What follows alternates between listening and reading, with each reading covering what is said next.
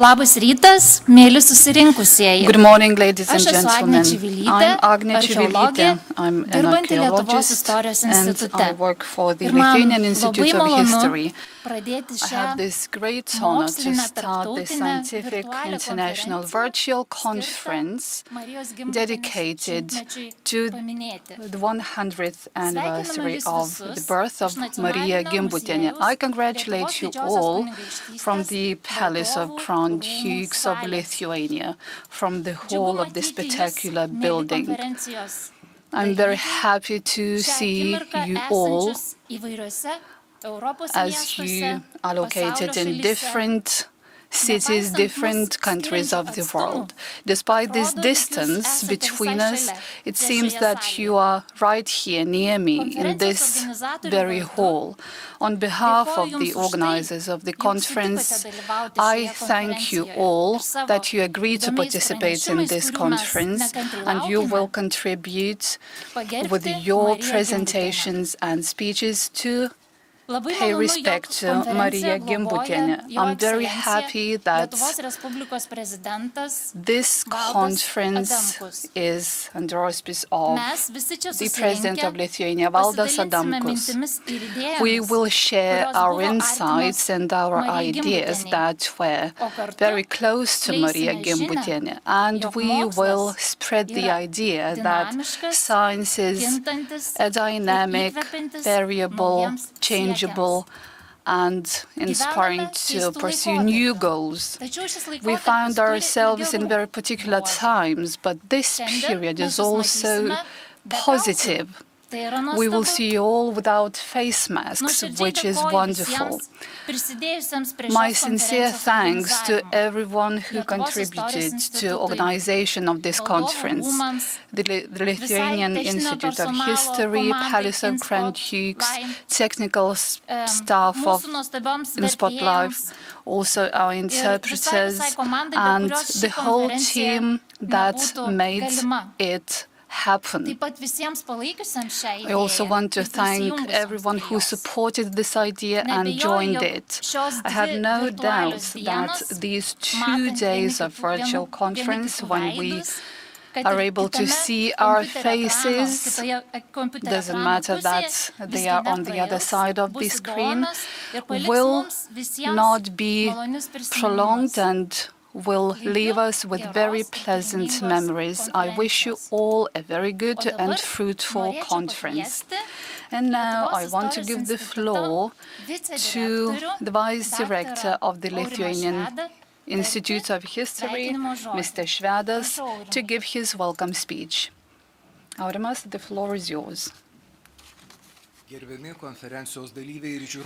Ladies and gentlemen, let me congratulate you on behalf of Alvydas Nikžentaitis, the director of the Lithuanian Institute of History. Today and tomorrow we're going to talk about archaeologist Marija Gimbutienė, who changed the attitude of the world and Lithuania to history of old Europe. She gave us an impressive image of a peaceful, creative civilization. Her intellectual biography hasn't been written so far. Therefore, this conference that will take place for 2 days is a unique opportunity to paint a portrait of this scientist, of this educator, traveler, and researcher. Which scientists and texts that reflect their ideas, which universities and centers of research became the pillars to Marija Gimbutienė when she was creating her own image of old Europe and was construing the theory of Kurgans. Could we state that she felt the citizen of the world when Lithuania was a life water for her? and how her ideas are treated in the 21st centuries. These are the questions that I have no doubt will be discussed by the participants of this conference. And I also want to say that this event is a beautiful result of the cooperation between two institutions, Lithuanian Institute of History and National Museum of Grand Dukes of Lithuania. And I also want to thank the initiator and main organizer of this event, Dr. Agnė Čivilytė, who helped together 22 scientists from 8 countries of the world and Europe to give presentations and speeches in this conference. I wish you all a successful event. Thank you. Labai dėkoju Aurimui už gražius žodžius. Thank you to Mr. Aurimas for his nice introduction, and I'm now inviting the director of the Palace of Dukes, Mr. Vytautas Dulinskas. Hello to everybody. On behalf of the community of the Palace of Dukes, first of all, I would like to cordially welcome the participants of this conference and wish them to have a very meaningful and interesting conference. Of course, I also welcome the Institute of History that has been collaborating with us with a huge number of projects. Also, as my colleague has already mentioned, all the welcome speeches of course, most of our congratulations go to Dr. Agnė Čivilytė. The Palace of Dukes is really proud to be in a position to contribute to the commemoration of the centenary of Marija Gimbutienė. After in the post-war period, the name of Marija Gimbutienė was not even on the world map. So the names of Gimbutienė and other scientists reminded the world about Lithuania and its science. For this museum, it's extremely important and delightful to remember that Marija Gimbutienė was visiting Lithuania at the time when some archaeological excavations were in progress in the place of this duke. What we found in we're thinking what can be built in the future in this place. Although the area of interest of Marija Gimbutienė was much wider than of anybody in the Middle Ages, her findings and her ideas and her activity and her contribution to this excavation was already a big contribution to thinking about what is going to happen in the future. It's a pity that this conference cannot be organized live, but nevertheless, it's extremely important, and it's very amazing that we can connect into one place with people from the entire world. So I would like to once again to thank to all the organizers of this conference, and I wish to find new insights worth of the name of Professor Marija Gimbutienė. Thank you very much and best of luck. Labai malonu. Ačiū, direktoriau. Thank you very much. Thank you to the director. Now, the welcoming word is to Professor Inga Lukšaitė, who is a family member of Marija Gimbutienė. And Professor Inga Lukšaitė was a close friend to Marija Gimbutienė, and we're really happy to see Gimbutienė's family member to participate in this conference. So, Tebūnie leista šios tarptautinės konferencijos skirtos Marijos Gimbutienės 100-osioms metinėms paminėti, Let me congratulate all participants, all viewers, ladies and gentlemen, of this conference organized and dedicated to Marija Gimbutienė, and I want you to hear this extract of the poem of our noble poet Kristijonas Donelaitis. Irgi sulaukęs jas, vis sveiks ir drūs pasilinksmink.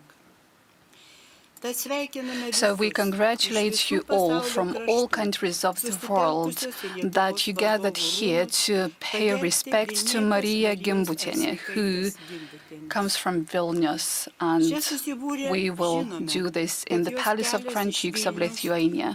We all know that her path began in Vilnius, where she started learning at Gimbutas Magnum Gymnasium. She also visited a lot of villages and settlements of Lithuania, where she took notes of folklore. Then she moved to Kaunas, where she graduated from gymnasium and university. And then her life was entered by the Second World War, which changed the lives of her generation and children of that generation. She also defended her doctor thesis in 1944. And in 1947, she moved to the United States of America via the Atlantic Ocean. And she found herself in a place which tested everyone's efforts and goals. But she passed all the tests that the world gave her. She became an archaeologist. She was a Lithuanian. She wanted to explore prehistoric periods of Europe and Lithuania.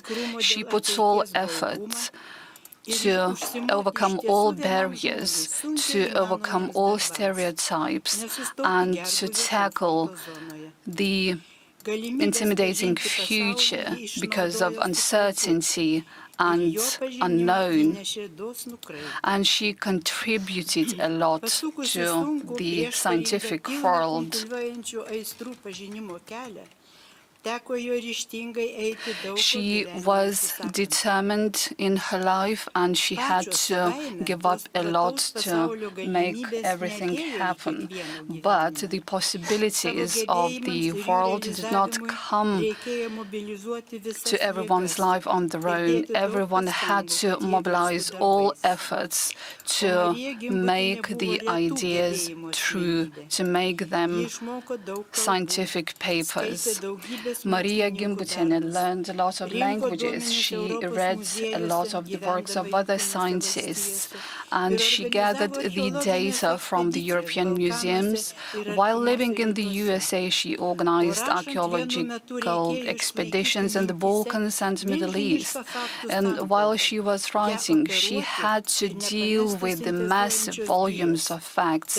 She had to operate the data and to synthesize them. She was able to reach a very high tension of her intellect, and the synthesis and passion for knowledge made her work of the global level. Marija Gimbutienė saw the problems of the Balts as a massive task to try to understand the origin and evolution of the Indo-Europeans. Her knowledge was part of knowledge of the world, and we congratulate everyone here who accompanied her on her path. To make her work happened needed a lot of determination, and this what made her to climb the very peak of the global science. She had to organize and cooperate and coordinate different institutions. She had to mobilize her peers to join her in her efforts. One of the work was the activity for the organization of the Journal of Indo-European Studies.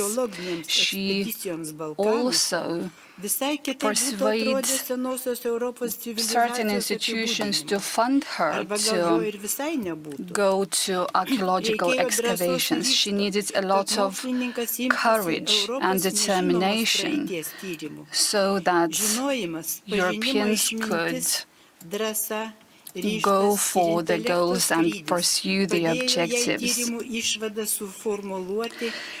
And her determination helped her to draw her conclusions when it comes to the entire civilization who lived for about 4 millennia. She formed and shaped the concepts of that civilization. Her conclusions were a very broad synthesis of the past of Europe. And the presentation of the general synthesis and new concept was also a risk. She had to defend her attitude and to withstand the attacks of the ones who saw otherwise. And she had to have a lot of determination to withstand that. She was a very generous person. She supported those who lived in Lithuania and who led a very poor life. She disregarded her colleagues who did not see her work as a positive contribution to science. She also invited her opponents to international congresses, and she was not afraid to go to Lithuania. Her personality and work invited us here to the palace of Grand Dukes of Lithuania, and we can celebrate her life, her scientific work, and to enjoy this basket of gifts given by her to us. Maria celebrated life, and she saw life as an invaluable gift. So let us all be accompanied by her joy in life and work. I wish you all the best of luck. Thank you. Thank you, Inge Lukšaitė, for her wonderful words and this celebratory mood. And now this is the end of welcome speeches, and we will move to the academic part. And we will also switch from Lithuanian to English, which will be the main language of the conference. Our academic part of the conference, and the language will be English, and everyone who wants to listen Lithuanian version, you can switch to the Lithuanian channel in YouTube. So, very welcome, everybody. We start, and let me introduce the conference with my talk, Marija Gimbutas in the 21st Century, Memory and Significance. Marija Gimbutas is perhaps one of the most controversial scholars in archaeology and humanities. She retains many followers while attracting many critics as well. To this day, several articles discuss Gimbutas' role and attempt to synthesize her works into a more accessible framework. She was an outstanding personality whose range of interest reflected her broad horizon, not only in archaeology, but also in the fields of religion, ethnology, linguistics, and history of art.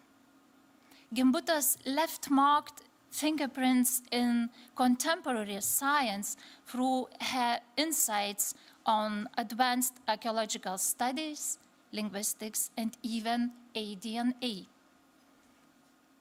It is up to you, my fellow colleagues and experts from far and wide, to discuss her personality and activities as a teacher and organizer of archaeological excavations.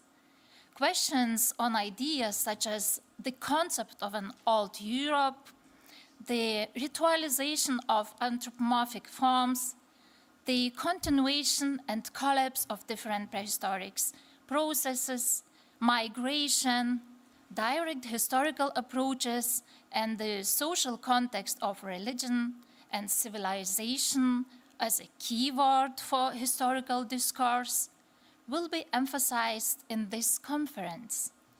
In addition, we will also discuss various reflections on the archaeo-mythological interpretation of Gimbutas.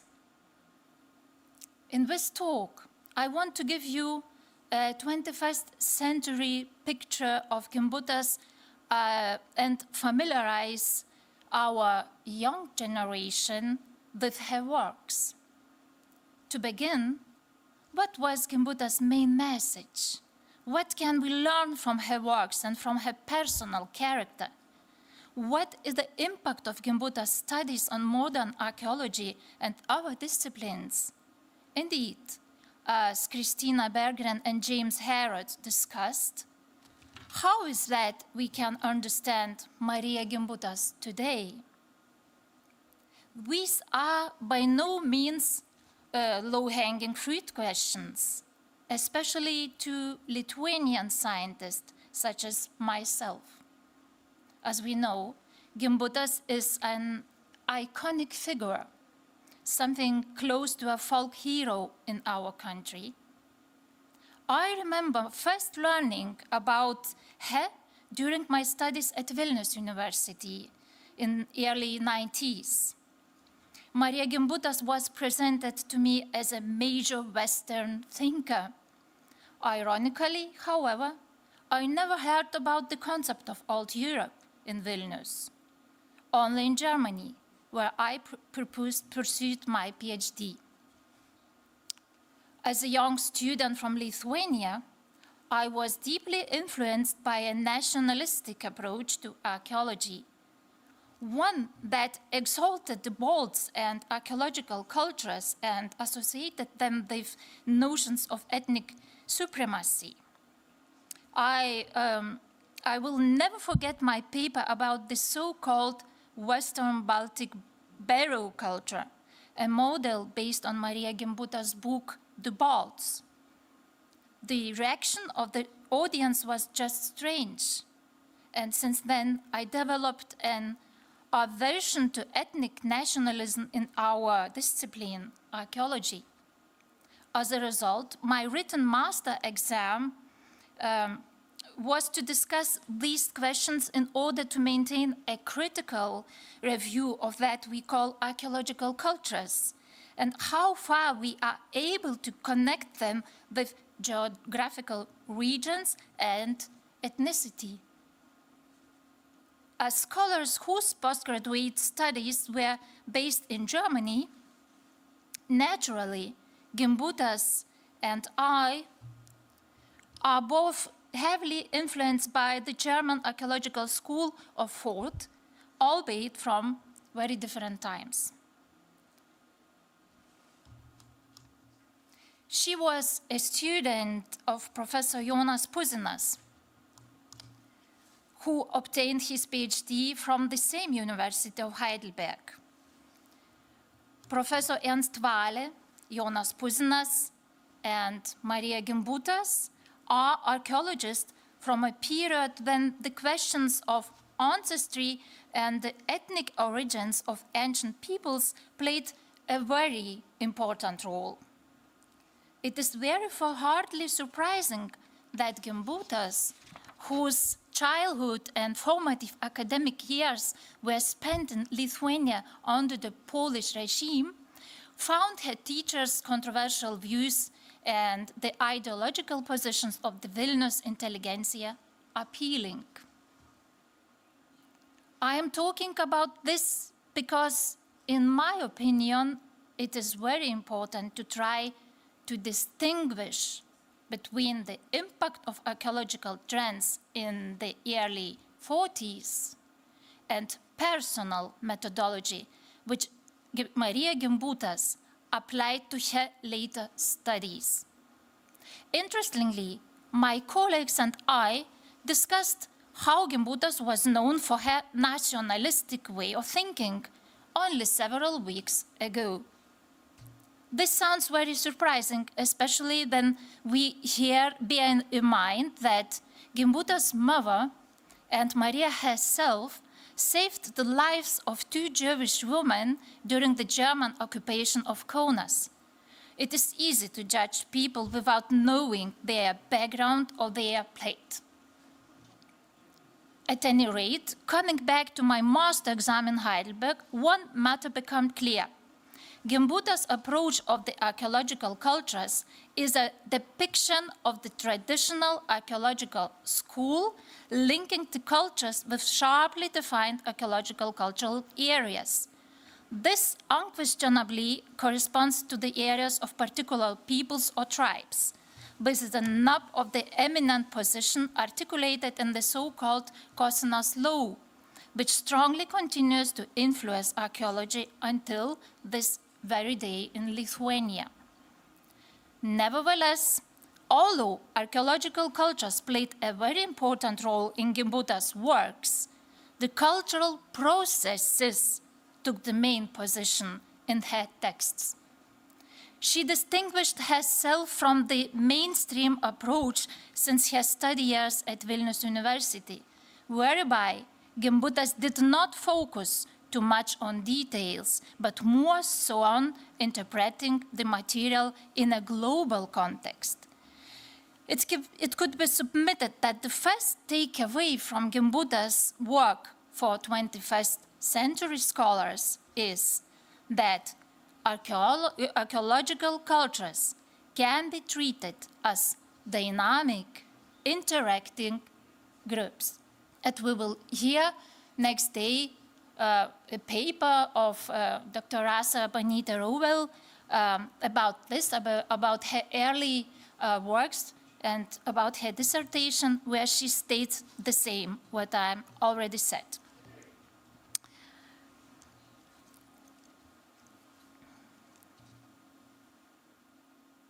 From today's paper and tomorrow's paper, we will also learn a lot about why Gimbutas' works are so strongly connected to her national heritage and folklore. She had a strong commitment to multi- and interdisciplinarity work, which was a product of her diverse interest. Her interdisciplinary approach represented a novelty in archaeological research strategies. She connected fields such as archaeology and historical linguistics, and even combined them for the purposes of undertaking comparative studies. And I want to discuss this topic in thorough details. In fact, as a 21st century Bronze Age researcher, I can only affirm the importance of such a combination. We are talking about rituals, holy places, or even sanctuaries, especially from the Bronze Age. However, our sources to define those places are limited. Subsequently, we refer to the archaeological materials and a few written sources only, Homero or our Greek and Roman ones, as well as Celtic epics composed during the early Christian times. To be sure, there is plenty of written evidence for Christian missionaries in the Baltic region, which Gimbutas reference in her works. And we know that Lithuania became Christian very late, and it is the last country in Europe who became Christian, and it happens end of the 40th centuries. So it's very interesting history. It bears mentioning that that reconstructing these sources places us at a risk of forming inaccurate interpretations.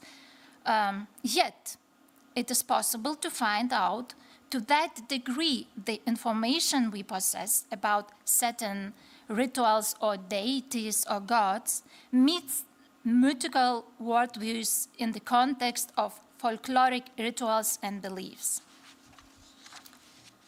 For instance, one of the myths describes Perkūnaitė, mother of fighting and thunder, who welcomes the sun at her bath and releases the sun in a clean and shining state the following day. This episode of sun bathing is a common motif of Indo-European mythology. According to Girolamo Lipolamo from 16th century, there used to be adorants who worshipped the sun, and these adorants lived in the Baltic region, of course, yes. In turn, we get an idea of the Bronze Age people's sense of imaginations through mythical clues such as that of the son of chariot of Trundholm from Denmark. We also know from the written sources about the extremely huge importance of water places, especially of rivers.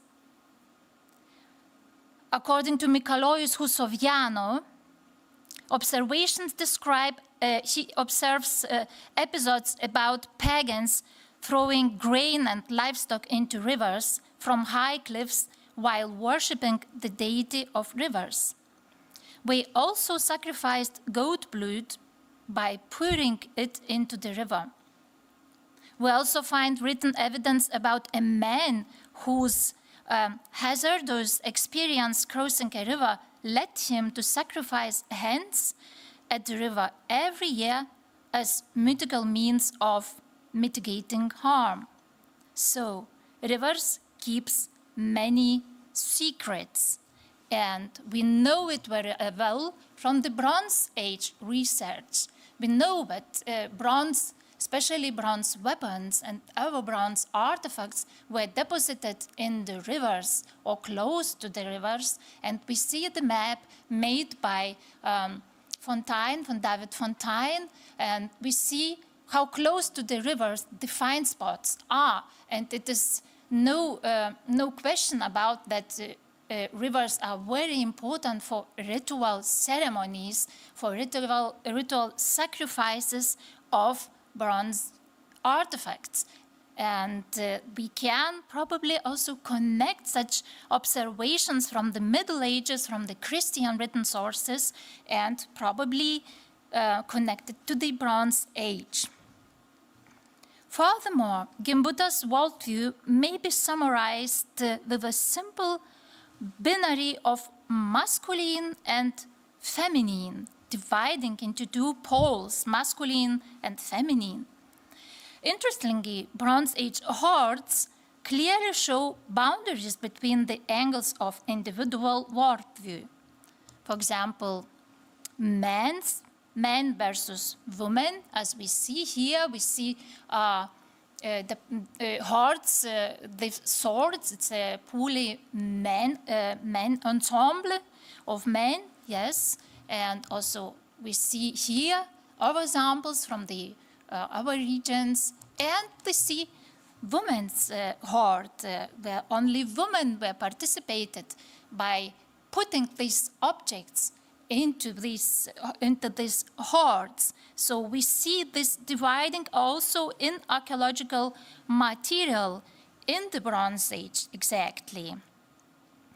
Looking back to pagan mythological sources from the 14th, 18th centuries of Grand Dukes of Lithuania, we will find a number of chronological asynchronous examples of segregating between sacrifices along male and female lines. Men used to sacrifice, for example, by standing close to oak trees, and mostly by digging underneath two eggs. And conversely, women used to sacrifice by standing close to lime trees and using hands, butter, milk, cheese, and bacon. Women most often sacrificed a pig fattened over a long time for the goddess of earth. Sacrifice places used to be determined strictly according to sex. Women used to be excluded from certain ceremonies and denied the ability to observe certain rituals. Similarly, men were excluded from some feminine rituals and prohibited from any participation therein. So such observations from the written sources, from the Christian missionary sources, when they observed pagan people, yes, are very interesting for combining it with prehistoric material, and we see really a lot of parallels in the Bronze Age material in particular. In any case, these sacred places used to be very special and therefore difficult to access. We see here the situation from the Bronze Age, different Bronze Age deposition sites.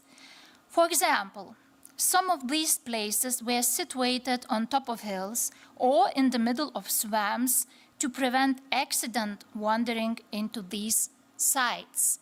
And the same we have, as you can see, in the Bronze Age.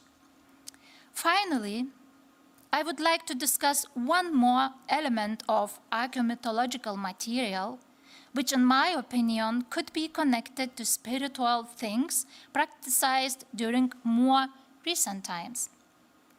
It is the use of bronze items as objects of prestige and their symbolic value. Perhaps due to the fact that metal was hard to obtain, shiny objects that were made from bronze were sacrificed to the gods during ritual ceremonies. These offerings gave their owners the opportunity to feel special and demonstrate their ambitions of immortality. From archaeological research, we know very well the discussions about multi-faced functions of bronze axes. It is clear that axes served profane as well as ritual purposes. Let us look at drawings of men found on rocks located in Bohuslän in Sweden. We see the men holding large objects attached to long shafts, which depict iconographic matches of bronze axes characteristic to the region.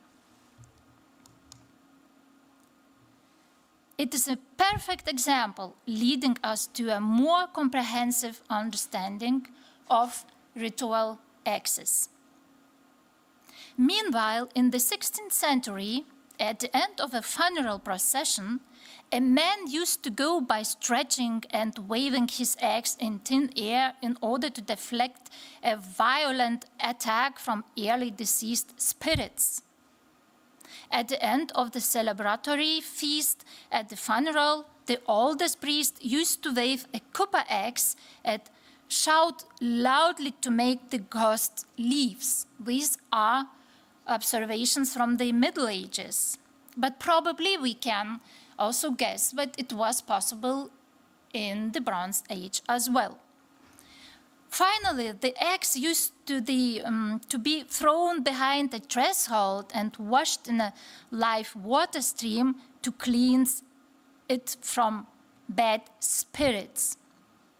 Later, the 18th century sources mention ritual race during which all men ought to have axes, which initially would be used in games and races, and then for bloodshed. Thus, we see that eggs embody a ceremonial meaning.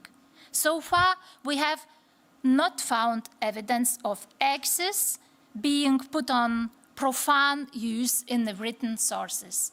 The axes are mentioned only in connection with ritual ceremonies or ritual actions. Very interesting. To sum up, examples discussed here are only a small fraction of a complicated and complex theme relevant not only to the Bronze Age, but to other periods of prehistoric archaeological research in a more general sense. We can learn from Marija Gimbutas that the search of faith manifestation is of special importance. It comprises multiple elements of religious studies, psychology, sociology, linguistic, philosophy, history, ethnology, and other disciplines. And to come to the end, what is also important and very important message, which is not written in Gimbutas' book, but we know it, she spoke 7 languages and could read around 20 languages. That means the window to the world is language. Language is connection between people, and it is very important. It was important for the prehistorian people. It is important to us. So she wants to tell to the 21st generation, learn languages, communicate with each other. It is window to the world. Thank you for your attention.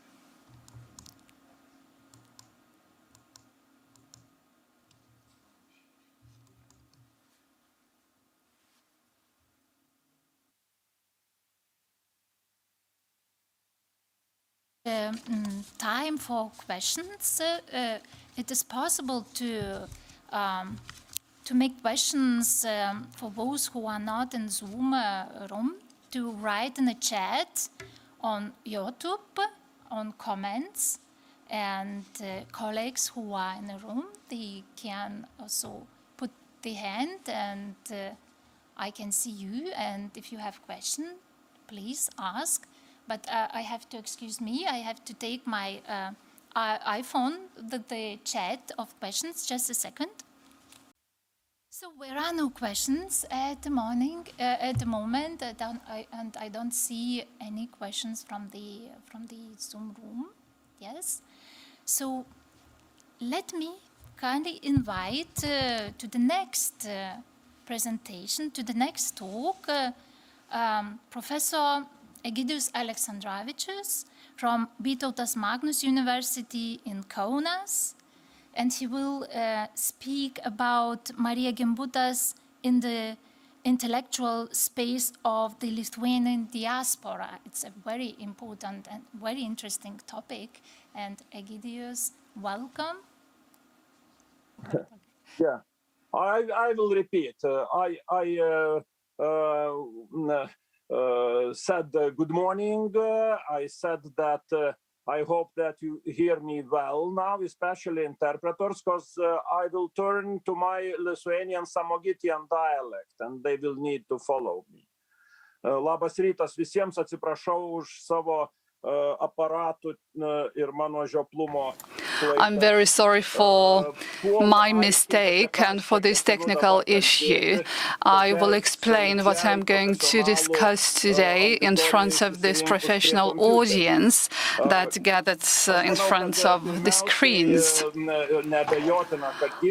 I think that first of all, and without no doubts, the papers and scientific ideas of Marija Gimbutas will be discussed by people who are more professional than me, because I'm not a specialist in this very field. I will just touch upon some nuances of her work. At the time when her homeland was occupied by the Soviet Union, the expatriates were really related to the task to preserve and protect the Lithuanian spirit. So the sources of my paper will be quite limited if we look into the activity and works of Marija Gimbutas, but everything was published, including her diaries and memories, and the works of other researchers who analyzed her material and her works. But I will try to explore and elaborate on the idea and works of Marija Gimbutas in the diaspora, Lithuanian diaspora, of the people who left Lithuania for one reason or another.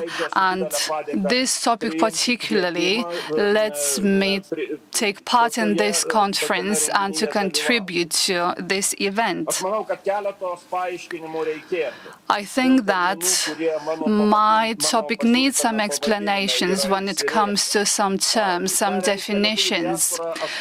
I think everyone understands that everyone understands what Lithuanian diaspora means, but I'm sure that there are some sentences who allow us to refrain from limiting our attitude for those who want to find some trace of Marija Gimbutas in culture and other fields. I think we encountered major problems when it comes to intellectuality and intellectuals and intellectual history. I think that it's quite difficult to interpret that into English.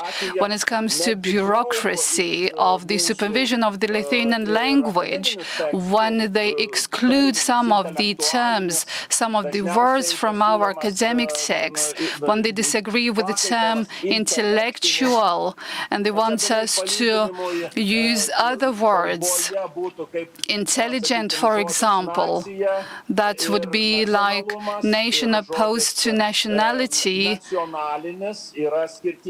nation opposed to national.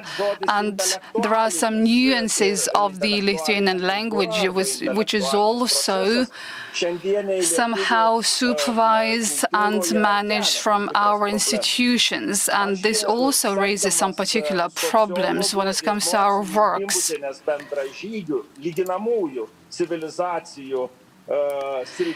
In terms of the comparative analysis, when I discussed the works of Marija Gimbutas with Vytautas Kavolis, the intellectual field explored by Marija Gimbutas was the point where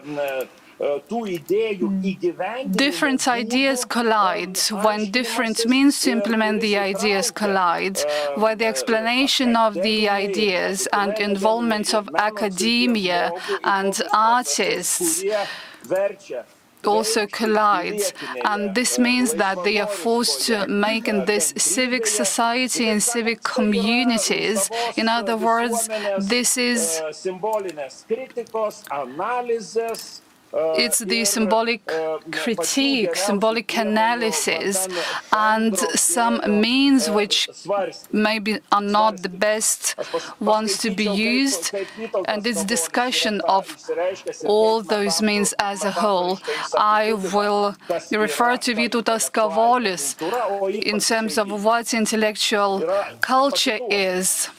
especially that of expatriates. He says that Lithuanians don't have intellectual tradition. We have people who graduated from universities, but the latter are also more educated, more learned than the former ones. We have many educated people, but it doesn't mean intellectual culture. It is not measured by statistics of the graduates from universities and by dependencies to the academia circle. It is measured by certain problems. It means that human perception immediately after the Second World War, which means that was in 1956, when Marija Gimbutienė also was rising to the peaks of her career, so the perception at the time was most successfully expressed by Gus. An intellectual is a person who discloses the meaning when he comes to certain ideas. They manage to gather people around them who find future the most important, and they need history to speak through the spirits of the people. My apologies to interpreters. I just want to say that in my presentation, this is how I try to understand intellectual culture. It narrows down the way we see everything.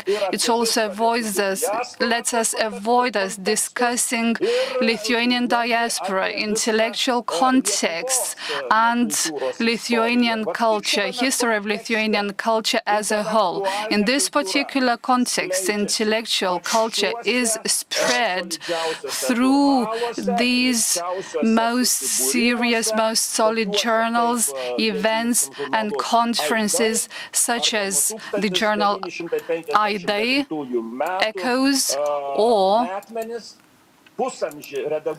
our journals edited by Vytautas Kavolis, and which became the center of intellectual culture of Lithuania. So particularly in this space, intellectual space, I try to see into the comment of Marija Gimbutienė, which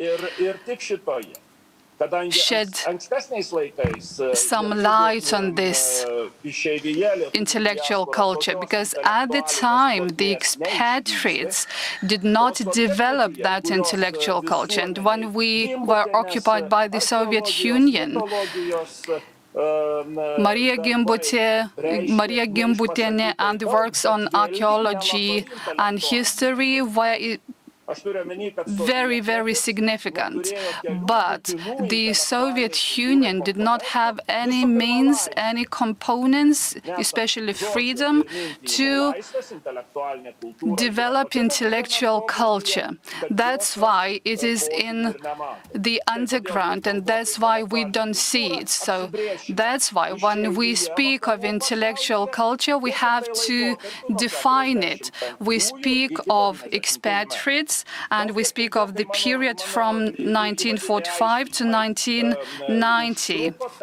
Maybe this introduction took more time than necessary, but it was really relevant, because otherwise I couldn't speak of Marija Gimbutienė's works and her contribution.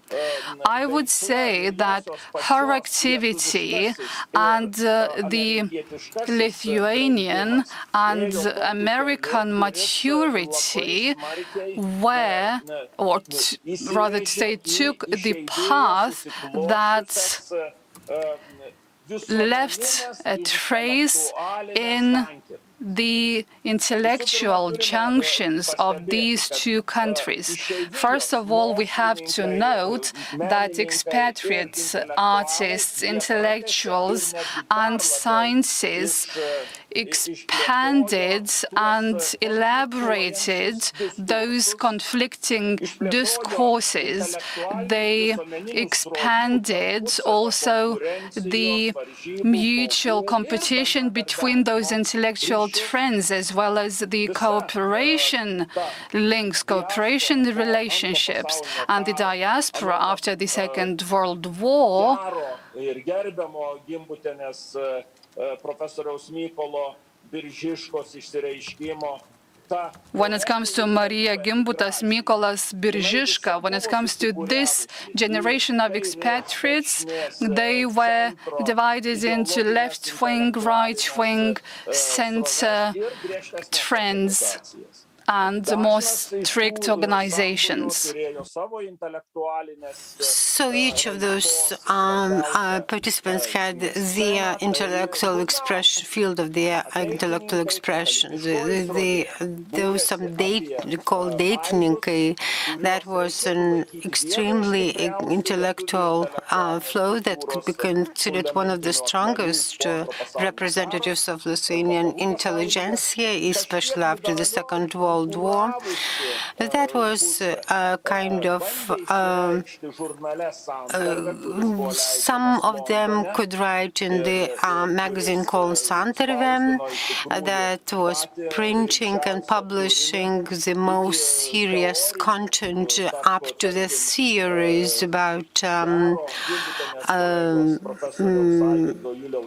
according to Julius Greimas, who was a good friend of Marija Gimbutienė and Raila, such intellectuals were published in those magazines. So Greimas was speaking and trying to persuade that we need to see the literature that should be read with dictionaries. We need to see scientific production that is challenging and complex, but in my opinion, the most prominent breakthrough was the Latgali magazine that was published starting from 1952. And in that magazine, some ideas were presented, not only some scientific ideas, but also some insights about Lithuanian worldview, about the prospect of Lithuanian mentality. In other words, these were the ideas that shaped the original ideas about Lithuanian origin, about their national identity.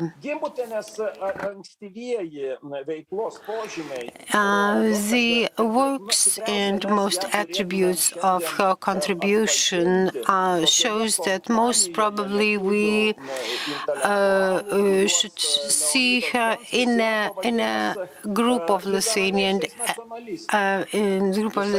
intellectuals that were referred by Leonidas Donskis, the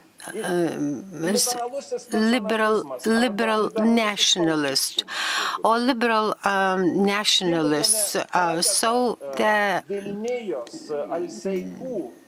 Gimbutienė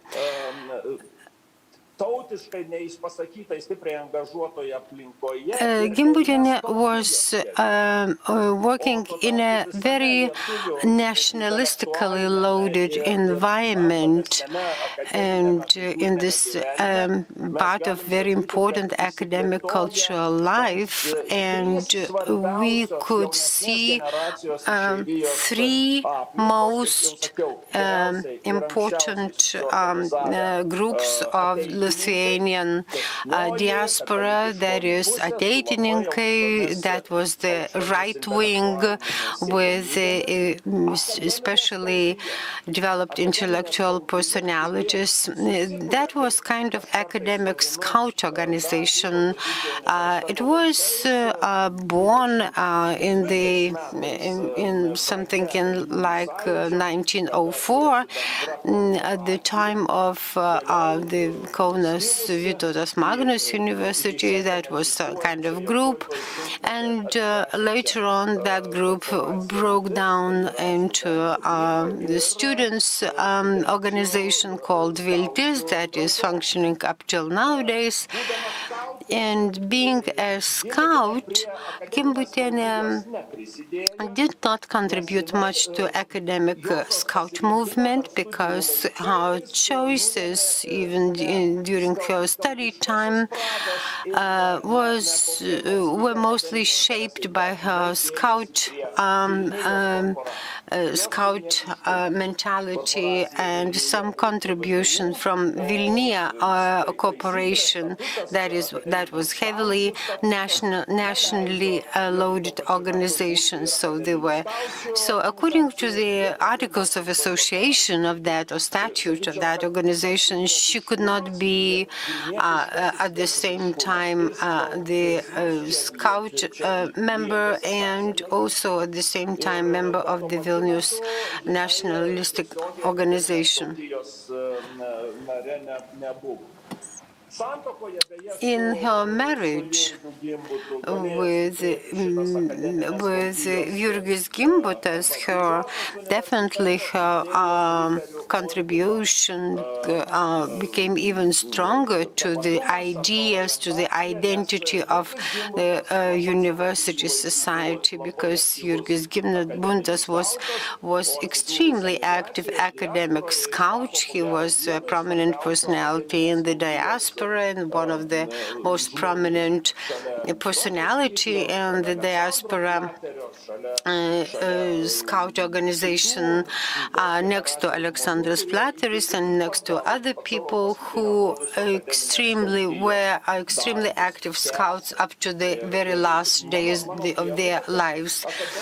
And my idea is that academic scout organization is an extremely important period and a part of Gimbutienė's life. Academic scout organization in those days, in the period of the February the 16th Republic,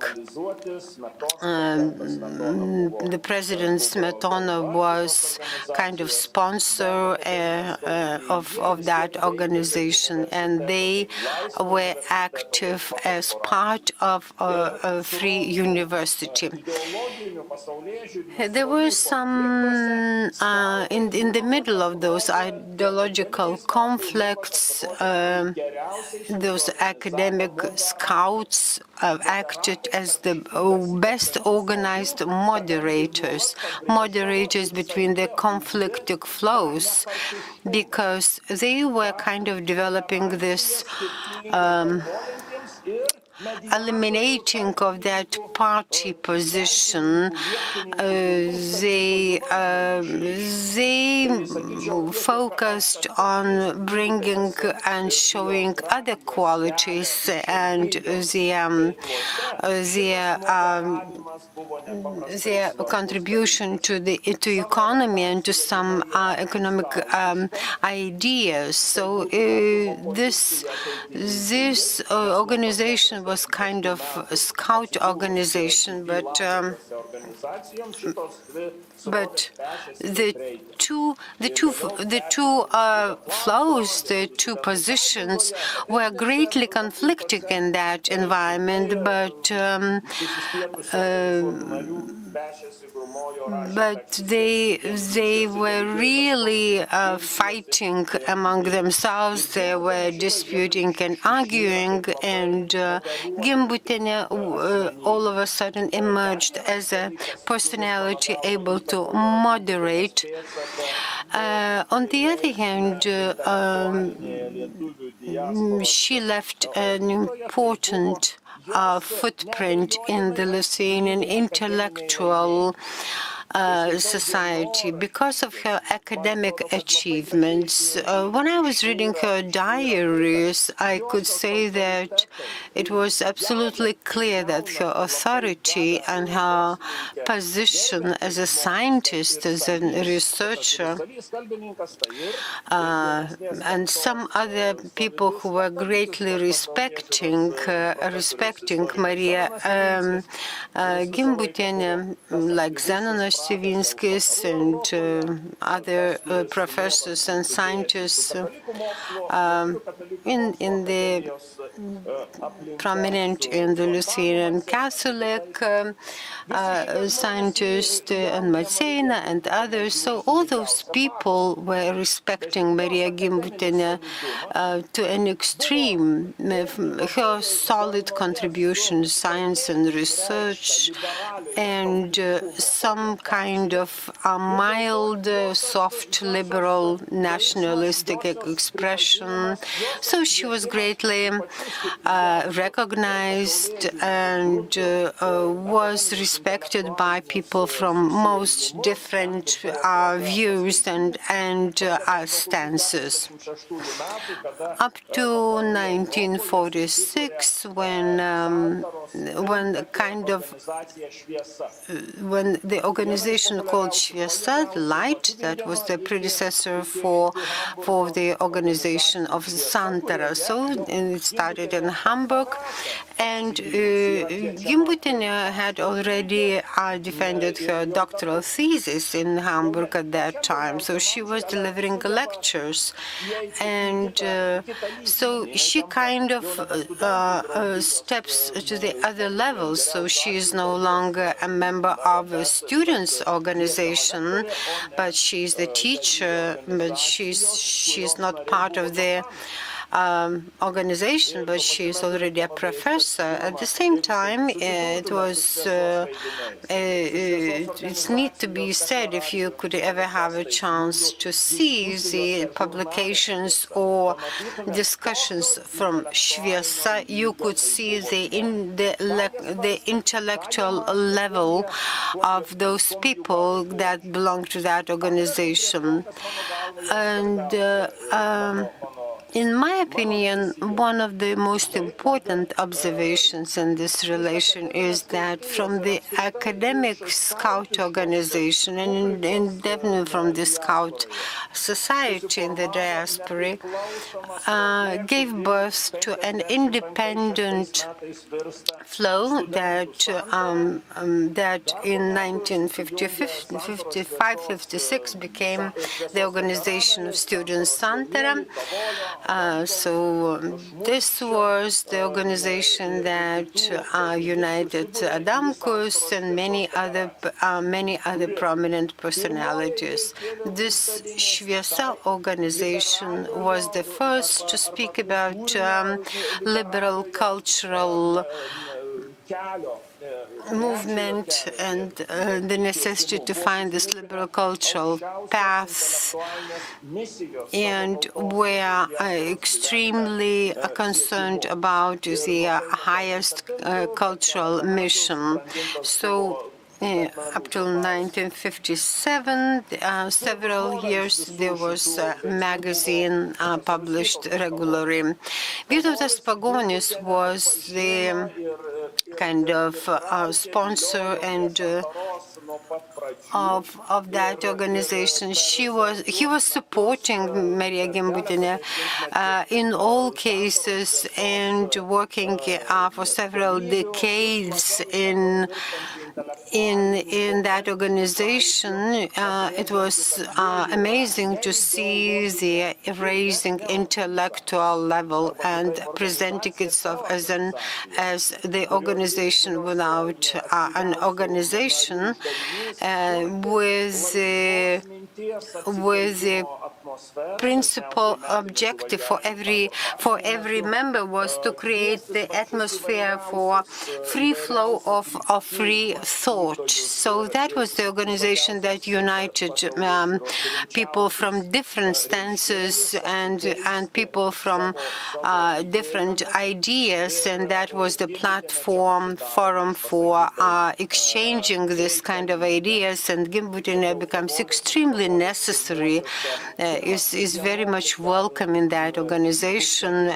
As I mentioned, Kavolis in his first publication of the magazine, Matmenis mentioned in one of the articles, and this Matmenis also published an article by Marija Gimbutienė.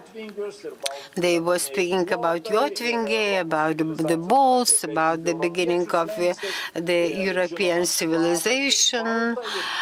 They were speaking about the balls, about all kinds of distinctions between those different cultures.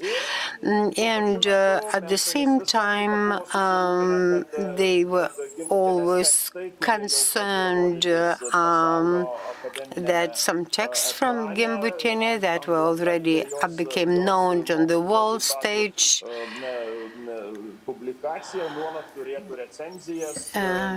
that such articles had to be always peer-reviewed. And those texts were translated from English, so Gimbutienė is in the center, in the epicenter of this phenomenon.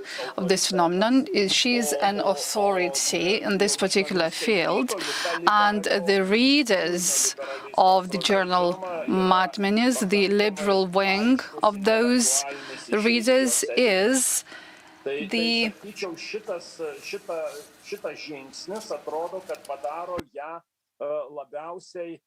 elite of intellectual circles. So in this moderated intellectual center, we can find those particular people, and they were able to be Marija Gimbutas was able and managed to be the person who bridged different cultures, who bridged people. I can only suspect that, as everything what I'm talking about is based on assumptions and reasonable suspicions, that when we read the diaries of Marija Gimbutienė, we can clearly see that she was interested in politics. She was interested in what was happening in the Western countries, what was happening in Lithuania. But there are no very elaborate publications on this particular topic. She practically converts her interests and converts all material into the intellectual material, which is designed for a broader audience who's interested in such topics. And sometimes I assume and presume that it should be left for other researchers who analyze those topics, that Gimbutienė was very cautious. Her mother lived in Lithuania and was living there for decades, and her relatives were really significant intellectual in Lithuania. She had colleagues, Meilė Lukšienė, who were really intelligent, and they were acting in Lithuania, and we can only imagine how many possibilities the Soviet Union had to impact the destinies, the fates of those people. And perhaps we all know and remember when her brother, Alseika, returned to Lithuania after the migration, and it was announced as by the KGB as the event representing the life of diaspora. You can find that news in different books, for example, in the book by our Lithuanian historians, but perhaps this led to the context where Gimbutienė could not express her ideas in the public space as they were a bit distant from her main interests, but the potential could be a lot broader. And her trace in the intellectual diaspora is very distinctive and very obvious, but it was not elaborated and it did not evolve until the level that it was required. I want to emphasize one more thing. We survived the Soviet Union and we remember the meaning of her works in the academia of the occupied Lithuania. We remember what her works meant in the Soviet underground, in the movement of Romuviečiai, which was started in the underground of the Soviet Union. And this contribution was our reality. But when it comes to intellectual culture, we see that Iron Curtain and many other things. And the ideas that were voiced in the Soviet Union differed greatly from the ideas voiced in the USA.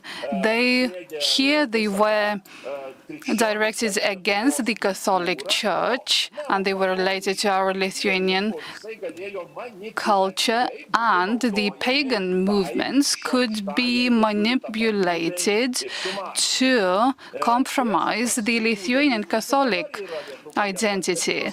And we can observe such manifestations right now as well, and I believe we lack some consistent works on how it was happening before. Now, different publications that we can see in different journals that were written in English, they contain all this material that expatriates did not care about that. There are some trends, for example, during the hippie movements in California in 90s, in 80s that we can see, and that were close to the protests of those students in the context of those particular events. But when it comes to intellectual public from Lithuania, this impulse was really not significant to them. It did not cause any waves, and the Catholic wing, the people related to the journal Aidai, the Catholic academia, the works of different symposiums and meetings practically did not react to that. One more moment in this field, which I would like to emphasize, as I can see I'm running out of time, is that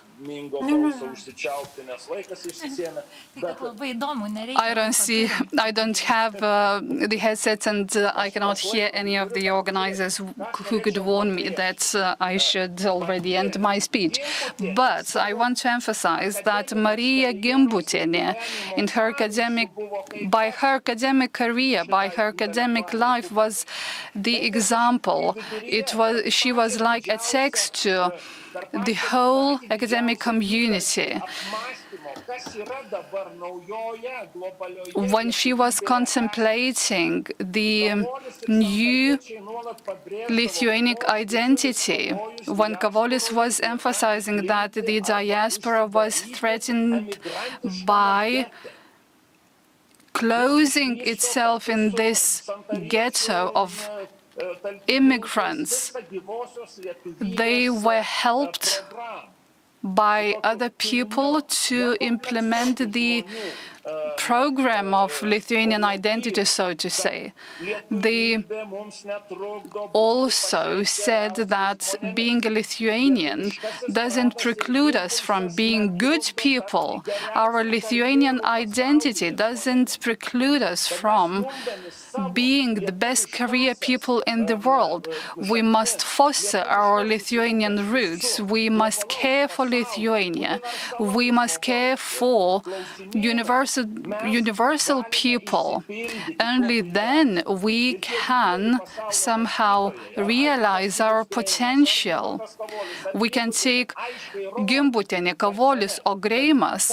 They showed through themselves that being a Lithuanian not only precludes, but it does help to climb the career ladder. And the Gimbutienė set the example of how one can enter the international waters and how Lithuanian elements, how being a Lithuanian helps to be in that international space. If you read the book by Daujotytė about the Lithuanian roots of Česlovas Milošas, you would find a very interesting thing. Milošas was brought to the Lithuanian intellectual space by Gimbutienė, and they were very close in their spirits. Only one of them was residing in Lithuania and the other one was residing in the USA. And we shouldn't forget that they were both from Vilnius. We shouldn't forget the repressions from the Soviets to Alseika. Milošas remembered different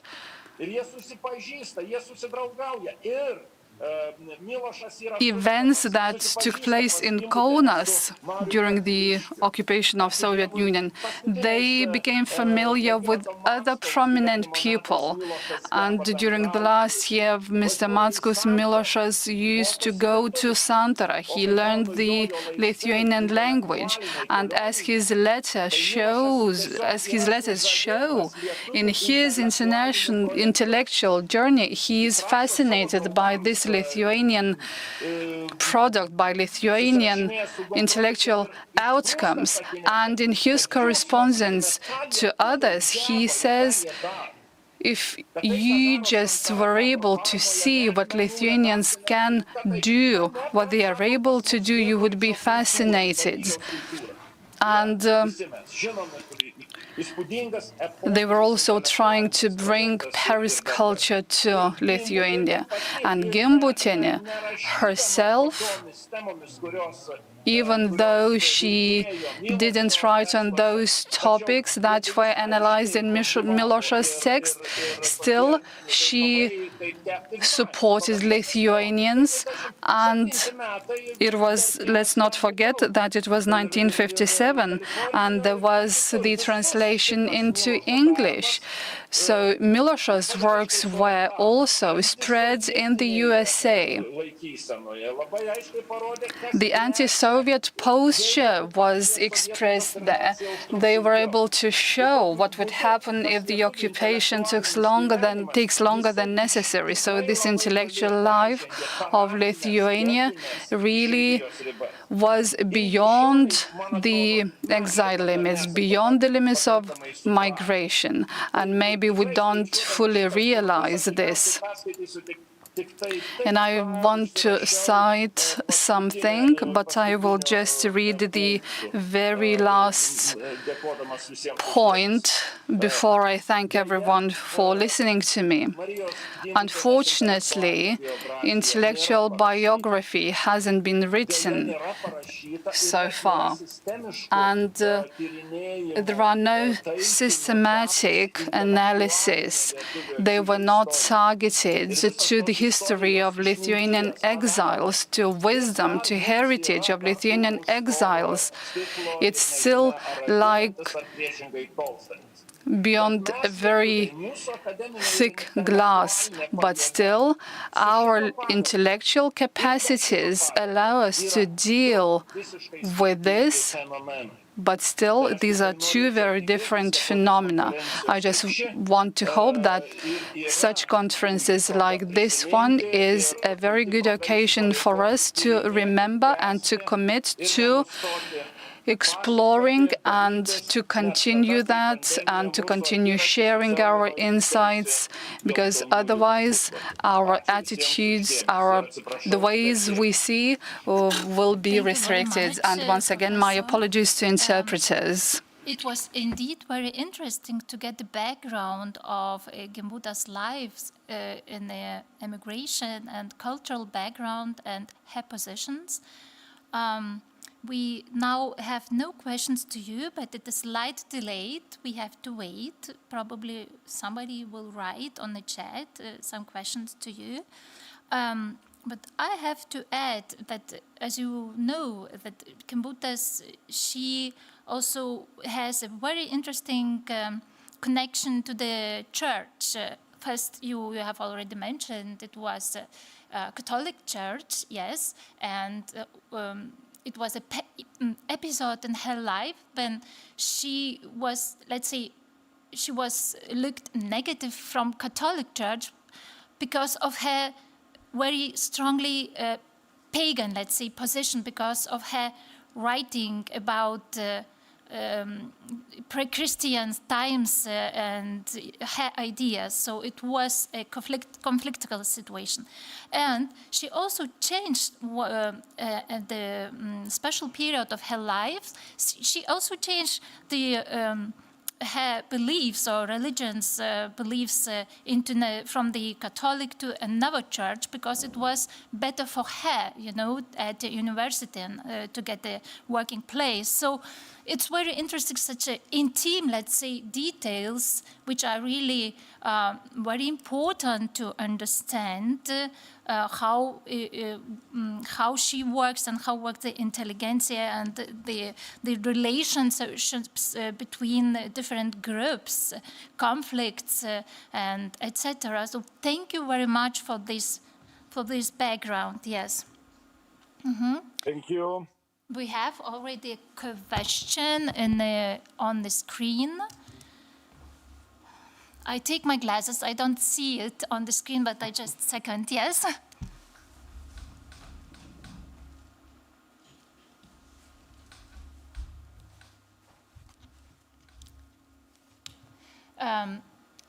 Thank you very much, and sorry if I missed it. Has anything of her works been published in Lithuania before 1990s, and were her works at least received in Lithuanian universities? Harald Stauble. Harald asked, yes. Egidio. Yeah, I would be glad if I know the answer. A lot of copies, Xerox copies of her English works were spread around Soviet Lithuanian academical circles. That for sure I remember. I'm certain that the Lithuanian university, only university, Vilnius University Library, and the so-called special funds of that library, that university library, had those publications. Metines and other Lithuanian intellectual journals, they were smuggled to Lithuania starting somewhere from beginning of the 70s.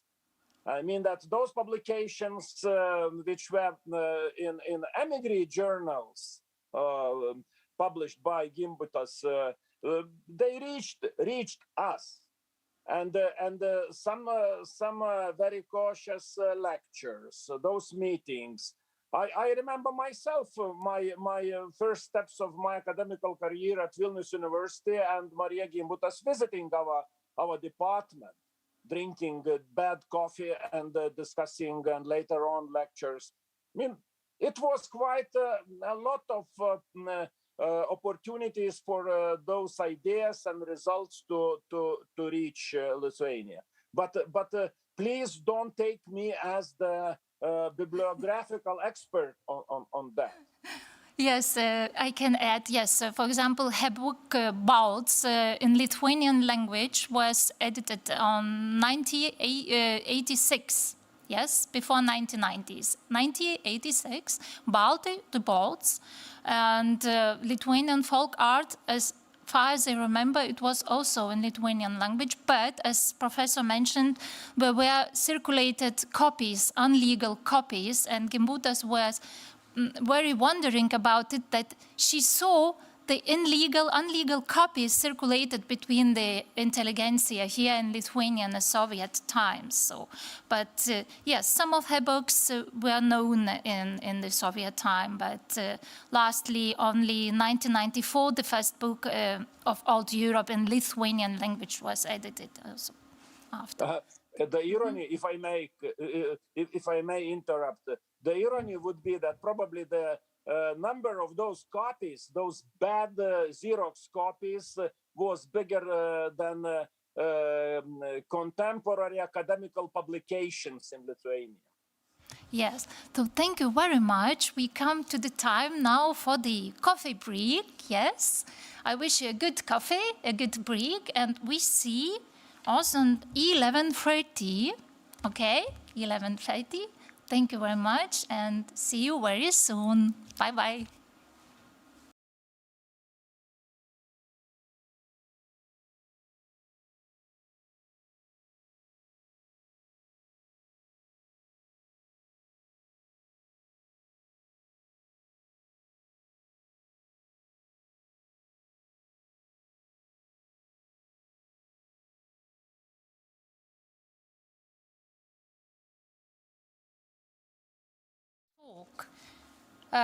Given by Kornelija Jankauskaitė, who knew Marija Gimbutas very well because she spent many years together in her house.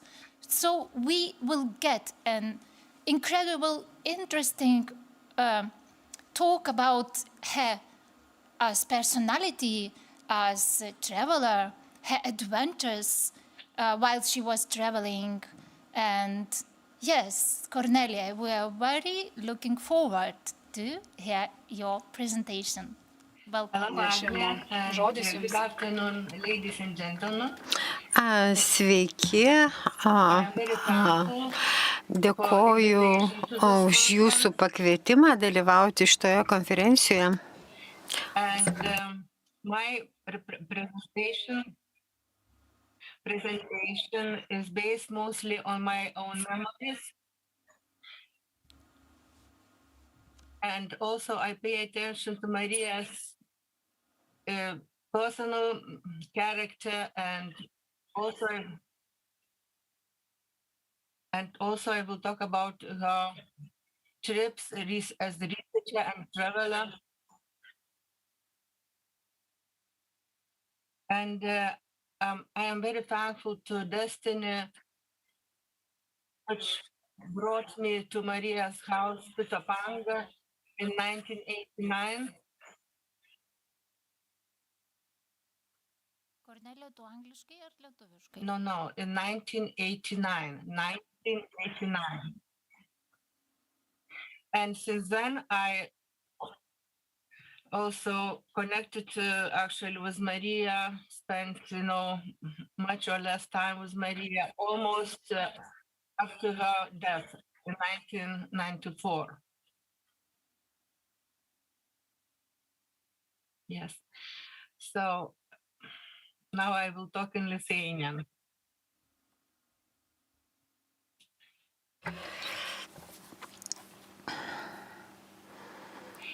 Taigi, Marija Gimbutienė. So, Marija Gimbutienė, when I speak about Maria, I always see her bright face full of passion and determination. And in the last years, when her book was published, Maria was filming in her house in Tapanga. And I remember those bright mornings in Topanga, and she was always speaking how easily and how in a very elegant manner she could speak about different scientific matters, and she was also filming those mornings and was saying that it was real pleasure to do that. This natural stance and this intellectual attractiveness attracted huge audiences to her, and I'm really grateful for her female and human warmth that I felt while staying with her for many days and hours. While speaking in front of the camera or in front of the audience, she was always mentioning that her most precious times were her childhood and Lithuania. When I speak about Marija, I always see associations of a road. The road and travel were an integral part of Marija Gimbutienė's life. When she was living in Topanga, she was enjoying those curvy little paths in the woods, and one of her passions were traveling. She was going along that path, and she was using that road to reach from university, or also was using when she would come home from Europe. Marija Gimbutienė was not a person of calm nature. Although her house in Topanga, she was traveling to the desert. She would go to desert to take a break from her daily environment and daily troubles, and that was especially favorable, advantageous for her health condition. So she would enjoy the harsh beauty of the desert, the expansive space, and the ridge near the house. She was also dreaming of building a temple for the bulls. As we can hear also today, she was traveling very often to different conferences in Europe. And also the archaeological excavations in Yugoslavia, Greece, Romania, or Southeast Italy.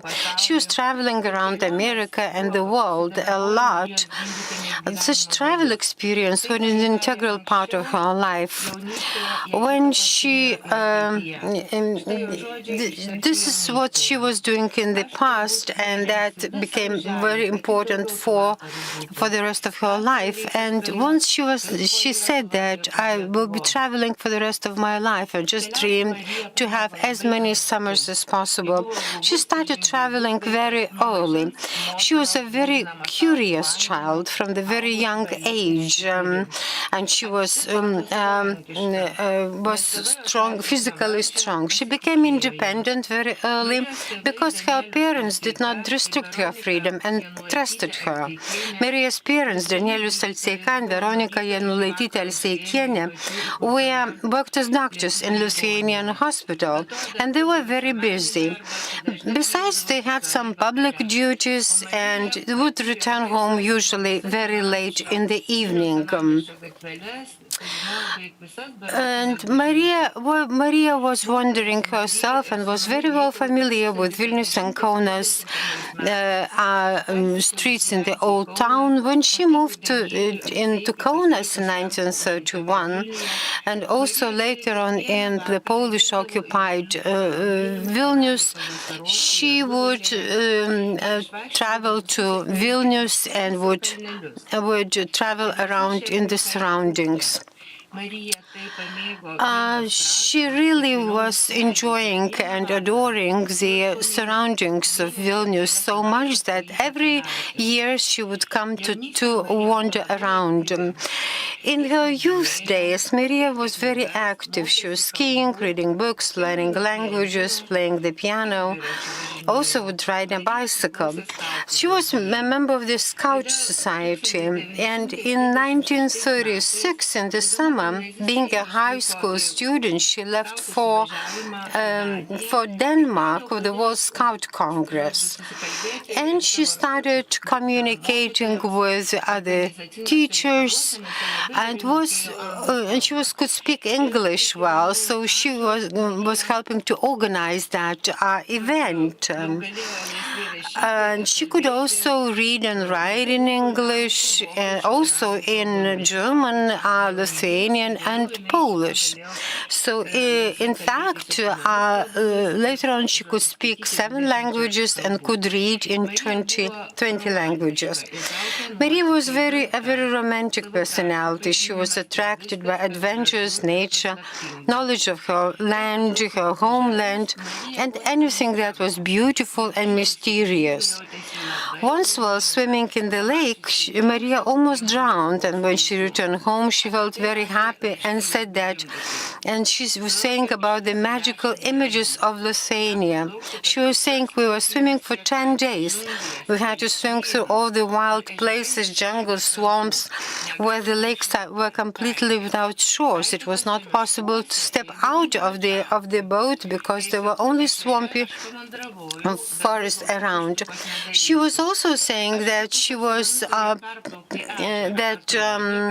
decided to cross the lake, and it was as large as 1 kilometer. So she reached the middle of the lake and started feeling that her strength had left her. So she decided that there is an equal distance to any of the shores. So she finally happily reached the shore. It was about 4 kilometers. She was very tired and wanted to find a place to stay for a night and speak to the village people. It was quite interesting. Interesting to talk to the local people, and she was saying that there were the same fleas everywhere. She was very full of life, also strong-willed, but sometimes quite naughty. She remained that way all her life. Although being a titled academician, she never felt like she was with a halo over her head. She remained youthful and full of energy. She looked like she was taking an internal elixir of youth during her travels around Lithuania. Every year, she would spend a few weeks in the house of priest Pranas Janulaitis.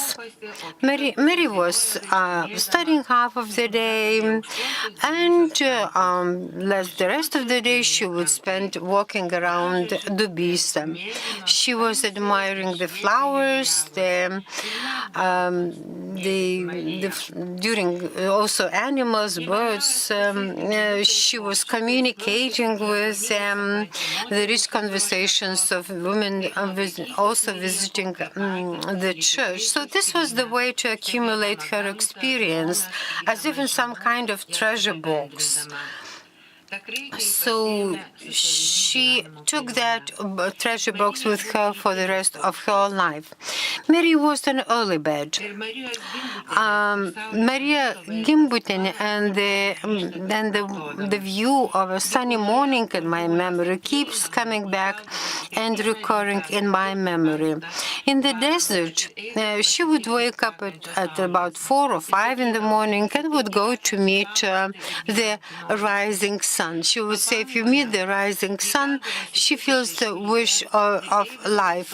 While in Tabanga, she would wake up at like 5:30 in the morning and would go to the garden to admire the beauties of the local garden, the plants, and also to feel the smell of roses.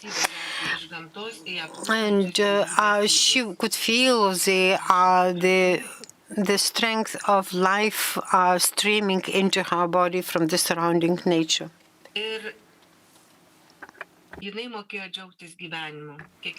She was able to enjoy her life. She enjoyed her life every single day.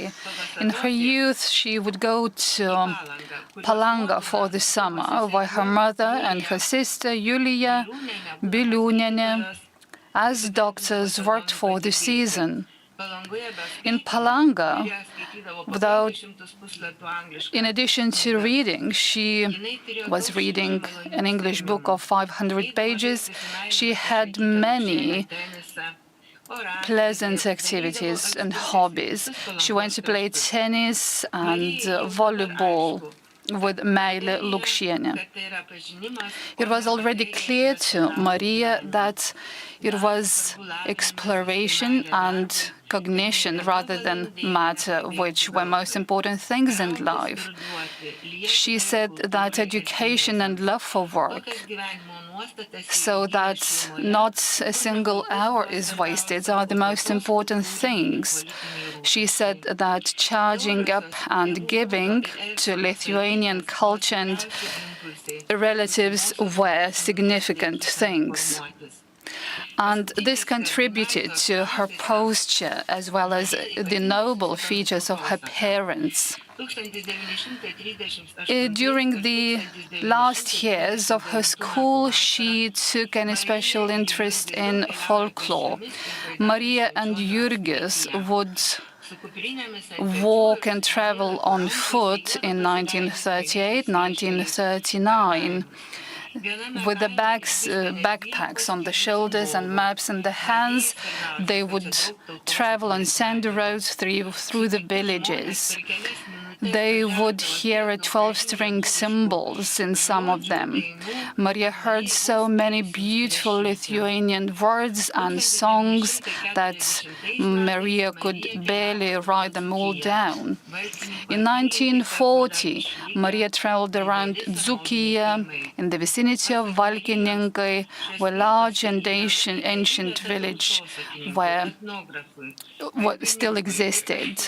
Maria says that these places were ideal sources for ethnographers or linguists or archaeologists.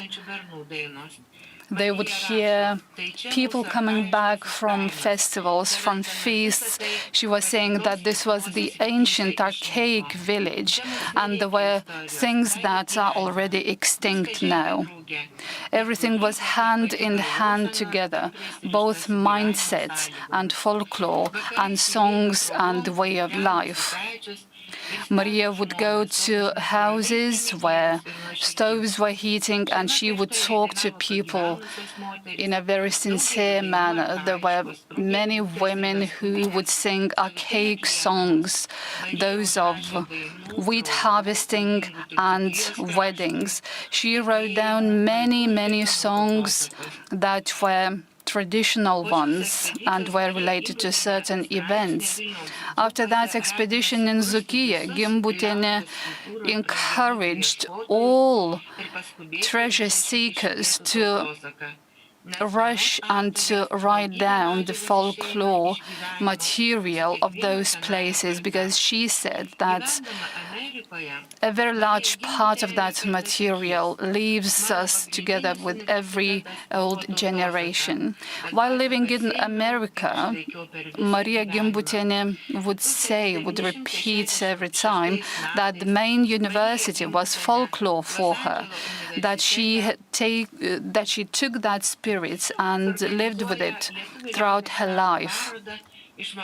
In 1966, at the University of California, she organized a large exhibition of Lithuanian folk art from examples of Lithuanian folk art sent by her mother.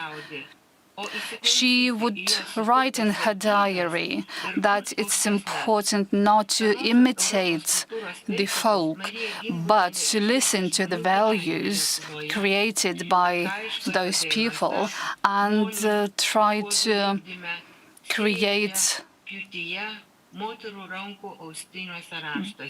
better ones. She saw traces of older European culture in people's lives in Lithuania, in archaic songs, clay pot making, sewing, cutting, and hand-woven patterns. She said that it became a kind of a trampoline for Gimbutienė, which led her to the great depths of Europe. And she emerged with wonderful concepts of the mother goddess that she sets out in her books, The Language of Goddess and Goddess Civilization. But before those books were published, she traveled to Europe lots of times, and she called Europe her second home. So that trip for Marija Gimbutienė coincided with her new achievements in her professional and specialty life. It was also marked for impressive achievements of her colleagues. So Marija was saying to her husband that I started a new stage. I understood that my name is known and I don't feel like I'm being outcast. And she also met a huge number of specialists in the area. Every year, Marija was traveling around Europe as a researcher, but not to Lithuania, because she was not allowed to Lithuania. When she received some funding from the university in June, she came to Europe for a 2-month trip to visit different archaeological institutes and museums. During this trip, she experienced a lot of personal tension. She was aware of the affair in the communist countries, which was already appeared in Vienna, and she was saying, one day in a free world, you can't imagine the difference. I wrote a little from the back because I was afraid to cause any suspicions. If there had been any suspicion that I was sympathizing with the East, it was a terrible injustice. I have received such injections that I'm permanently cured from any alleged illnesses. So what were the injections that Marija was talking about? The inscriptions of journey to Vienna, to Varna from a trip to Bulgaria. In them, in the Bulgarian, met Bulgarian security officials. She learned from the airport manager that her plane will be in the evening, and she had to wait for 6 hours. So she went to the seashore, and so she bought some tomatoes, so washed them and started eating those tomatoes in the background of the Black Sea. But this trip ended very unpleasantly. She was arrested and interrogated. When I opened the doors of the airport, I extremely heard somebody screaming, "Where have you been? We're looking for you everywhere. The plane with your belongings took off an hour ago." It was the voice of the airdrome manager. The airport was, so she grabbed the passport from my hands. When I showed the invitation to the International Orient Congress in Moscow, my passport was returned. I left the office to the waiting room. Suddenly, the whole new security cop with boots approached me. I didn't really realize how he pushed me into a small dark room.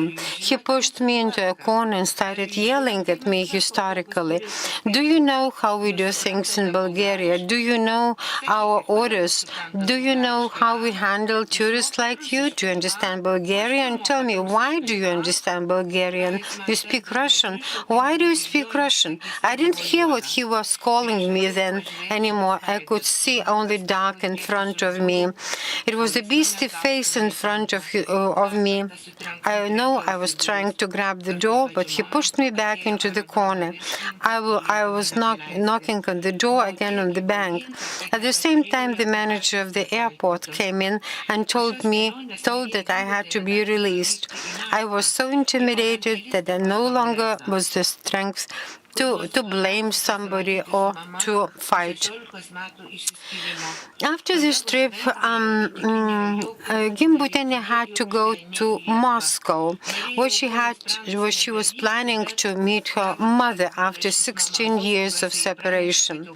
Colleagues in Hungary persuaded her not to go to Russia or Lithuania anyway. Mary had already decided not to go, but received 2 postcards from her mother in which she announced that she would be waiting for Mary in Moscow in a couple of days. Mary was already determined. In Moscow, Mary could not break away from tours, was followed by security agents, when finally she met her mother. She met her mother, and after that she visited the Caucasian places, the city of Tbilisi, and on her way back from Russia, she nevertheless visited Vilnius for 3 days. In 1981, in spring, according to the American Soviet Cultural Exchange Program, Gimbutienė was visiting Lithuania and Russia. Her lectures in Lithuania inspired and supported the spirit of many people, and because Lithuania delivered her first lecture in Lithuania in 1968, and she would always come back to her homeland. She was invited to deliver lectures on European archaeology at Kemero University, and she was invited by Professor Anatoly Martinov, who previously was attending University of Los Angeles with lectures. According to Gimbutienė, in order to arrive to Siberia for 10 days, Kamenev's colleagues had to coordinate everything with the KGB and Vilnius University. When finally, in early May, Mary arrived to Kemerovo.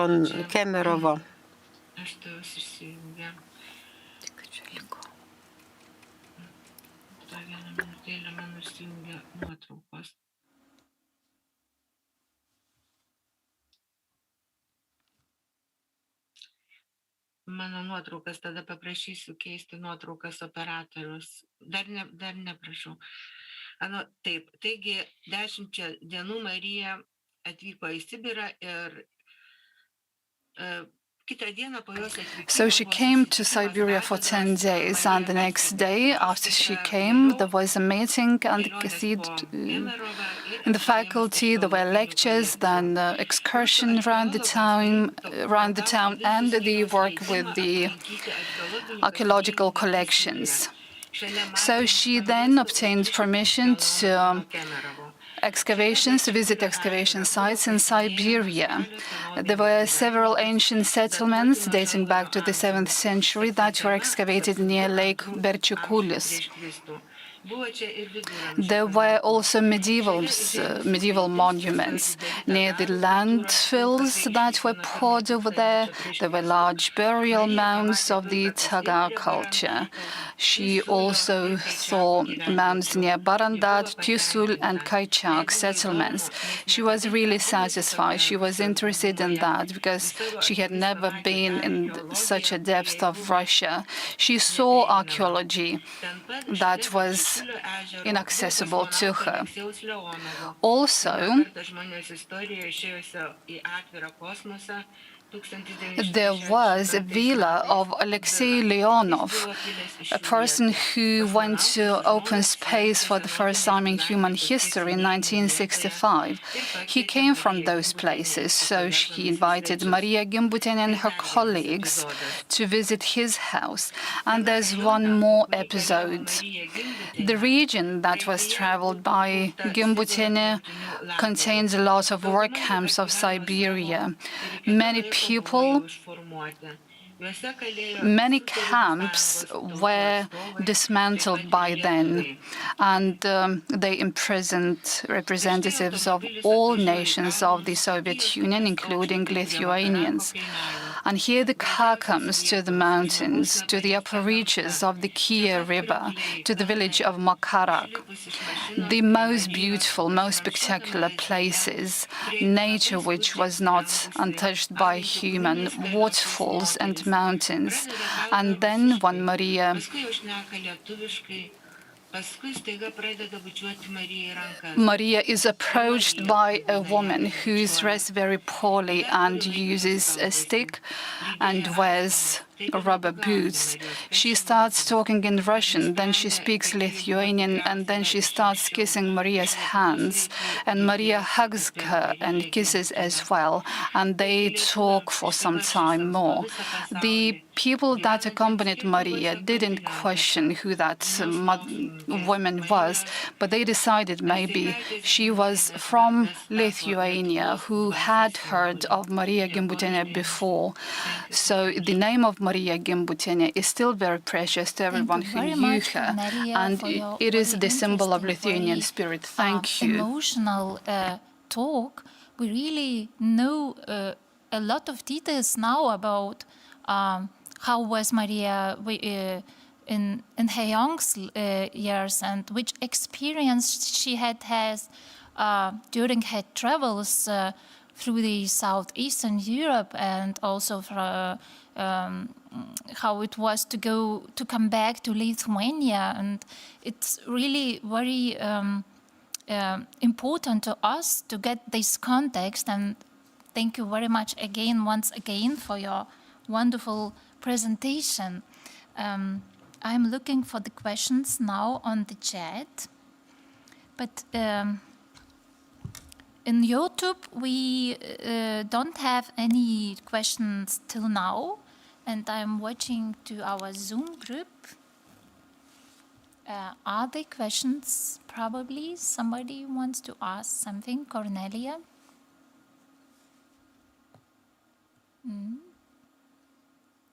There are no questions, but once we can see that the language, Maria could understand also Bulgarian because she could read also Slavic languages, yes, and sometimes it helps a lot, but sometimes, as we can see, it was very strange for Bulgarian people why she is speaking exactly this language, where she learned it, and etc.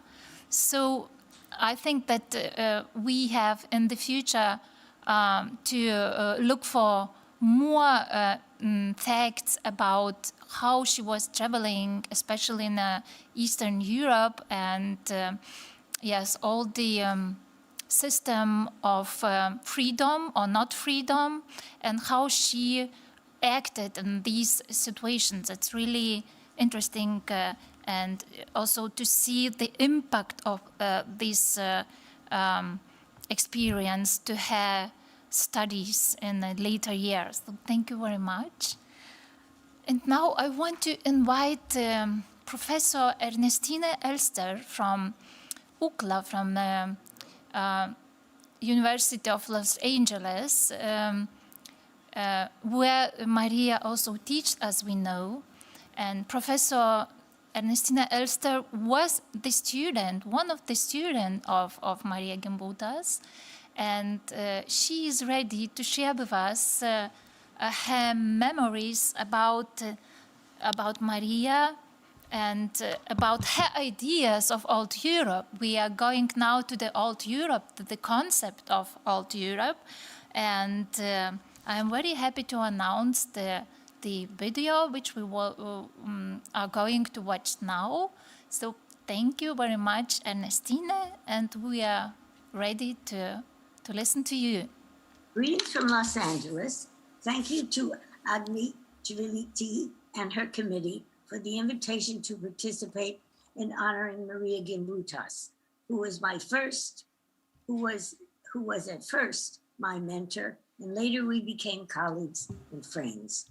This conference is aptly called Marija Gimbutas in the World, and over these days others will speak of her many accomplishments, but shall always be remembered as an energetic and determined fighter for Lithuanian freedom and independence. As co-director, Marija Gimbutas was committed to the dissemination of her research in every way, and all of her 5 excavations, several on the program today, were all published. Maria had a high respect for the various scientific contributions to excavations, particularly radiocarbon dating and the corrections curves, paleozoology. And here you see on the next slide, but then no slide came up. And I go like this. Oh, the next slide, you see her 5 publications. And then on the next slide, you see her with Chandra Bokanyi, who is a paleozoologist who analyzed the faunal components at each one of her 5 excavations. And other specialists, such as Jane Renfrew, were brought in for the pollen studies and so forth. She chose the location of each excavation after the first one at Aubrey to represent various regions of Southeast Europe. I'll show you this map. You see where all her 1, 2, 3, 4, 5 excavations are. There. Also on this map is the image of Selevats, which was Ruth Tringham's excavation, a colleague of ours. She chose the location of each excavation after Aubrey, which is, you see up there near Sarajevo, to represent various regions of Southeast Europe. And I believe she hoped finally to have a body of data with radiocarbon dates representing the earliest Neolithic to the early Bronze Age. Marija was interested such as this, which is what finally happened after we put together a chronology of Gimbutas' 5 excavations derived from the calibrated radiocarbon dates. Gimbutas was interested in the big picture. She wanted her excavations to help fill in and round out the synthesis that she called Old Europe. And we, in her UCLA lecture classes and seminars on the Neolithic and Chalcolithic of Europe, listened to the systematic, enthusiastic, illustrative presentations based on the original site reports from Yugoslavia and Bulgaria, Greece, Anatolia, Romania, Hungary, and so forth. And this is how she outlined the area of Old Europe to begin with. And you see it goes just beyond, almost to the Dnieper in the east, down into the Mediterranean, across the Adriatic. In the lecture, she also systematically covered geography, site location, settlement system, architecture, technology, economy, burial ritual, cult objects, pottery styles, and so forth. And around the midpoint of her career at UCLA, after the first season of C-degree excavations, she introduced Old Europe in her seminar. Marija seemed to have decided that with the C-degree data, and you'll see some of that later, and based on dozens of prehistoric sites which she had visited, examining the assemblages firsthand in the field, photographing in the museum or institute. Here she is in the museum in Szentes. And this was taken some years back, I'd say in the late 1960s. And using data from her own excavations, when the data became available, she wrote, villages depending upon domesticated plants and animals had appeared in Southern Europe as early as the 7th millennium BC. And the spiritual forces accompanying this change in the economic and social organization are manifested in the emergent artistic tradition of the Neolithic. Old Europe is introduced here in recognition of the collective identity and achievement of the different cultural groups of Neolithic, Chalcolithic Southeast Europe, from the Aegean and Adriatic, including the islands, then as far north as Czechoslovakia, southern Poland, and the western Ukraine. And here you see a list of her 5 excavations: Aubrey, C-degree, Hanzebegovo, Achillean, and Scaloria Cave. In fact, Old Europe was first introduced in 1972 in Archaeology magazine with her article, Excavation at Anza, Macedonia, further insight into the civilization of Old Europe, 7,000 to 4,000 BC. And even 2 years later, with the excavations of C degree completed and Achillean underway, the volume which earned bestseller status, Gods and Goddesses of Old Europe. And this was a little figurine which she picked up at one of the excavation museum stores in Hungary. And here's another one from an excavation shop in Romania. And here we have a picture of old Europe, a map of old Europe. You see Greece, a little bit of Italy and the Gargano Peninsula sticking out. It says Photolivus, that would have been C degree. Dicolitash, we'll mention later. And you see some of the really well-known sites all the way up to Cucuteni.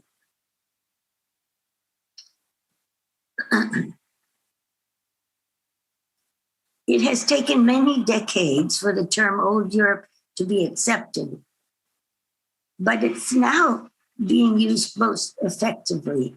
And as an example, I quote from John Chapman's definition of Old Europe from his recently published this year, magnum opus, which is his term, but I do agree with him. By the way, this is the publication of Old Europe, of Gods and Goddess, from which I read the quotation from Maria. In the introduction to this volume, she had written about the villages depending upon domesticated plants and animals. And here is the new book by John Chapman, Forging Identities in the Prehistory of Old Europe, Individuals, and Communities, 7,000 to 3,000 BC. Here's what he wrote.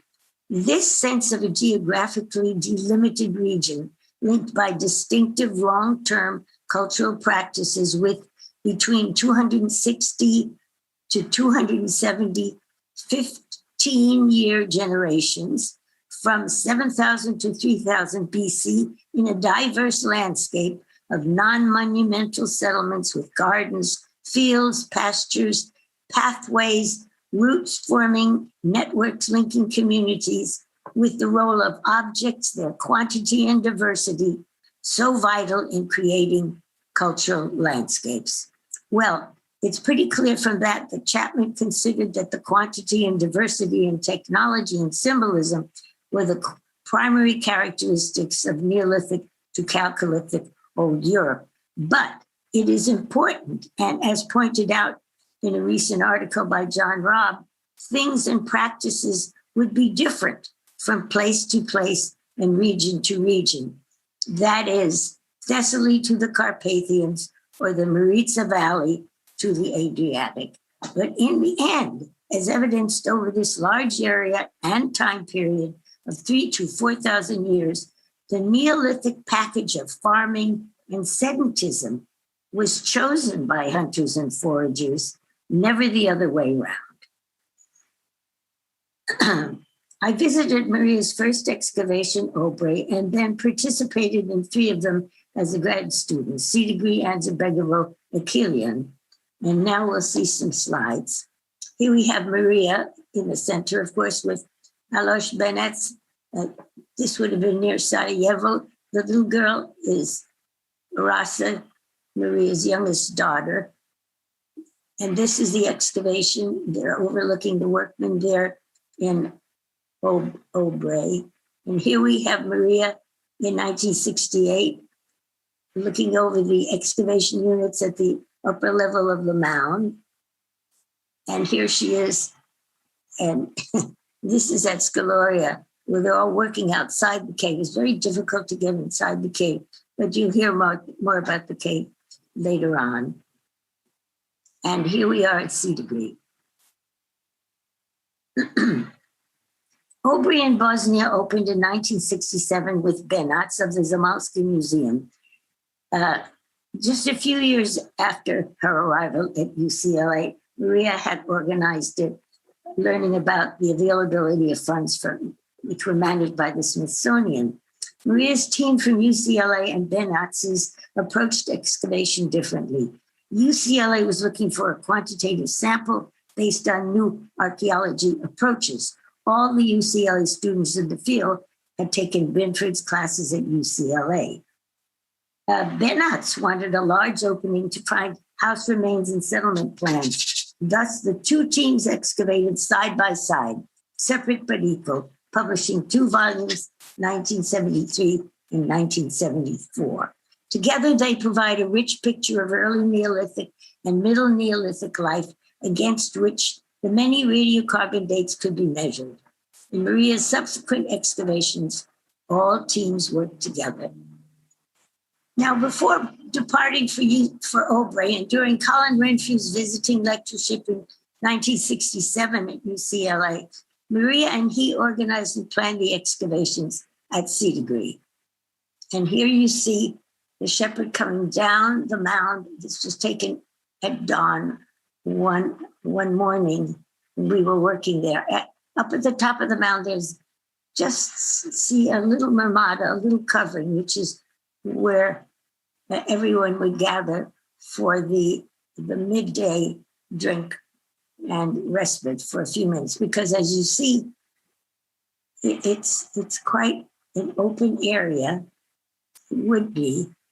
It had been the farmland of the farmer and had been obtained with the permit. It was very warm there.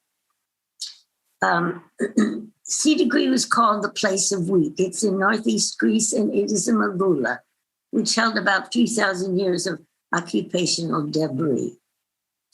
The excavation reached virgin soil at about 10.5 meters. And here you see the planned area of excavation. So in the center is that deep sounding, and all around on the side were the other excavation units. Sea Degree was like a layer cake. The deep sounding, which you see up there, 5 by 5 meters, exposed changes in pottery shapes and surface designs, which correlated with the relative excavation units. And together, Renfrew generated 5 phases, 1 through 5, Middle Neolithic through the early Bronze Age. And here you see the deep sounding, and there the meter levels going in there. And here he's setting up some of it. And in the center to the right, the fellow is starting to do some sieving. And here, the chronological table was based on the phases 1 to 5, all the radiocarbon dates. And there were 29 radiocarbon dates. And here we have this chronological table, phases 1 through 5. And you can see that in radiocarbon years, or in the calendar years, it extended from about 5,500 in calendar years to about 2,700. You can see the range. Excavation revealed a very interesting series of pottery changes. And here was kind of a chart that was established for this deep sounding. Now, the pottery on the left is what's called black top. And it's the one that reflects the kind of pottery that came from Yugoslavia, from the Vinča site. And you can see that at the beginning, in those early levels, and the levels are all at the base of these charts, this black top was important. But then, as time moved on, the graphite painted, and here you see this graphite painted lid, and sort of a web design that took the place, or as time moved on, it replaced the black top. The other kinds of finds that appeared at other parts of the mound were also of extreme interest. Here's that same lid and that woven-like design. And here we see on the left, the one from Sea Degree, and on the right is a similar one with the woven sort of a design. And this comes from a site close by, which is maybe 10 kilometers southeast of Sea Degree. It's called Dicolitash. It also had an explosion of graphite painted pottery. And excavation had begun at Dicolitash, some years earlier than that at Sidigri, under the direction of the very well-known archaeologist John Dehai, and it still goes on to this day. This, by the way, was a vessel from Sidigri, which we felt was so similar in form to the one from Dicolitash. Here we see the excavation at the top of the mound, where they opened quite a few large expanses. Standing with, just to the right of center and talking to Cressida Ridley is Colin Renfrew. They're opening that huge area, and eventually this was exposed, which was called the burnt house, because everything in it had been burned, and therefore the house itself was preserved in terms of its form and so forth, and its ovens and lots of pottery and all kinds of tools. And it's the very beginning of the early Bronze Age. And even later than that, or earlier than that, in the very last of the huge openings at the top of the mound, this was recovered. And this is a shaft-toe axon black diorite. You can see that the face, or the butt end, has been shaped into an animal head. And the interesting thing about it is that the only other places where they're called mesas, the only other place where these come from is much farther to the east. There was one found at another site close to the Black Sea coast in Bulgaria, and then the rest of them are much farther, and often in male graves. And David Anthony has written about them in one of his most recent books. Of course, Sidigri also revealed a varied collection of miniature clay figurines. And here we see Maria presenting a kind of a seminar, and it was attended by both Sidigri students and Dicolitash students. And Jean Dehai was there, Colin Renfrew was there.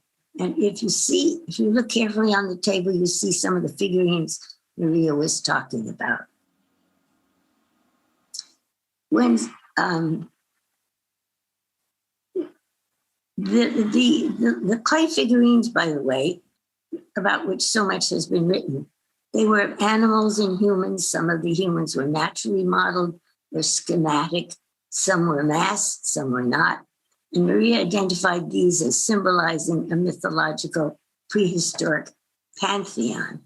Here is the bottom part of the figurine, the legs, and this is a black painted on red one.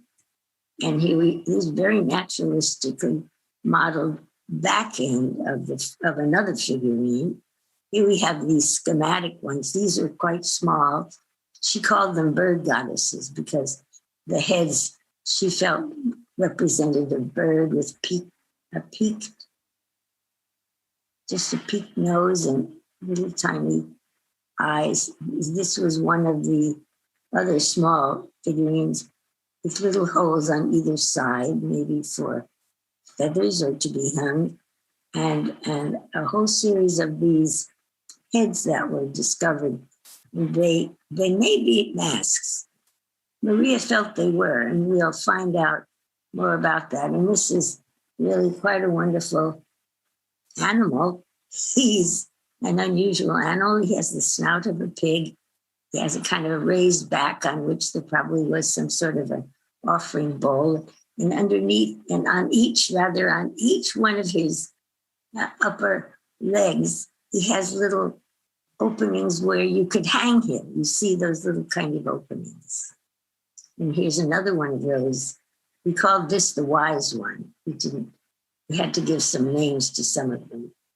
And here is a a different kind of a figurine. It comes from Romania, and it was one of the ones that Marija had in her collection. It had been given to her. It was a museum model.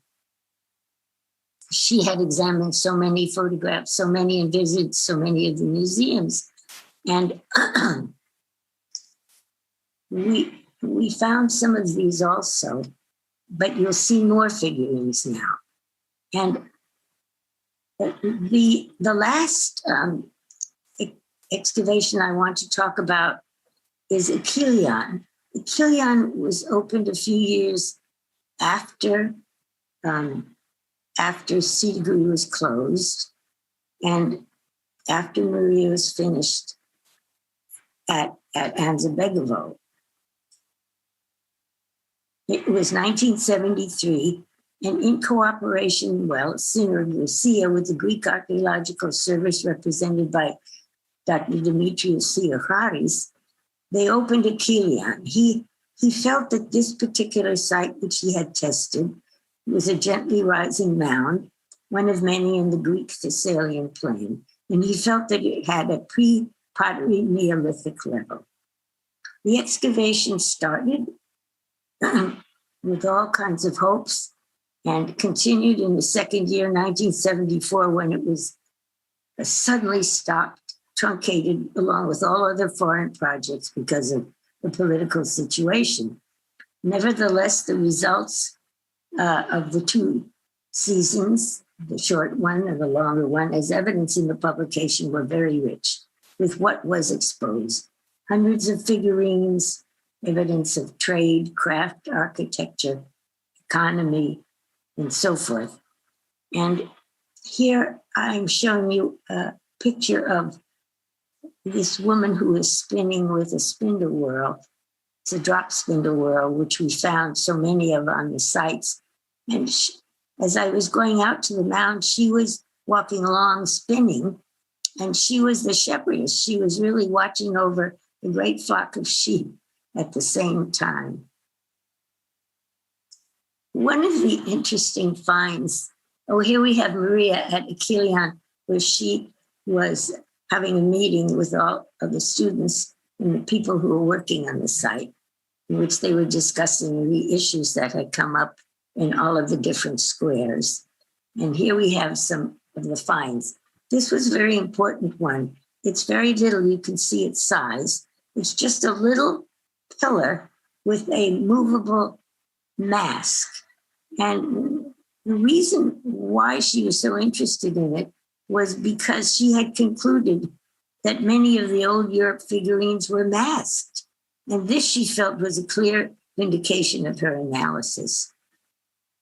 The rest of the Achillean finds were also very important to her, total identification of Europe, and its figurines were included in all of the goddess volumes, creating quite some controversy and attention in both town and gown.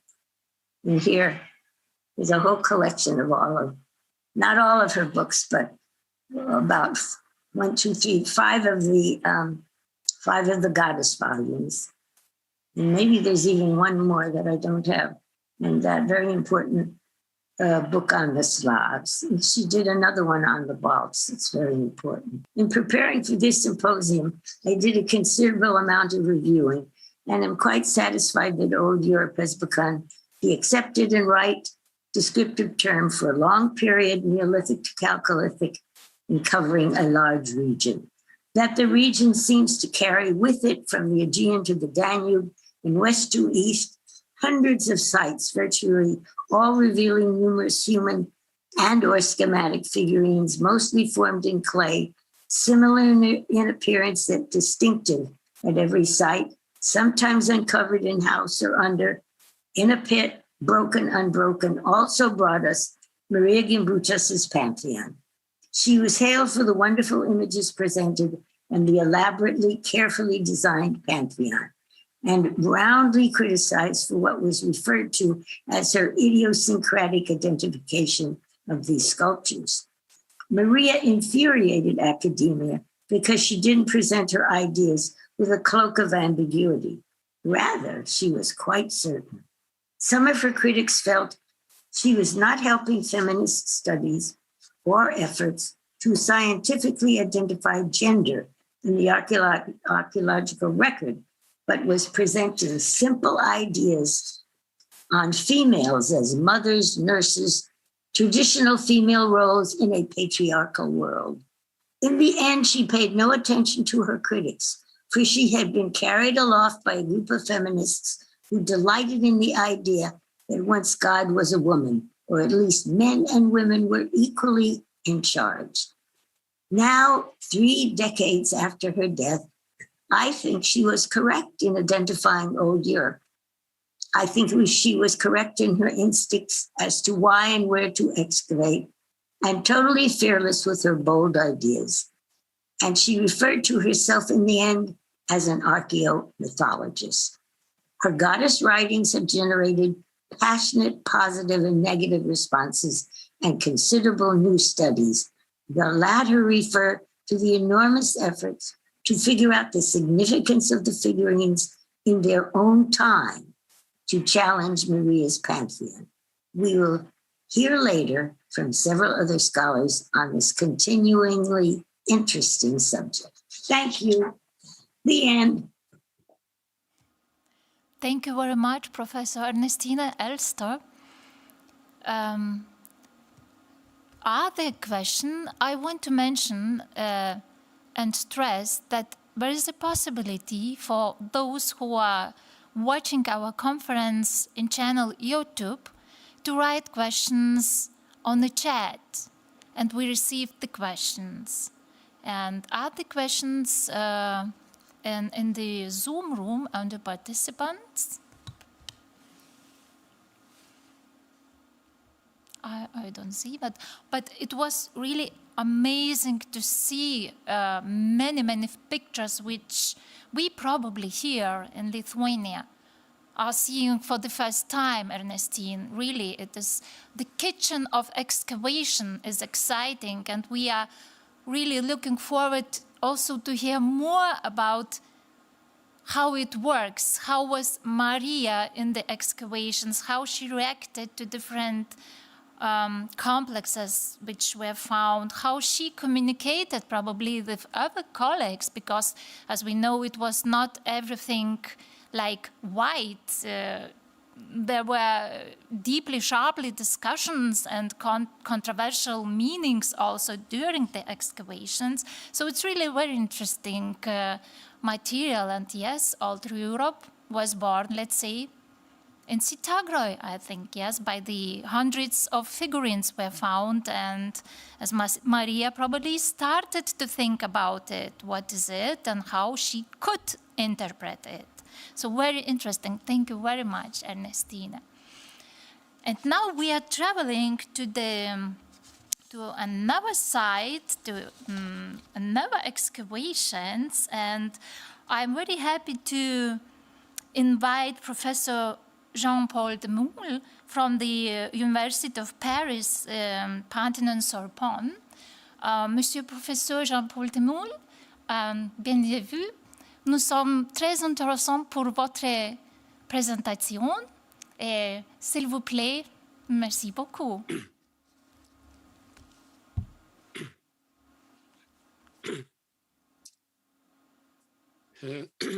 Hello, everybody. I'm very pleased to be invited for this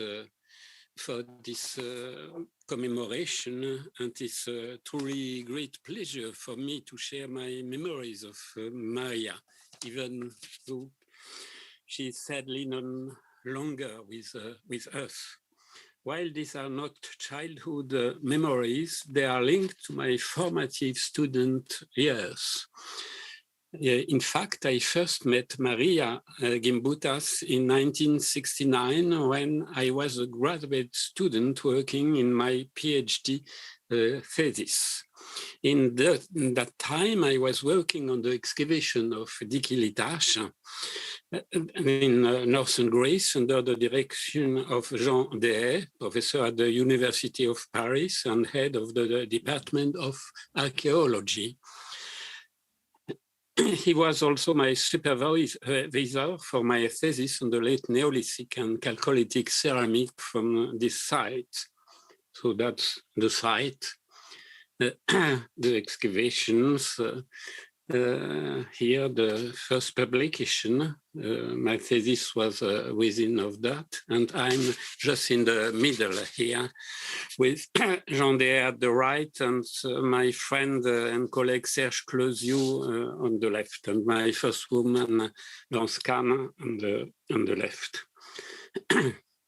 A few kilometers away lay the site of Sitagri that we just have seen before with Ernestine, and which presented the same cultural sequence as Dicolitash from its beginning in what is known locally as the Middle Neolithic, in other words, about 5,400 BCA, up until the Middle Bronze Age and even later. In terms of chronology, the two sites are particularly important as on both the Middle Neolithic was separated from the early Bronze Age by a substantial series of late Neolithic and Chalcolithic layers, in total almost 4 meters thick.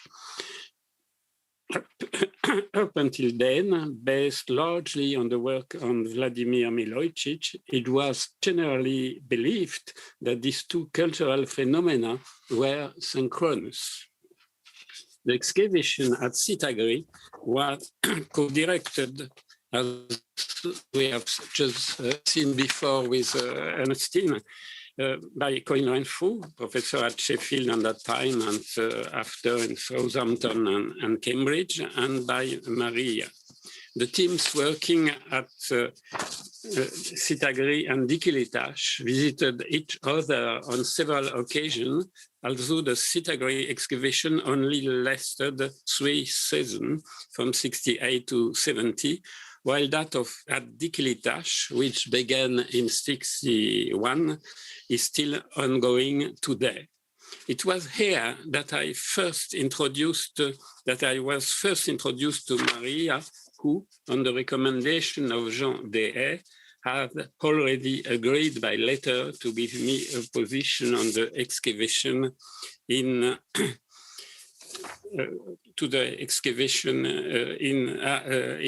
Anzabegovo. Sitagri here, that's where you have seen a lot of slides. Here, Colin Renfrew at the right, and here you have seen also that.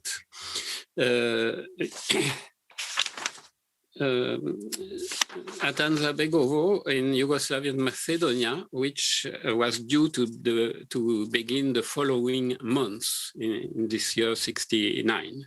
I clearly remember attending one of the informal seminars which he held regularly on the site, like we have seen.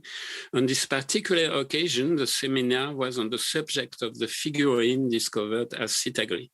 These were mostly female figurine, but but there was also an animal figurine which he interpreted as a horse. So after the excavation so that's Ernestine, maybe she remember in 86 with Marija and Colin Renfrew. So after the excavation at Dicolitash, I began working at Anzabegovo at the end of August 69. That's the map of Macedonia and this small village. Anzabegovo was, and indeed still is, a tiny village in Macedonia, which at the time was one of the 6 autonomous republics within the Socialist Federal Republic of Yugoslavia. Today, following the Yugoslav civil wars and the breakup of the federation, the village now lies within the independent state of so-called North Macedonia. The site was a joint American and Yugoslavian undertaking. The excavation was directed on the American side by Marija Gimbutienė, professor at that time at UCLA, which contributed most of the funding, and on the Yugoslavian side by Milutin and Draga Garašanin, with two eminent specialists in the Neolithic of the Balkans. They were accompanied by their young son-in-law, Mark Stefanovic, on the right side, who I would meet again much later in Bulgaria, where we were both excavating different sites. In total, there were about 20 archaeologists on the site, both professional and students, working on the site with American and English on the one side and Yugoslavians, Serbs and Macedonians on the other, as well as about 30 laborers, 30 workers from the region. Along which myself, there were only two other French nationals present, Serge Closiou and Laurence Kahn, my first wife and future well-known psychoanalyst.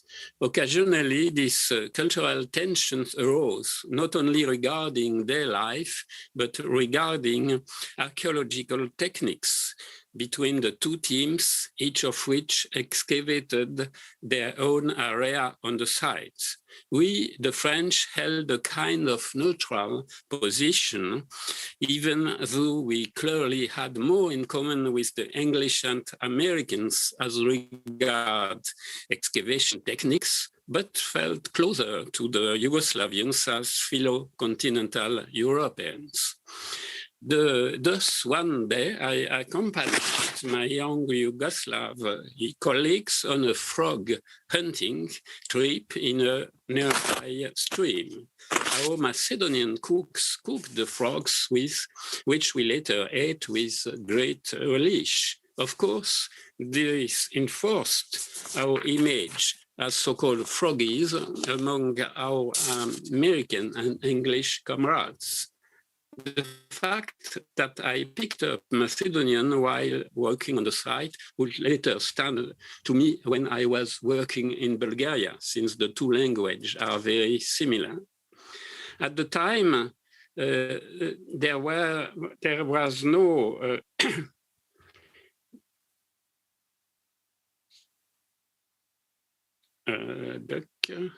yes. In the time, there was no running water in the village, and the entire team was accommodated with local families. The toilets were located in wooden huts at the bottom of the gardens.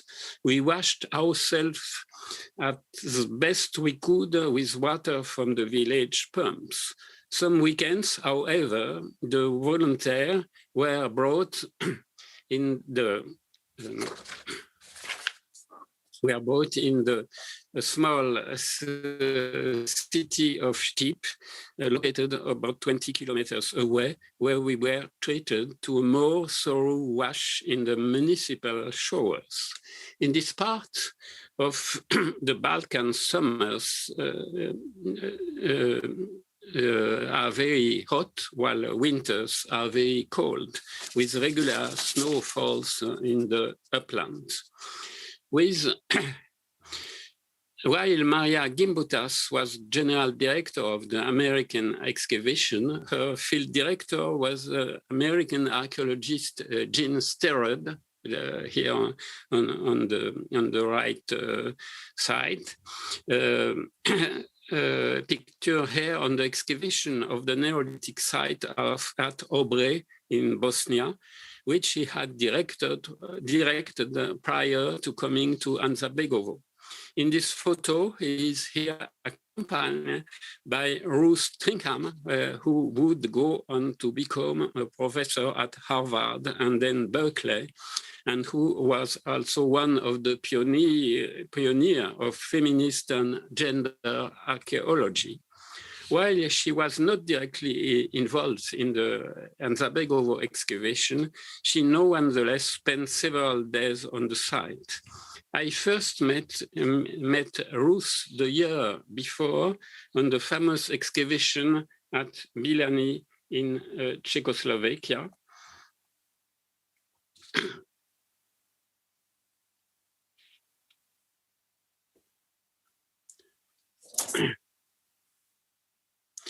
At Bilani in Czechoslovakia, and she subsequently became a personal friend.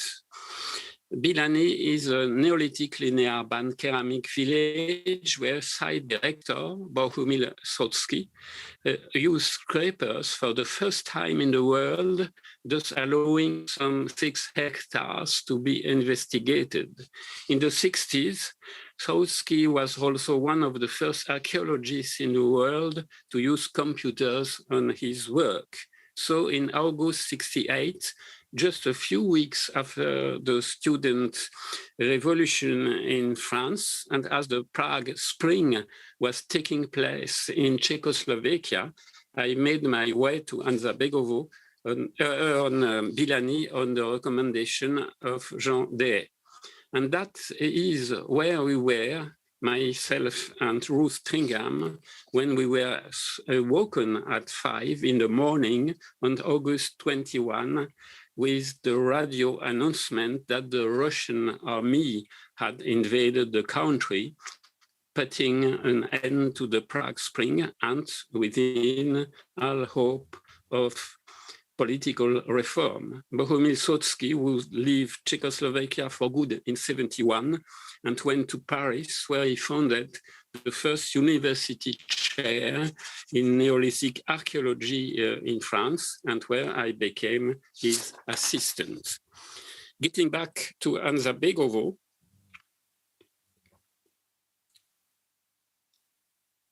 so that was Prague in 68. Tai yra nuotrauka iš Prahos 1968 metais.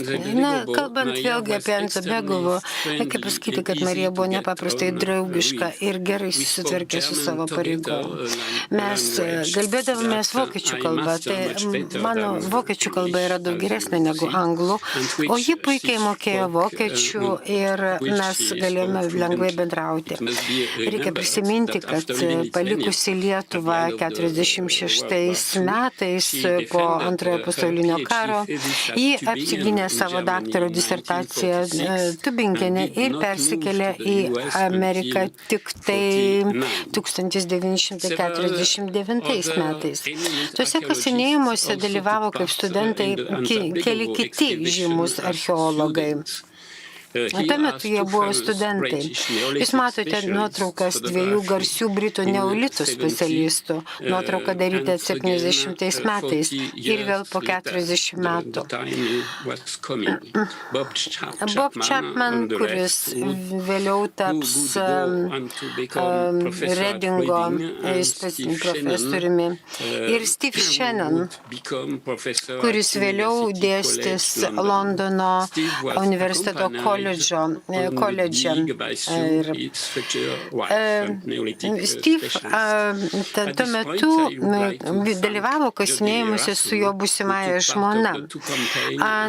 Norėčiau čia pasinaudoti progą padėkoti Judy Rasson, kuri dalyvavo abiejose kompanijose ir maloniai atsiuntė man nuostabias mūsų jaunystės nuotraukas. Taigi mes su Serge Šliužau ir vėliau Anzabegovo pasakyti, kad tie kasinėjimai paliko man labai brangių ir svarbių mokslinių ir kultūrinių prisiminimų.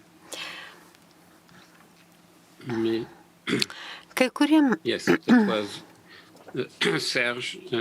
Seržas vidury ir aš dešinėje pusėje ir taip pat apačioje.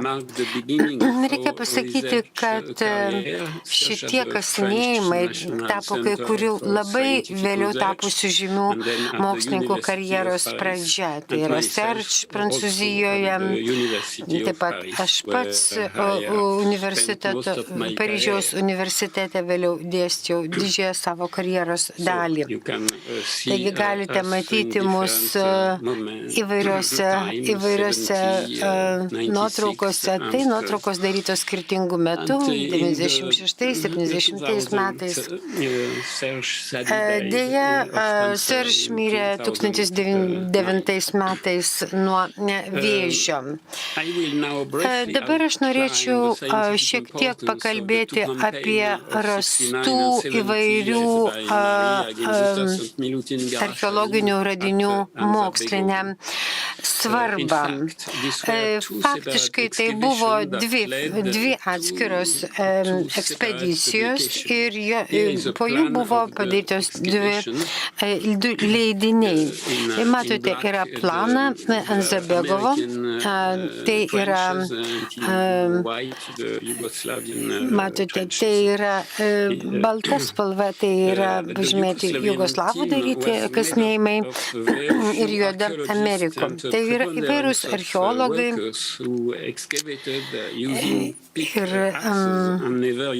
ir Jugoslavijos komandoje buvo labai nedaug archeologų, daugiausia darbininkai.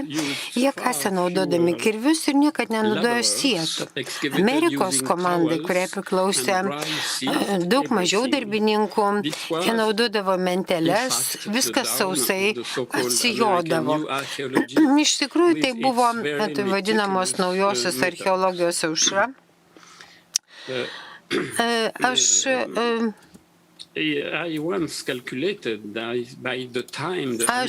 vieną kartą esu paskaičiavęs, skaitęs kažkur tai, kad tada Amerikos komanda iškasė 20 kubinių metrų žemės, o Jugoslavijos komanda 700 kubinių metrų. Rezultatas buvo tas, kad Jugoslavijos komanda rado daug daugiau skulptūrėlių, figūrėlių nei Amerikos komanda. Ir kadangi ypatingai domėjosi, Marija ypatingai domėjosi šitom skulptūrėlėm, jai kartais erzindavo toksai pakankamai lėtas komandos tempas. Nepaisant to, vis dėlto buvo rastas daug įdomių dalykų apie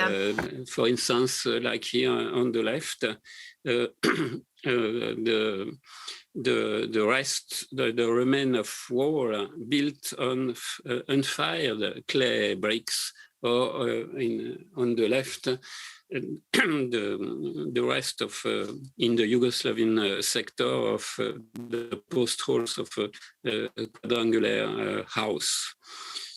Below are some suggested on the slide are suggested reconstruction of this architecture. Well, the community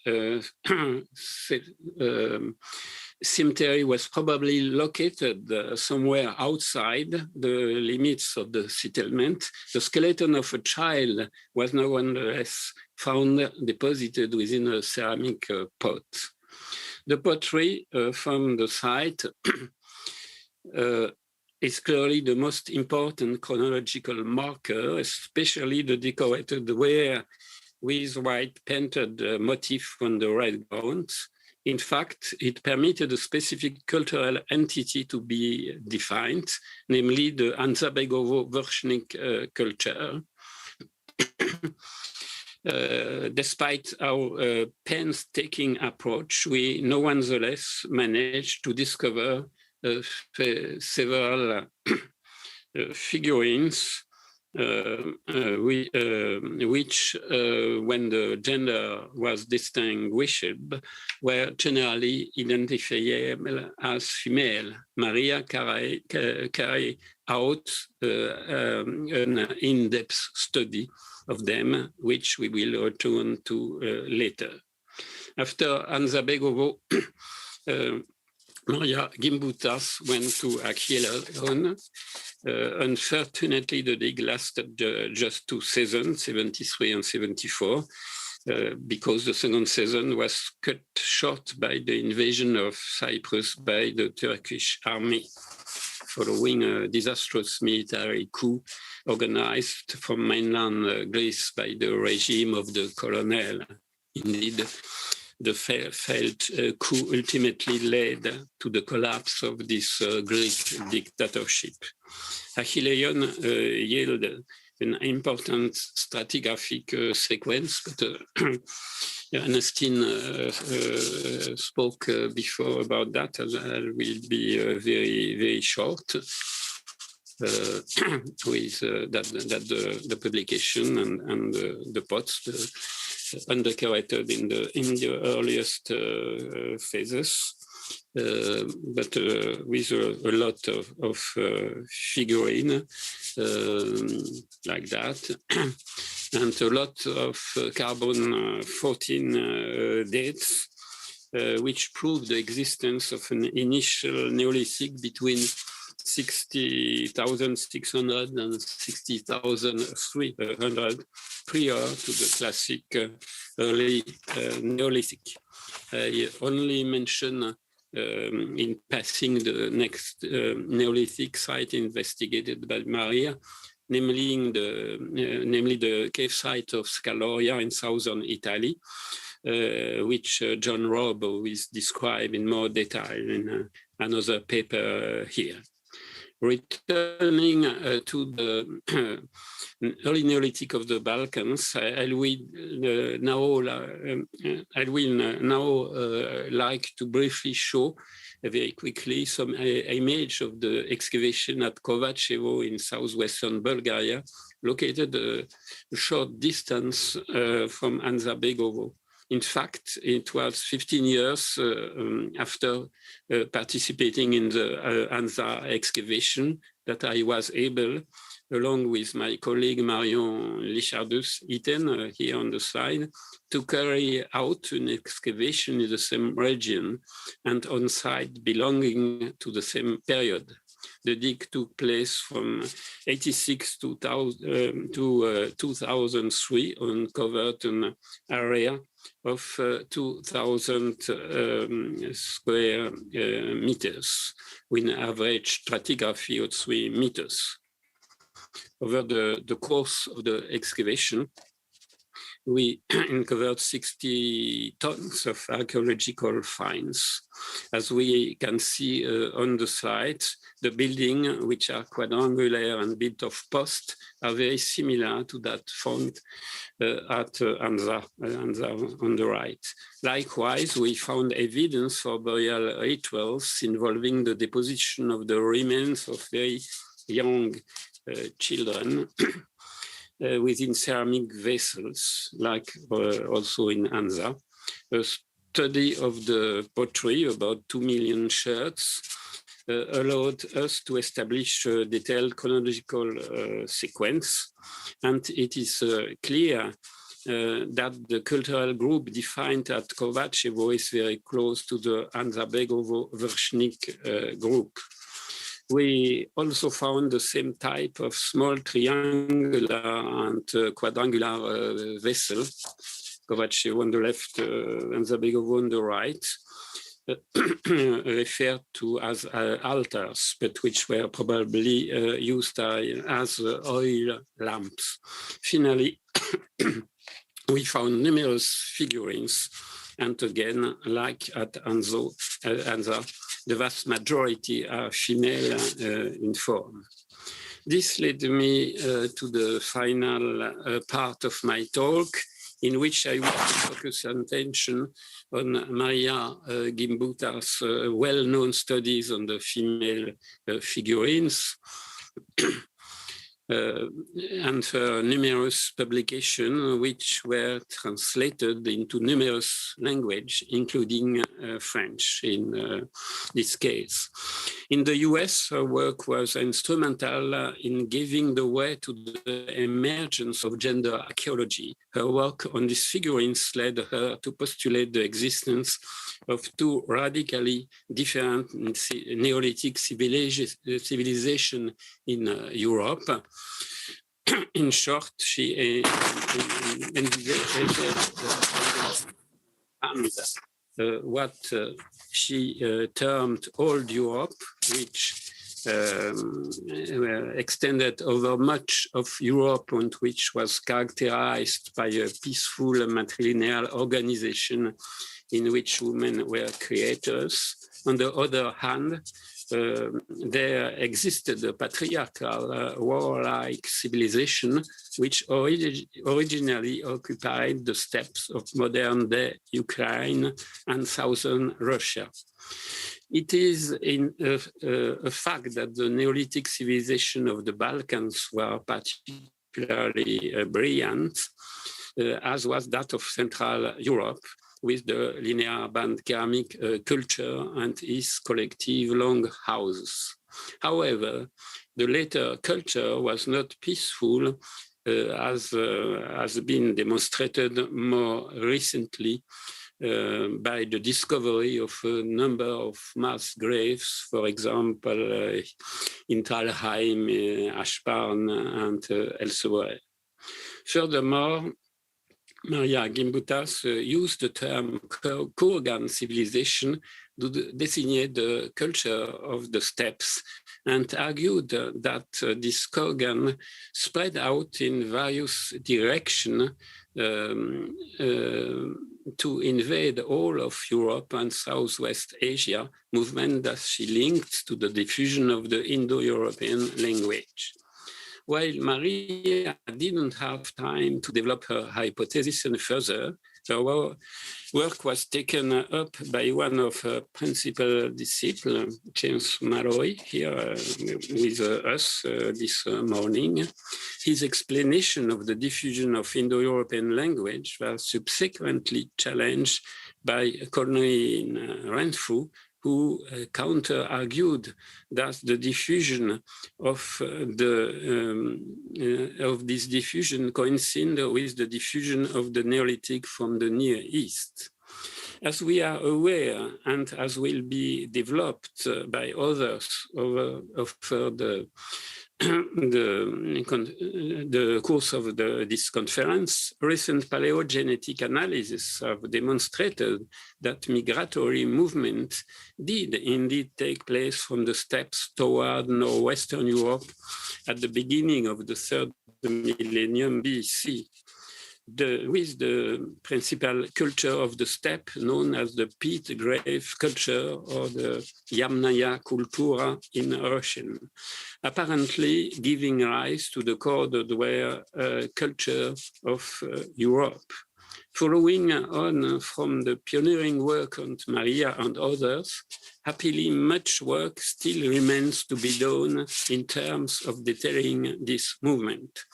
Thus, we see that the population of modern-day Europe share a genetic composition arising from 3 sources.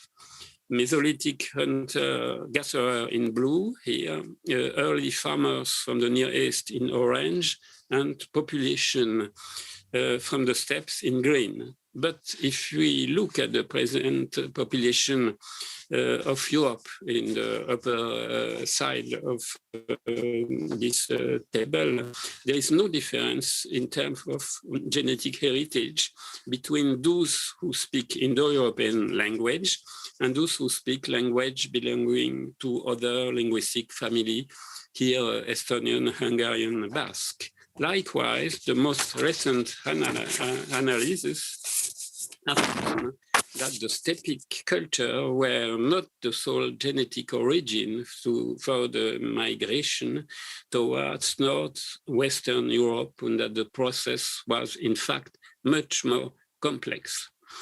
Certain scholars were on the opinion that this migration would have been very violent, and one even talks of the most violent group who ever lived, evoking warriors on the horseback, slaughtering the men folk, marrying or raping the native women.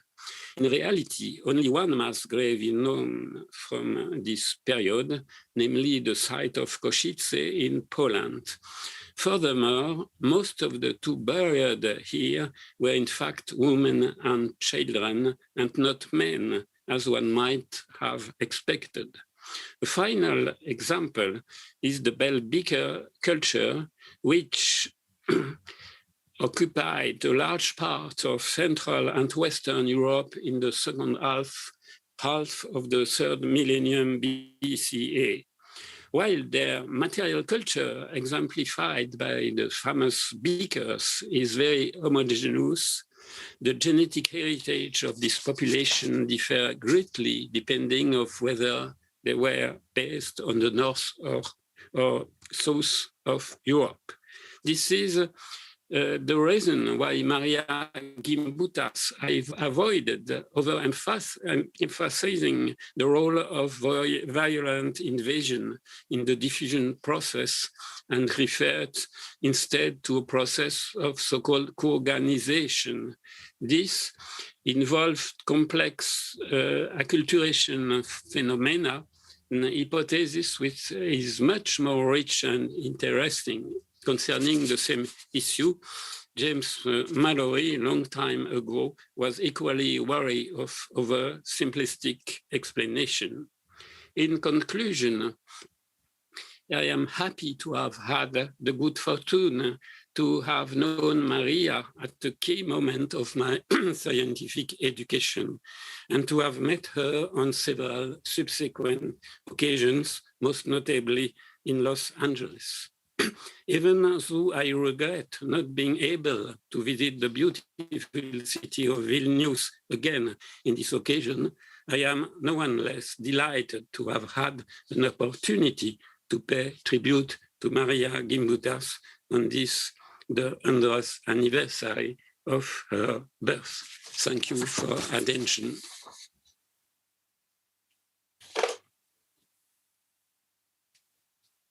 Yes? Can you hear me, yes. all of me? Good. Yes, and there are some questions, but please, okay, we have time, we can make also shorter lunchtime, but there is a question. Were you personally convinced by Marija's interpretation of the figurines, Jean-Paul? Convincing by what? By convinced. Were you personally convinced by Marija's interpretation of the figurines? It should be a very long, discussion. Okay. It's true that most of the figurines are female. And you have several possibilities. So you can mean to a matriarchy, but you can see that they are very, very sexualized, and that could be also a male look on the femininity, on female, and that's mean in that term that would be more approved of male dominance. And I'm not quite convinced by the idea of unique great goddess, because the idea of unique god is more linked with the monotheism, and that is a very modern idea. Yes. But I think every time the truth must be somewhere in the middle. It's probable that some of this female figurine was used by female, maybe in some periods of her life and so on. So I think that there is not a unique explanation. Some people talk also of just child toys. That is probably not the case when it is so sexual representation. Yes, d'accord, Monsieur Professor. And there is another question from the chat on Zoom. Thank you very much to Jean-Paul Demoule for this talk. I have two questions. First, can we have the names of the sites where mass graves were found? And the second, also, are they really mass graves or multiple burials? Early Neolithic, yes. Or multiple burials, burials or mass graves. What do you mean about it? No, that mass grave, that means that was a violent war, and a lot of people killed all together. So I have shown the mass grave in Košice in Poland. Oui. She was studied recently also with genetics, and showing that all the people was parents. And for the linear band ceramic, there is a lot, also mass grave with people wounded from axes, raw heads, and so on. That's, of course, completely different from collective graves inside of dolmens and so on. Thank you so much. And the last question, probably, on the an excavation by Marija Gimbutas was sharply criticized by Milojcic, which was the director of the institute in Heidelberg in Germany. Yes, so interesting what the conflict was about the techniques or interpretations, dating, or even that the woman came into the region of Mainz with her ideas and excavations. Yes, do you know about it something very shortly? Yes, I met also Vladimir Milojcic. He was not happy with the Dicolitash and Sitagri excavation, because that demonstrated that his chronology was completely false. So probably it was not, he had no reason to be nice with the Marija publication. Mm-hmm. The problem is maybe this publication was useful, but probably made too quickly, because the American excavation was not at all finished. So we had a lot even now. I have seen a few years ago I guess it was in Stip or in a museum. The material is there even now, but it was not completely published, and that could be a PhD to do still now. So Milojcic was surely excessive, was too strong, but it's true that the publication could be better, and even also the Yugoslavian excavation is also not published, even of some few papers. Even there is some information inside the Marija publication, but it's sad that it could be not finished. So that's for the future generations. So somebody will do it for sure, because it's very interesting. Somebody will go to the archives, museums, find out and publish it. It's very, very important, I think. So thank you very much. Yeah, and thank you for the invitation. And it was good appetite.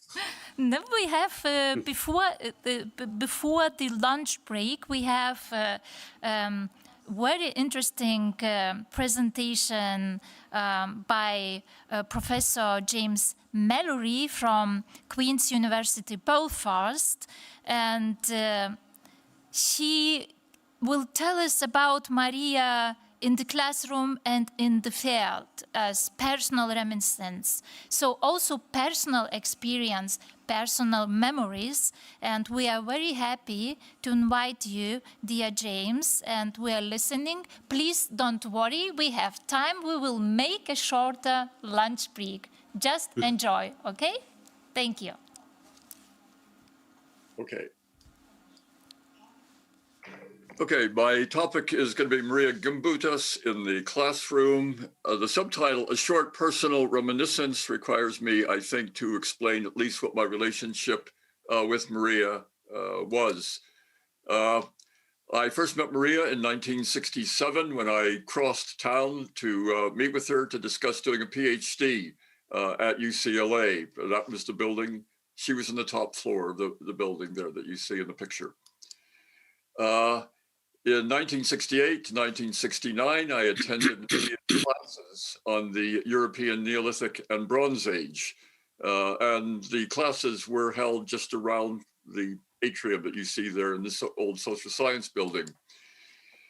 I worked on 3 excavations, of which Marija was a principal director. I worked at the excavation in Obre in 1968. I also served at Helion in 1972, and there were 2 excavations actually in Italy at the same time, joint excavations, one at Scaloria Cave, which you'll hear much more about, but there was also another one at Legnano de Piede, which I was the field director. Marija was not only my PhD supervisor, she was also my landlady for a number of years. I lived on her estate. I sort of indicate there where I lived. And apropos of one of the previous lecturers, the person who previously occupied the bungalow there was a Lithuanian priest with a nasty skin disease, as I recall.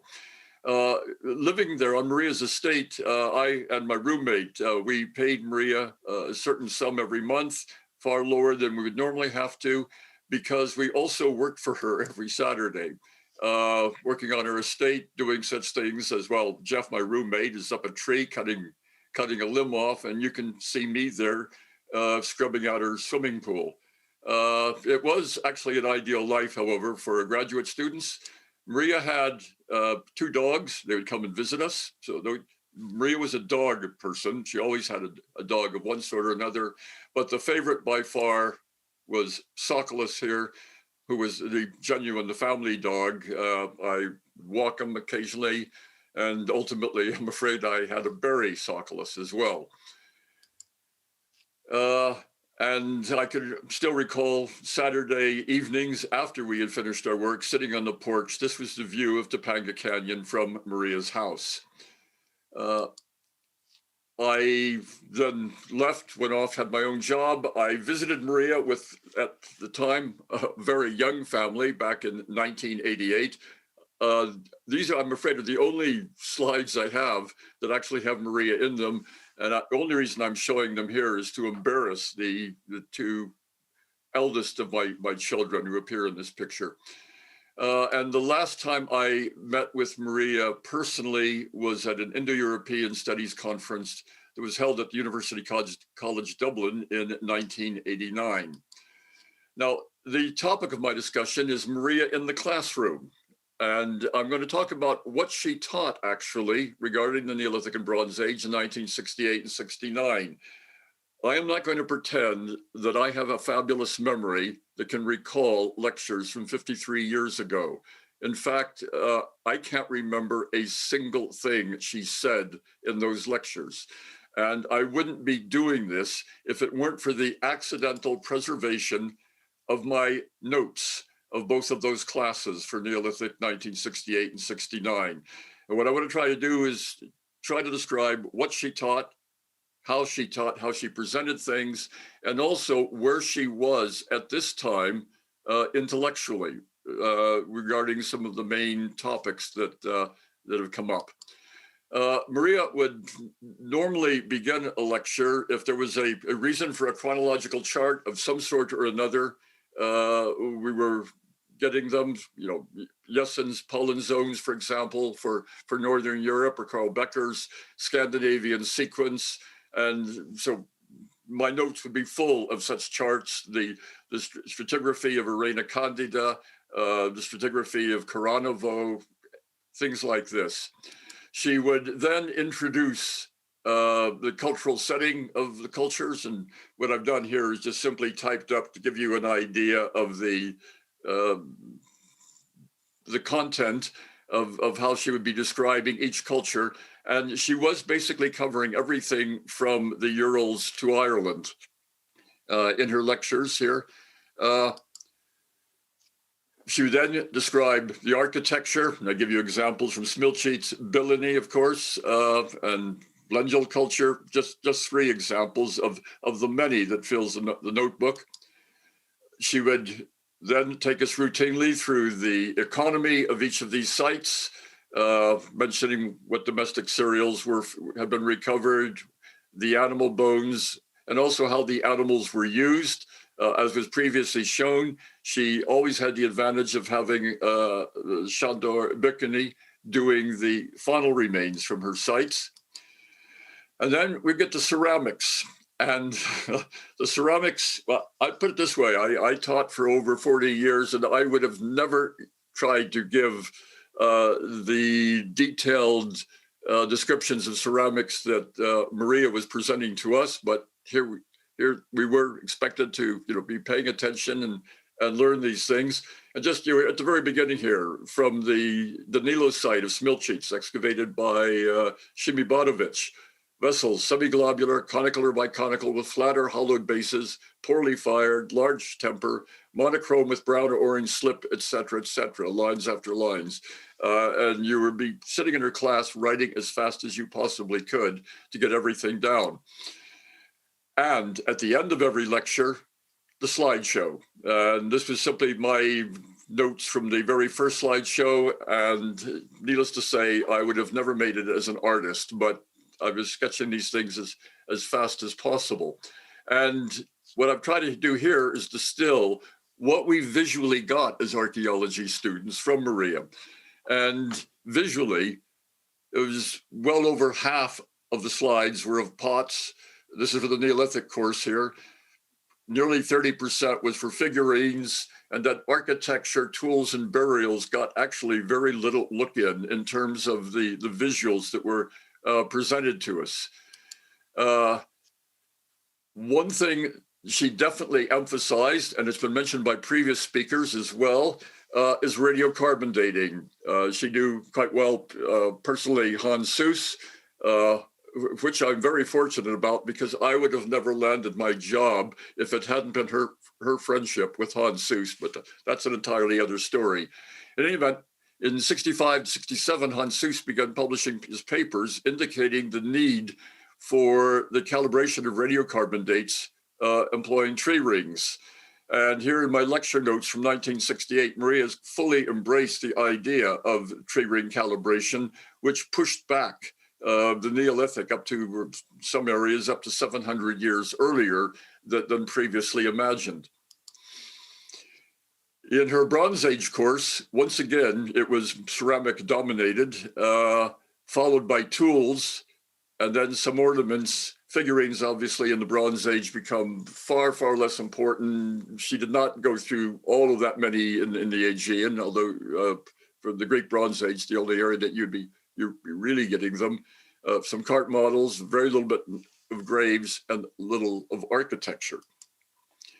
Now, those are the basic lectures. And what I thought I would do is take a look at some of the major topics that people are going to be talking about over the course of this conference and see where Marija was in 1968 when she was presenting her views of Europe to her students.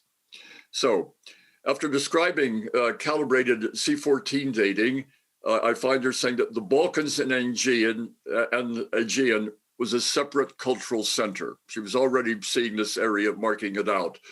And after describing the earliest Greek Neolithic, she talked about the evidence for Anatolian origins. And it really didn't come down to much more than ear studs of stone and belt hooks. and concluding these are the only evidence for connections, and they may have only indicated evidence of trade. And after describing the Sesklo culture of Greece, she mentioned the change was caused by new influences from the east. By that, of course, we're talking about Anatolia, but they only reached the east coast of Greece and not north into the Balkans. When describing the traditional theory, fairly old theory, that the Vinci culture itself derived from Anatolia, and she was paying particular attention to Middleton Garashinin's idea of Anatolian immigrants, Marija said that the change was not very rapid, much local development, small imports were developed into great changes. And a final example of which I could pull out of the notes regarding the black burnished ware, which I think you just saw in Jean-Paul's lecture. The scholars say the pottery came from Cilicia, the East Mediterranean, but there is no middleman sites. It is only an assumption. It could have been locally discovered in Europe. Some has been found in Anatolia, but they differ. Now, from what I can glean and what I can remember, basically is that there was no explicit concept of an old Europe back in 1968. But you can see from the examples that I've tried to give is that Marija did have an obvious tendency to emphasize the local development and sort of the independence of the Aegean and Balkans from the Near East. So she was moving in the direction of shall we say, an old world civilization, shall we say, gathering up evidence or how the evidence was impacting on her, but she had not yet come to the concept itself. That will come a few years later.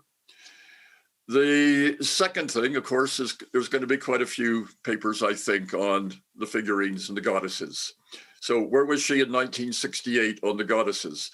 And it has to be remembered that the year just before this lecture, she was traveling about Europe, visiting museums and archaeological sites, collecting slides and studying the figurines.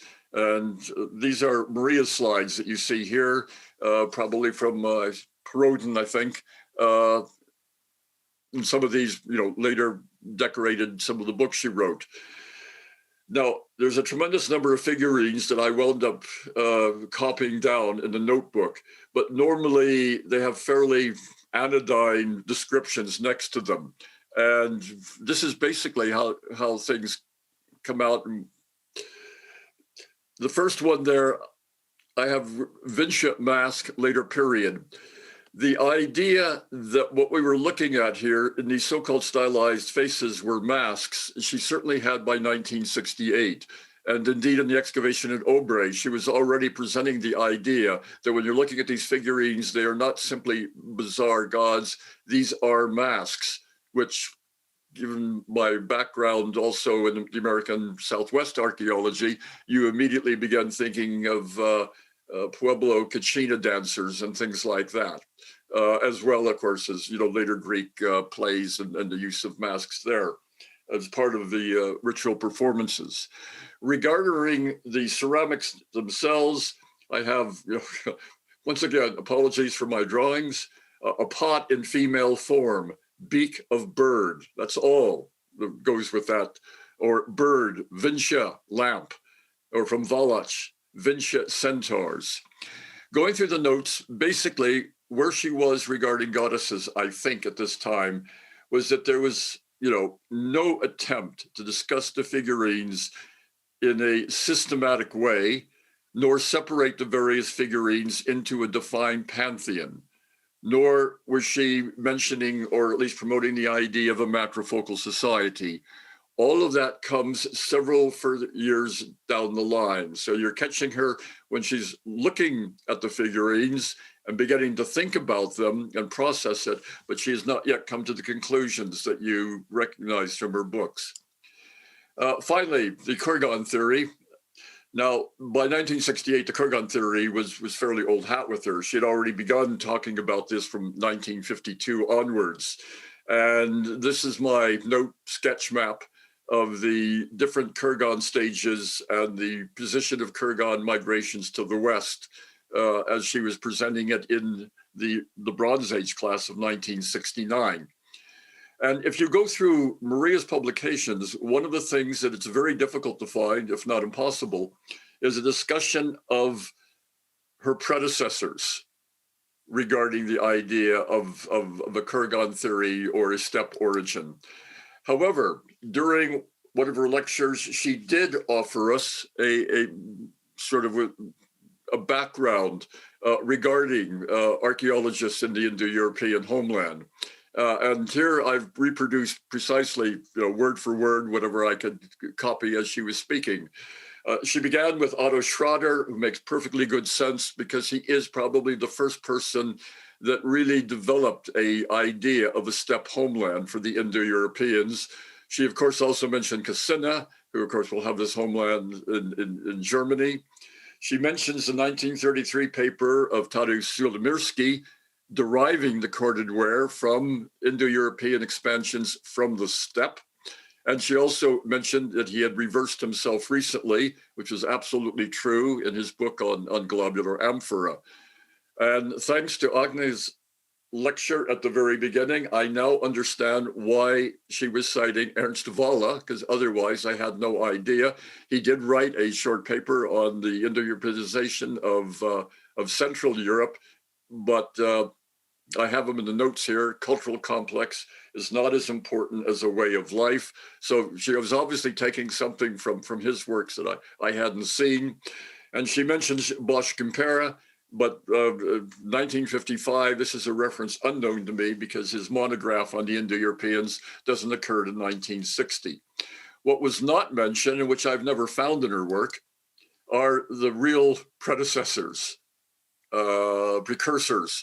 Because certainly in V. Gordon Childs, The Aryans from 1926, he at least entertains quite seriously at the end the idea that the Indo-Europeans came from the steppe, where they introduced battle axe and the horse to the corded ware area and destroyed the neighboring Kukuteni Tripolia culture and increased pastoralism in Europe. And this was taken up again 2 years later by Peake and Fleur in their volume on the steppe and the Saône, where Indo-European migrations are derived from the Ochregrave culture, which is another code name for the Yamnaya culture of the steppe, which was associated with kurgans, battle axes, and the horse.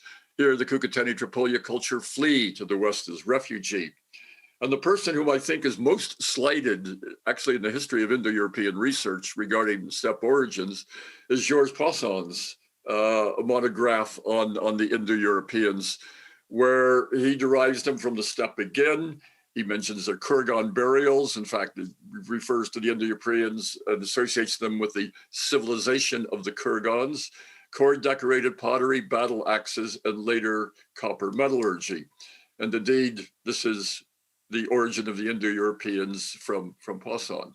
And then this theory basically laid low for generations, and Marija brought it back much stronger with far more archaeological evidence in her own period. Now, there is one thing, and it's already been hinted at before, where there was obviously a change in Marija's ideas from before 1968 to 1968. In her mammoth Bronze Age cultures in Central and Eastern Europe, she discusses the bell beaker culture and mentions that the Western European bell beakers brought by groups of mobile folk before the end of the third millennium or around 2000 BC reached Central Europe as far as Hungary and South Poland. In short, what she was looking at was a Atlantic, probably Iberian origin for the beakers that spread from the west to the east. However, in her lectures to us, and I give you my original transcript, which nobody on the planet Earth could read, and what she had said here is that Vucedol, Zok, and Mako, good Central European cultures, are the only real candidates for bell beaker origins, hence Kurgan people. And bell beaker folk belong to the large Kurgan family.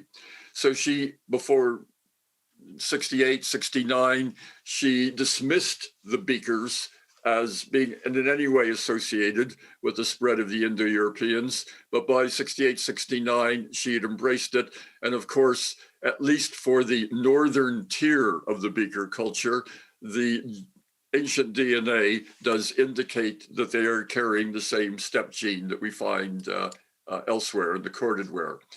Now, what we were getting at UCLA, those of us in the Indo-European Studies program, and there were 8 of us over a period of 20 years who received PhDs from Marija.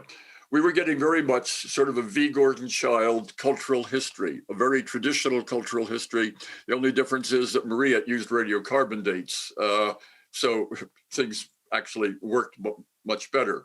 But you have to understand that at UCLA at the same time, as Ernestine Elster's already mentioned, we also had Lou Binford teaching courses and 2 of his students, also Jim Sackett and Jim Hill. And they were all spreading the word of new archaeology when the new archaeology was really new. And I was also a student of Jim Hill, is where I learned my archaeological theory and method, and Jim Sackett as well from his classes. And what this should have done is put those of us who were students of Marija into such cognitive dissonance that our brains should have exploded. Because on the one hand, we were getting an absolutely traditional cultural history approach to archaeology.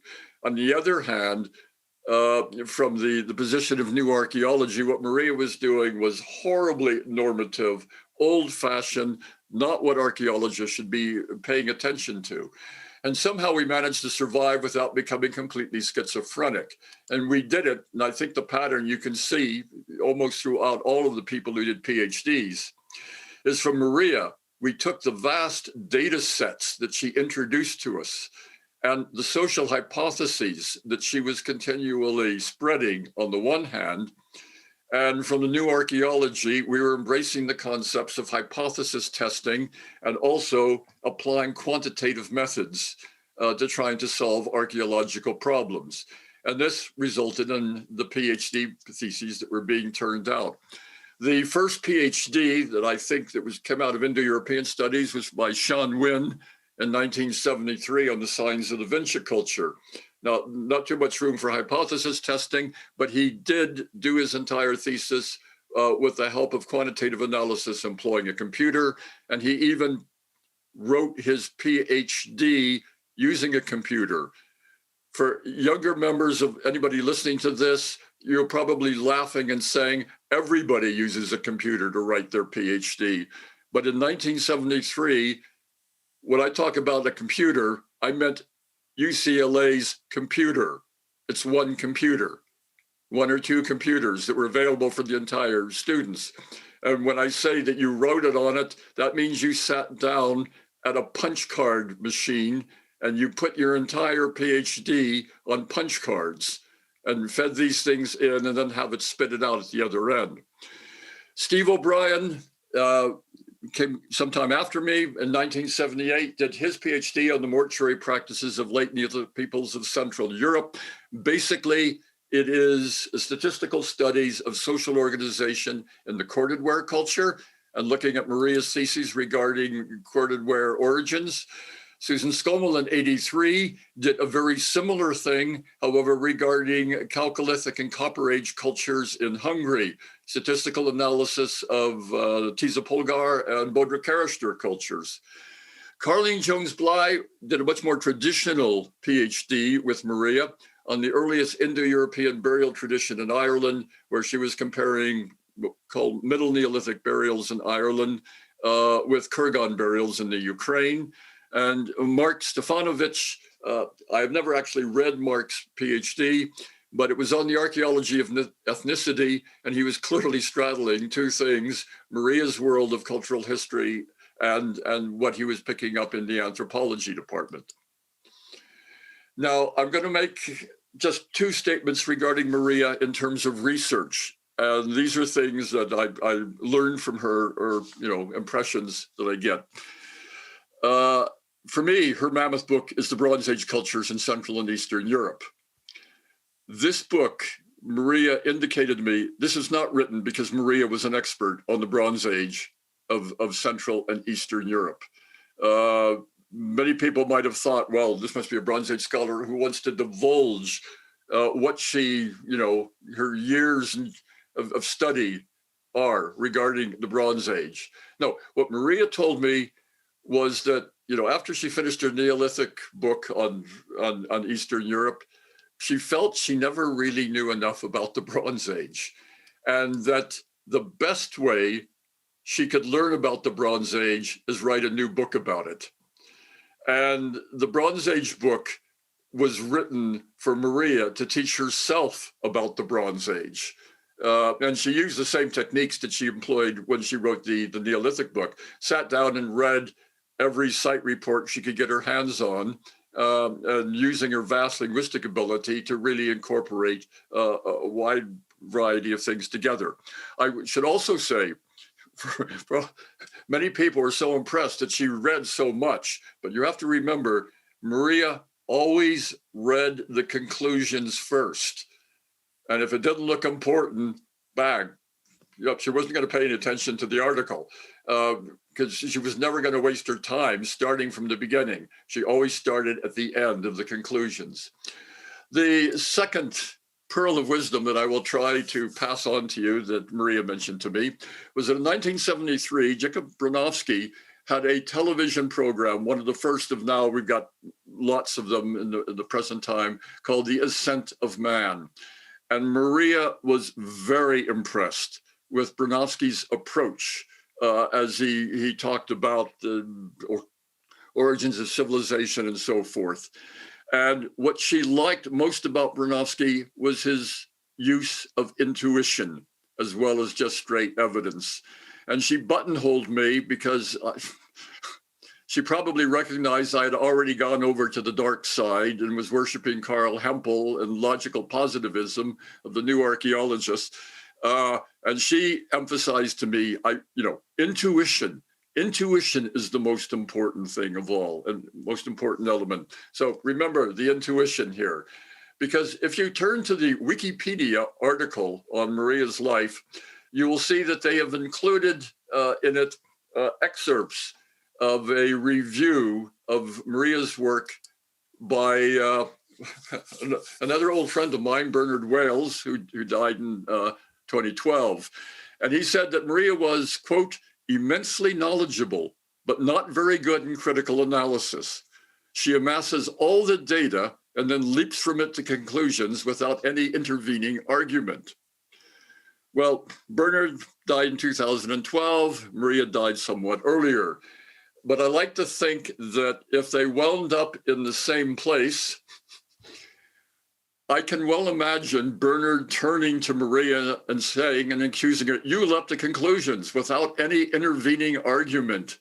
And I can also imagine Marija turning and laughing at Bernard and saying, but Bernard, that's called intuition. Thank you. Thank you so much, James. It was really very intense talk about, also with critical points, yes? And we can now follow the work system of Marija Gimbutas, also in the classroom as a teacher. By the way, very nice drawings. It's great, yes. So I think we all as archaeologists have and must do this in the lectures. We don't use it anymore because we use also photographs and etc., but no drawings anymore. And it is good that you have done it, and I wish for the future generations they start to do it also again in their notebooks. So great, really. There are probably many questions. It has to be, I think, I suggest. I just look at the chat also, if somebody is asking you. So, and by the way, I am also asking all of us, who is starting to read article not from the conclusions or abstracts? I think we all do. So because to get the main idea at first, yes. So, and she did it also, and I think it's to get the in a shorter way to get the main idea of the article. But so really very intense and interesting talk, James. Thank you. We have on our chat in YouTube we have no questions, but and here also. So thank you, James, and I have learned a lot really by listening about your principles of teaching and also their intuition and style of working. And to be honest, very often we don't speak about it, but it is true. So intuition, conclusions, archaeology, a little bit like a game also. So thank you so much. And I wish all of you a nice lunch break, and we meet all together at 15 o'clock Lithuanian time. So we have now for the lunch 45 minutes, okay? Thank you all of speakers, great papers, and see you very soon. Bye.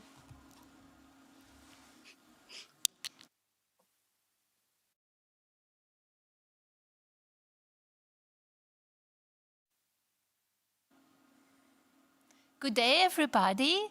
Now we start the second part of today's sessions, and I want to introduce my dear colleague, Rasa Banita-Rowell, and she will be, how to say, she will lead this session, okay? Session leader, yes. Thank you, Agne. Good luck for everybody. I go to listen to your talks. Laba diena, hello. It is a great honor and pleasure for me to introduce the scholars of this session who are famous specialists of Neolithics and the sites of this time, and including the famous heritage of Neolithics figurines, which were so important elements of Marija Gimbutienės theories. I would like to invite Professor Dr. John Robb from Cambridge University to open this session. Professor Robb has written numerous studies on archaeological theory, Neolithics, Bronze Age, human skeletal studies, and today he will present a paper about Marija Gimbutienės last excavations, Scaloria Cave, Italy, 1978-1979. Please, Professor. Please start. Thank you very much for the kind invitation. Can you all hear me? Is this okay? Yes. Okay. I should begin by saying that I never actually met Marija Gimbutienės. In 1990, I was a PhD student at the University of Michigan, and I was studying how inequality developed in prehistoric Italy using human skeletons to understand the conditions of life. So I spent a lot of time chasing skeletal collections I could study. Of all the periods, Neolithic collections were the hardest to find. I'd heard a lot about a site called Scaloria Cave. Everyone knew about Scaloria. It was the largest Neolithic burial site which had been excavated in the Italian peninsula, but almost nothing had been published on it. And people made all sorts of wild statements about it. They said hundreds of people had died there. It was an epidemic site. It was a mass burial. Children were sacrificed. There was cannibalism, all sorts of things. So Scaloria was a semi-mythical site. It was a site that everybody knew and nobody knew. It turned out that Scaloria Cave had been excavated about 10 years before by Marija Gimbutienės in 1978 to 79. I wrote to Professor Gimbutas in autumn 1990, and I asked permission to study the human skeletons from Scaloria. A couple months later, I received a reply from her. It was a mark of her courtesy and scholarly generosity. She was a famous professor whose attention was on other matters, but she still found time to encourage an unknown PhD student she had no obligations to. I won't go into how I went to Geneva and obtained permission also from her co-excavator, Professor Tine, or how I located the collections, which were buried beneath about 5 centimeters of dust in an unlit storeroom in the Manfredonia Museum, and I spent weeks studying it. That's all a separate history for a separate day. What I want to talk about today is Marija Gimbutas' excavations at Scaloria Cave and how they intersect with the history of archaeology in the 20th century.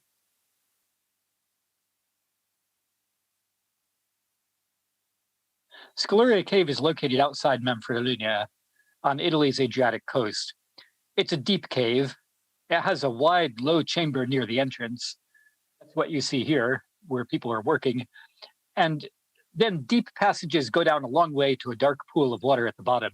It's a bit like something out of Tolkien, with low, twisted crevices, disorienting passages, and water dripping from stalactites everywhere. As far as I know, it was the only cave excavation Marija Gimbutas did. It turns out that Scaloria Cave has a long archaeological history. It has its 90th birthday this year, and its history is still developing. What I want to talk about today is Marija Gimbutas' part in the story, her excavations in the upper cave in 1978 and 79, which have played a central part in the history of the site. But to do this, I have to go back and review other moments in the site's story. I really have two themes today. One theme is how the history of archaeology is shaped by external political and economic events in big and small ways. The second theme is how every important site is recreated in a new version every generation. So every generation gets its own Scaloria Cave.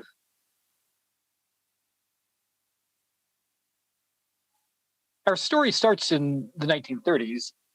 One of the key ideological themes of Italian fascist politics was modernity. So to the fascists, it was an embarrassment to have rural villages without water, without electricity, without roads. So in the 1930s, there were massive infrastructure projects all over Italy. Here, they were building an aqueduct to bring water from lowland sources, as in the foreground here, up to the mountains here. During construction of an access door, which you see here, the aqueduct cut into a cave which had been sealed for thousands of years. Indeed, from 1931 to 1979, the only way to get into Scaloria Cave was to crawl under these pipes where the yellow arrow is. It was reported that there were skeletons in the cave, and Quintino Quagliati, the regional inspector of antiquities in Taranto, went to investigate. As was typical for his time, Quagliati had his workmen dig around a little unsystematically. In this period, people like Quagliati rarely dug stratigraphically, and he published a few notes. They kept stone axes and the whole pots for the Taranto Museum, but they threw away the skeletons and the other finds, because what could you learn from them after all? We don't need to go into Quagliati's interpretation much. It's a period piece.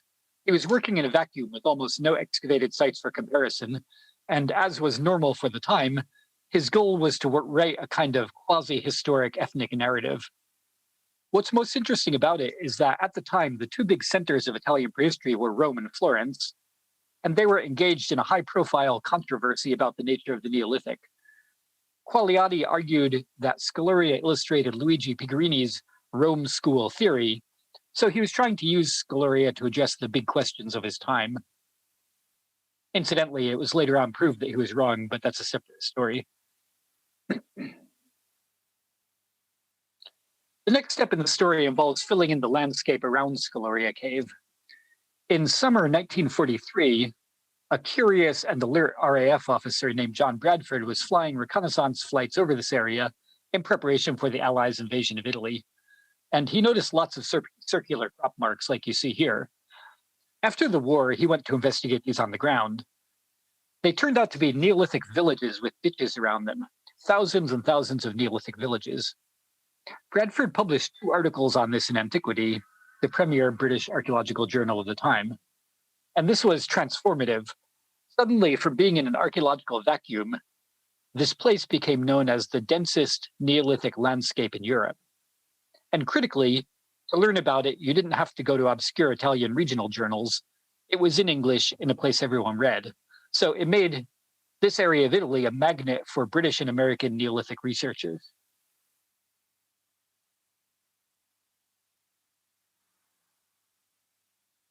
We now encounter another key player, Tarptautinė, who was Gimbutas' partner in the Scaloria excavations. Tine was a Sicilian who started out in a peasant family the kind of people who worked in the fields rather than going to school. But he was energetic and he was very bright, and he was taken on as a field assistant to the pioneering prehistorian Luigi Bernabo Brea. Bernabo Brea recognized Tine's talent and helped him get a scholarship to do a master's at Harvard.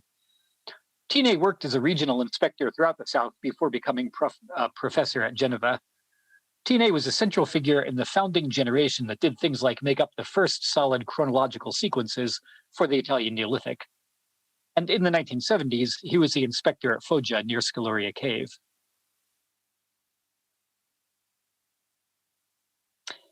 In 1967, there were a group of recreational cave explorers from Trieste who, purely for fun, were exploring difficult caves throughout Italy. So they came to Scaloria Cave, which is certainly difficult. Up to now, the only part of it known was the upper cave here, just inside the entrance, which is where the burials were. These intrepid explorers discovered a whole new world far below and difficult to reach. In the dark and twisting lower cave, they made a remarkable discovery. Neolithic people had placed fine pots beneath stalactites to catch dripping waters, presumably to use the water for rituals.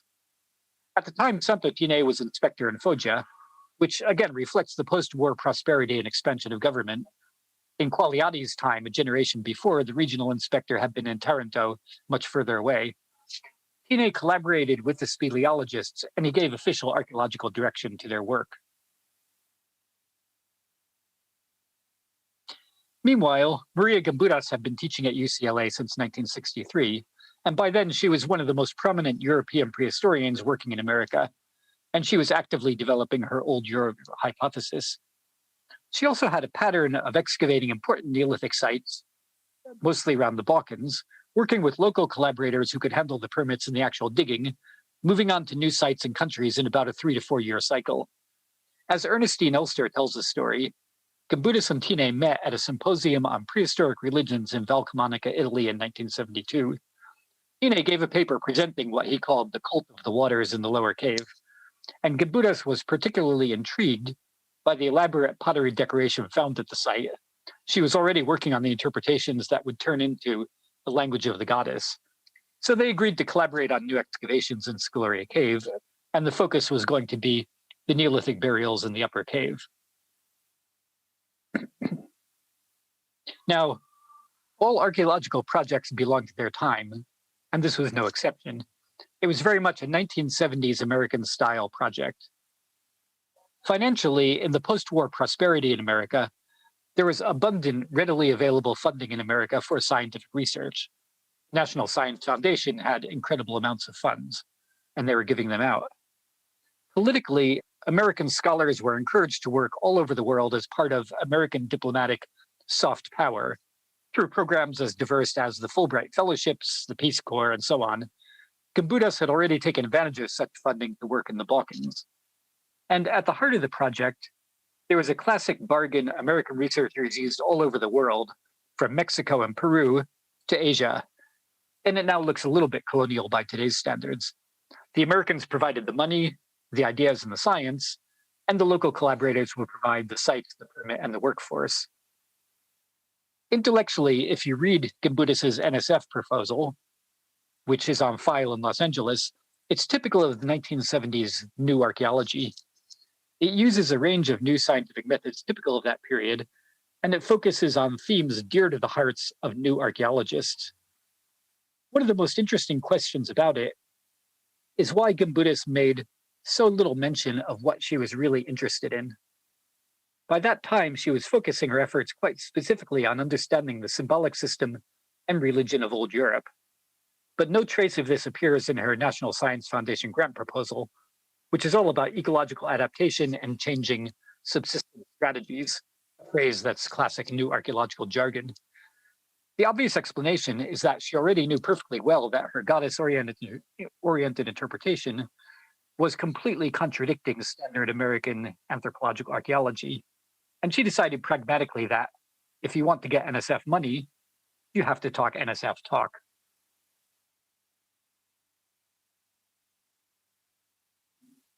National Science Foundation funding that Gimbutas had promised Tine she would get did not come through. We don't know why, but it seems quite likely that reviewers and agency officials were not convinced by Gimbutas' attempt at a new archaeology-style pastiche project design. The project went ahead anyway. Their financial plan B involved Tine patching together various small local funding, while Gimbutas used the traditional 1970s American tactic of organizing a field school in which participants paid their own expenses in order to get field experience. This is a method which guarantees you have an inexperienced crew and which requires a lot of careful field supervision to get any usable results. The excavations began in 1978. Gimbutas herself was rarely present. She entrusted the day-to-day direction to two experienced graduate students, Shan Win and Dan Shimabuku. They did an exploratory field season in 1978, and they did a full field season in 1979. And between the two seasons, there were some key personnel changes. Dan Shimabuku left the project, leaving Win to direct it by himself, and Bob Gilbert was replaced as a physical anthropologist by the prominent Hungarian anthropologist János Nemeskery. Meanwhile, at the same time, Tine was digging the important village site of Passo di Corvo nearby, and Gimbutas' student Jim Mallory was digging at Lagnano da Piede. They did 2 seasons of digging at Scaloria, and in 1980 they had a season of studying the finds.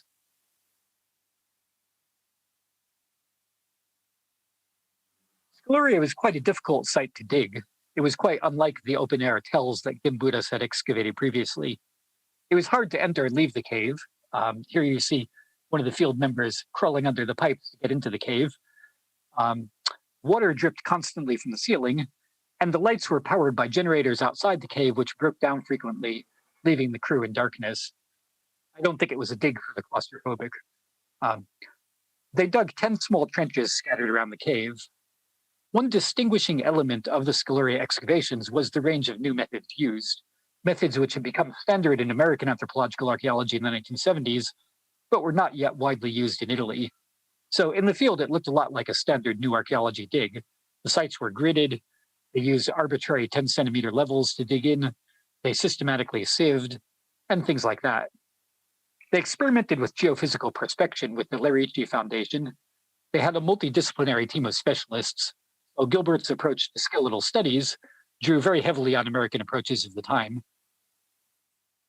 Especially before radiocarbon calibration cleared up the discrepancies, some key Italian prehistorians didn't really believe in radiocarbon dates, preferring pottery for dating, and Tine was one of them. Scaloria was one of the first Italian prehistoric sites to extensively use radiocarbon dating, which Gimbutas had obtained from the California La Jolla laboratory.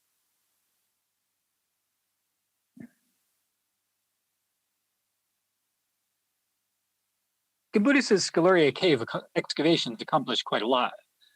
They located and opened the original, now collapsed entrance to the cave. Here you can see them from the outsides, opening it and getting ready to crawl through. They established a series of radiocarbon chronologies, which more recent work has confirmed as reliable, dating the site to the second half of the 6th millennium BC. They revealed a late Upper Paleolithic component of the site, which no one had expected, which is quite interesting. And they left substantial legacy data and collections for future researchers. Now, sometime in 1980, something happened and we don't know what. The project dissolved and the excavations were never published, aside from a few brief and incomplete preliminary reports and small, often incorrect bits in other works. We don't know why. I think it may have been one of those personal things that sometimes happen on field projects.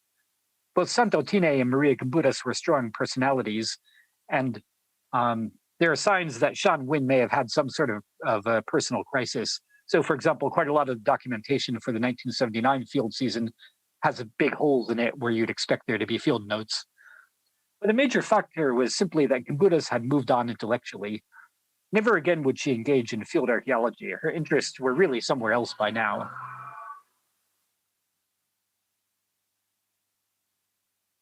What's really interesting is that out of those 2 seasons of fieldwork came 3 completely different interpretations, it's amazing how one set of findings can actually generate so many different views. One was Tine's view, which he maintained until his death until 2010. It was clear that Neolithic people were collecting water dripping from the cave ceiling. So why did they do this? Tine's interpretation combined several elements current at the time. One was the idea, emerging from tracking down all of those sites that Bradford had found in the aerial photos on the ground and dating them using pottery, that the area became abandoned in the late Neolithic because of drought. So this idea about drought in the late Neolithic gave a reason why water was critical. But what about the burials in the upper cave then? Now here two separate ideas collided. Bob Gilbert, the skeletal expert on Gimbutas' 1978 team, pointed out that a lot of the skeletons had cribra orbitalia, a pathology in the orbits right here, which at that time was thought to indicate anemia. It's no longer entirely interpreted that way, but at that time it was. And coincidentally, in the summer of 1979, very unusually, there were storms and flooding. Passo di Corvo, which Tine was digging, was totally flooded. So Tine realized that sometimes, even in famously dry places, you could still have too much water. So he hypothesized that sometimes it flooded. This resulted in malaria epidemics. This resulted in anemia. And the dead people from these malaria epidemics were buried in Scaloria Cave. Now, there's about a dozen reasons why Tine's cult of the water hypothesis doesn't really hold together well. We don't need to go into them now, but it shows an interesting functionalist approach to religion, which wasn't common in Italian prehistory at the time. It shows Tine's own interest in pottery dating and environmental change, and it shows a willingness to use new scientific evidence learned from his American collaborators. So I think it was quite a good try. A second interpretation was published by Wynne and Shimabuku in 1980, based on a preliminary write-up of the 1978 excavations. And I think that they must have written this report between 1978 and 79, because it's not informed by what they found in 1979. Wynne and Shimabuku argued that the burials in the upper cave have grave goods reflecting the merging of two distinct economic traditions, local hunter-gatherers and new farmers. This is almost a doctrinaire new archaeology view. It insists that whatever happened in the Neolithic must be related to the question of the Neolithic transition. In this case, the burials in question date to a good 800 years after the Neolithic transition, but the transition was what new archaeologists were interested in about the Neolithic. It shows the new archaeology preference for hunter-gatherer continuity and for themes of ecological adaptation. The rest of the work is hallmark 1970s as well. For example, in the statistical analysis of pottery styles, particular interpretations of skeletal traits, and so on. There's various reasons why it doesn't really work. For example, later excavations have shown that the skeletal assemblage doesn't really consist of burials with grave goods at all, but it gives important basic information and it's an interesting period piece. This leads to the third interpretation, which is Gimbutas' own interpretation. Gimbutas' own interpretation of Scaloria Cave increasingly fell within her goddess theories. I've put some points of it up here. The great surprise of this season's research was the finding on pottery and polished bone objects of old European script signs. That's from an unpublished report on file concerning the 1980 study seasons. And then we have a couple of citations from the language of the goddess and civilization of the goddess. Womb-like caves filled with stalagmites and stalactites and sheltering sacred water at the bottom were sanctuaries. Perhaps death and regeneration mysteries were celebrated here. The cycle of regeneration is mirrored in the cave's uterine shape, the life water below, and the stalagmites in a constant process of formation. Now, as you can see, she's referring to the pottery decoration, the site's characteristics, and the human bones. This last point, she states that there are 137 burials that show peculiar cuts at the base of the skulls. Most were young women who had probably died in childbirth or were children. As far as I can tell, this is based on a complete misunderstanding of what Nemiskeri must have told her about the human bone. We've restudied the human skeletal collection thoroughly. There never were 137 burials there. Some of them have cut marks, but they're not at the base of the skulls. Most of the bodies probably aren't young women. I'm not quite sure where any of this information is coming from. My point here is not whether Gimbutas' interpretations were correct, but just to make the point that increasingly, she wasn't really interested in publishing and interpreting the archaeological evidence in detail, but her focus was on developing her more global models about the goddess about Neolithic symbolic systems. Following the disciplinary split already visible in the 1970s, her views have had a lot of impact in the history of religions and in Eastern European archaeology.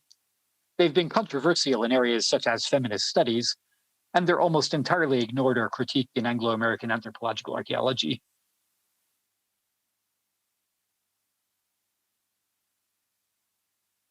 Scaloria Cave lives on. Over the years, Ernestine Elster has been tirelessly and heroically publishing Marija Gimbutas' various excavations. In 1998, in yet another chance meeting, I happened to be giving a talk at Los Angeles, and I met Ernestine, and she asked me whether I knew about this site she thought was important, Scaloria Cave.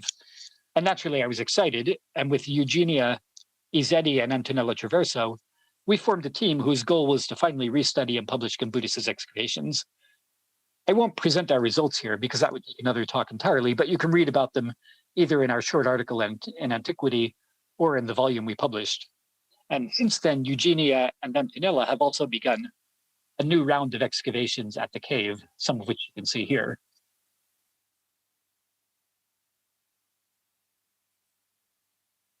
So where does this leave us? Throughout the 20th century, from fascism through the Cold War and postmodernism, what we know is Scaloria Cave has evolved as the political and economic landscape around it has evolved. It's been a magnet for major figures such as Tine and Gimbutas. It was affected by ideas of modernity, the Cold War, the post-war prosperity and leisure. It's been a poster child for now dusty controversies within Italian prehistory, for the new archaeology, for several other varieties of theory, and for alternative archaeologies. Marija Gimbutas' work at Scaloria Cave forms part of a long story, one stratum of interpretation among many, including one or two others I haven't had time to go through here. With all due respect, it may not be the best interpretation of the site to date, theoretical considerations aside, simply because it is so generalizing that it doesn't really deal with the site's archaeology in detail, but it definitely provides an important perspective.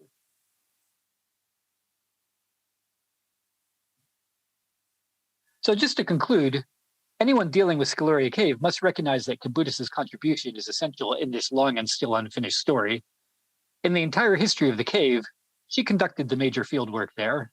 She carried out excavations using methods which no previous team did, and she conducted excavations on a scale which it seems unlikely anyone will do again.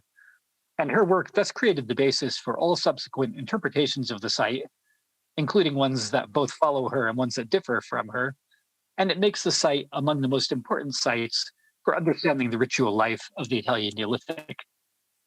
Thank you.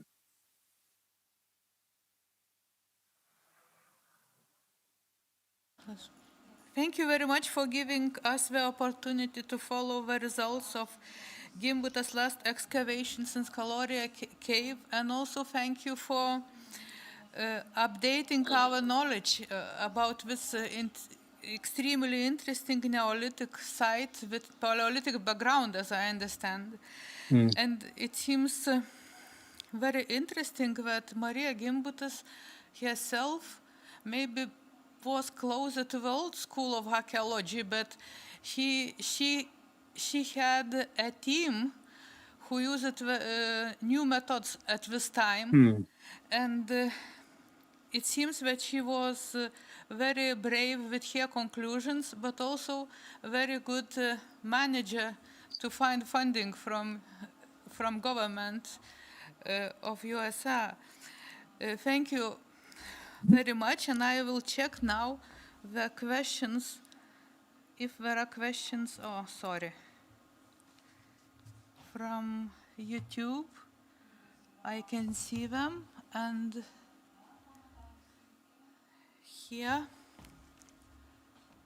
So please, are there any questions from audience or participants of conference?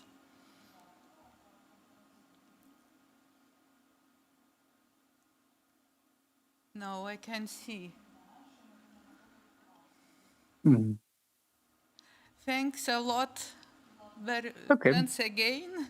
And now, thank you very much. Thank you very much for very interesting presentation.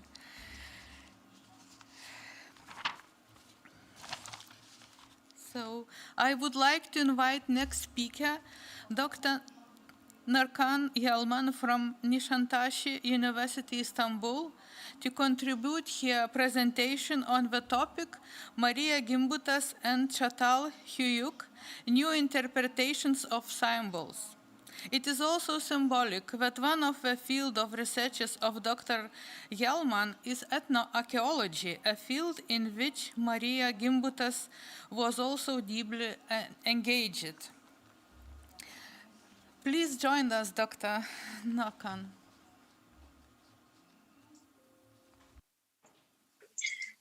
Can you hear me now? Yes. Okay. Good afternoon, everyone.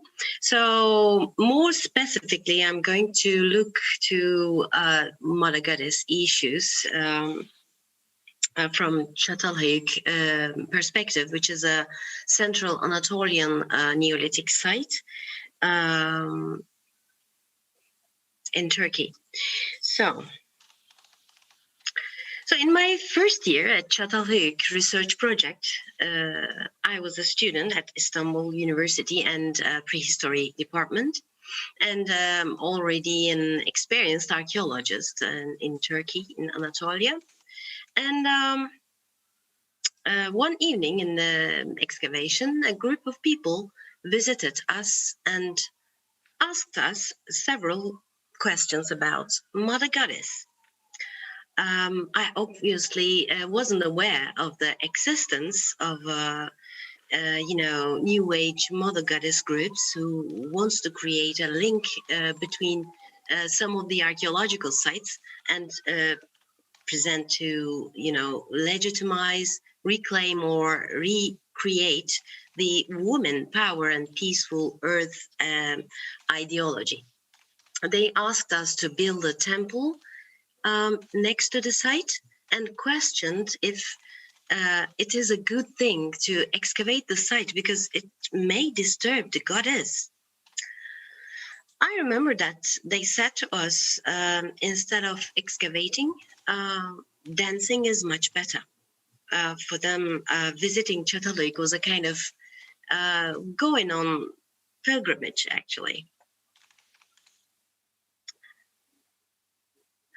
So at first, all these conversations came to me and some of us a bit interesting because I was coming from a traditional archaeology school and at that time and haven't heard anything about such things.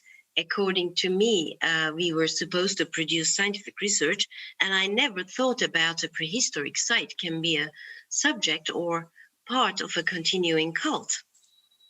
It was the time when I started to hear more Marija Gimbutas' name.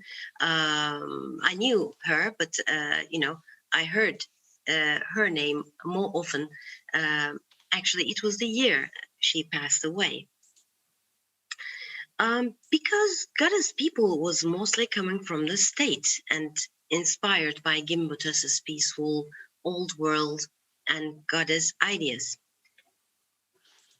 And on the other hand, Ian Hodder has taken this interest very positively under the multivocality concept, which was one of the key concepts of the post-processual archaeology. These visits continued more or less every year during my 17 years at Çatal Höyük. I'm hearing other voices. Okay. So why were they coming to our site specifically? Let's have a look at this.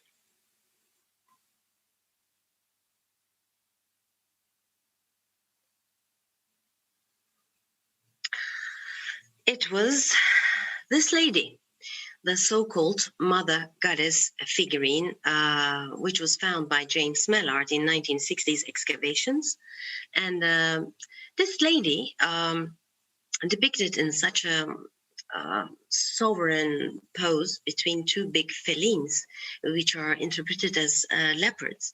The tails of these big and probably wild cats are coiling up her shoulders, and the existence of them creates an effect that the stool where this woman sits looking like a throne. Mallard interpreted the clay lump between the 2 feet of the woman as perhaps a bull head, which the goddess is giving birth.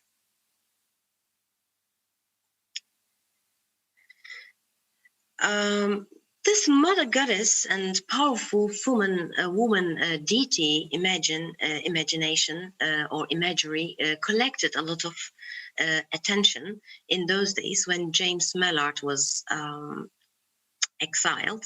He has developed his goddess idea a bit more in 1980s and at the beginning of 90s, and extended it towards folk art such as kilim designs. And Mallard first suggested a possible Neolithic kilim connections. Kilims are kind of carpets, but they are not knots, they're just weaving. And so at 1983 in International Conference in Oriental Carpets in London, he first suggested about that idea. The written version of this presentation was published in 1984 book, Early Turkish Tapestries. And the Goddess from Anatolia book, as you see the cover here, which is all about kilims and Çatalhöyük wall paintings, published late 1989 under the auspices of a Milan rug dealer, John Eskenazi.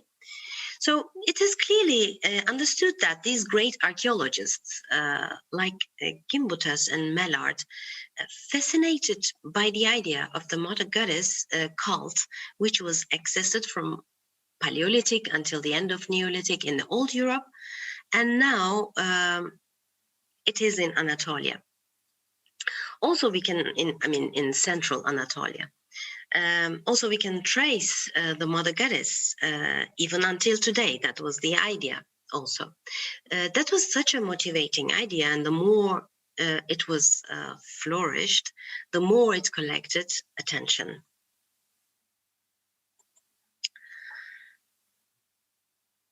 You can also see some drawings, paintings from this book. The New Age goddess cults, or ecofeminism, as it is called today, is a kind of reaction against the compelling, violent, androcentric world. And these cults also contains the healing of the nature.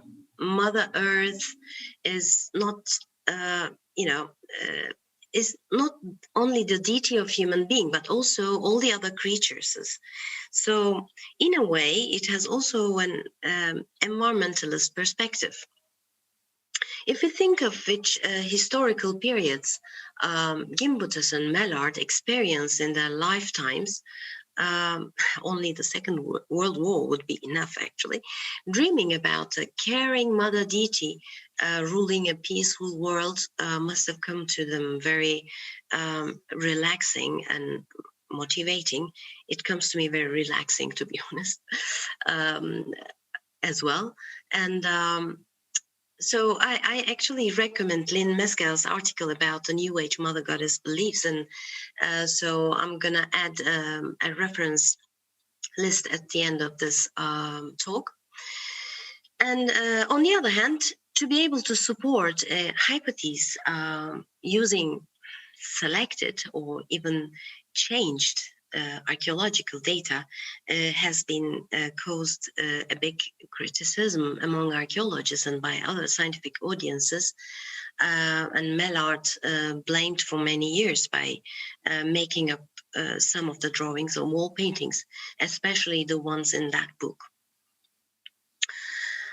In any case, Çatalhöyük was extremely complex Neolithic site and contains unexpectedly dense symbolism in it. That's real.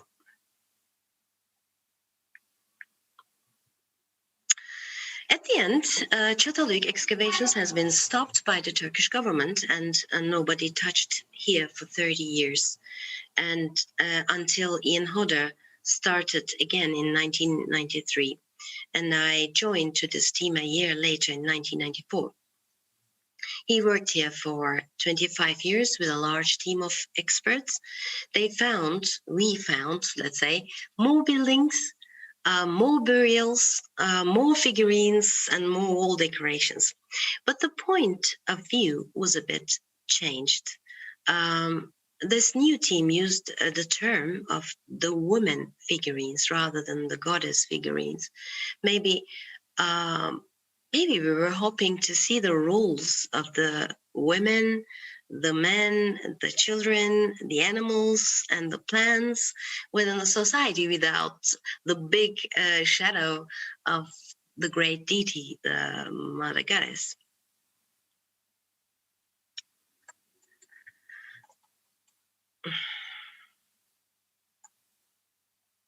The previous interpretations led the team to check the role of women and men and also other research questions such as was there any priesthood at Çatalhöyük or priestesses, or were some of the buildings really temples or shrines as it was asserted previously. You can see here the new excavation, some photos from the new excavations, some buildings that we found. New research project brought different perspectives and a couple of new type of finds, although the rest of the site repeats itself. I mean, this is Çatalhöyük.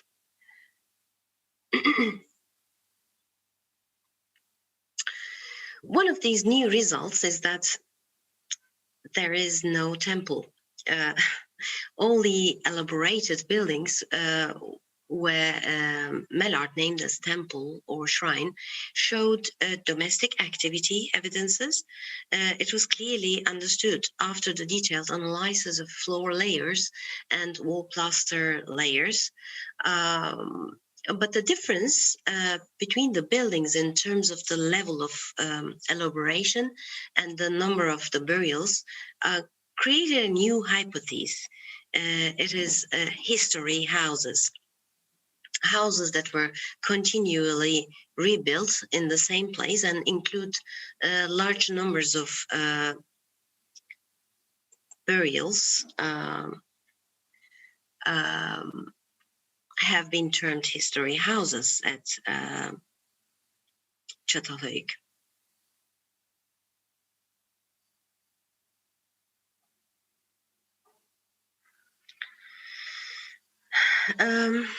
The second new result is that there is no evidence to say that there is a matriarchal or patriarchal society. Several lines of evidence, such as human bones, analyzing human bones, stable isotope and dental analysis suggest that men and women didn't treat it differently in terms of labor, in terms of diet, and work share, nutritional habits, and so on. Similarly, the burial data and treatment of individual bodies confirms this lack of differentiation between the sexes with regards to placement, posture, and directionality. There are no marked differences as Mellard once claimed. There is no meaningful pattern which indicates a difference between genders or any separated groups such as priests or priestesses or chiefs. Therefore, we came to an assumption that the Çatalhöyük people were egalitarian. But what was going on in the figurine side which was the interest of Marija Gimbutas as well, the new team has continued to find more women figurines. And also here you can see we have a plastered skull, one plastered skull, and also painted in a like a grave goods in a woman's burial. And as you can see here, we have some headless skeletons. We have some bodiless heads as well.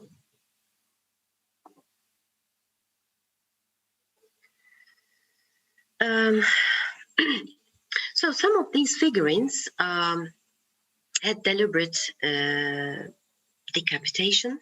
Their heads either broken or they made a hole for a removable head. It reminds us the heads and headless skeletons as well. Possibly what was going on with figures, it was a kind of mirroring what they were doing with the burials. So the goddess or so-called goddess figurines have other stories as well, maybe. Oops. And also we had separated heads.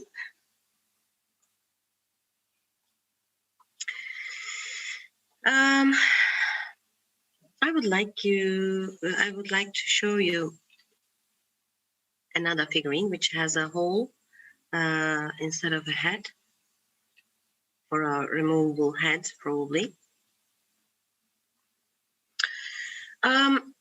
You can see here a pregnant woman. The belly button is out, which shows that the giving birth time is very near.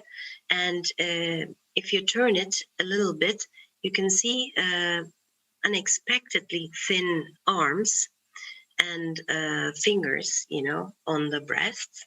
And then if you turn it to the back, you can see ribs and you can feel the skeleton image at the back. So for me, this figurine is just a great summary of how Çatalhöyük people have ability to express themselves, their complex way of thinking about things and reflect it in a symbolic way, or even sometimes unexpectedly direct way. And what I see for all these years of work at Çatalhöyük, these people, Çatalhöyük people, have a very different understandings from us today. How did they perceive their surroundings? How did they perceive time? And what was the meaning of being alive or dead? I think understanding Neolithic mind is a great challenge and deserves many different approaches and debates. And artistic-wise, by the way, these people was able to shape stones and clay perfectly if they want. So I'm going to show you another mother goddess.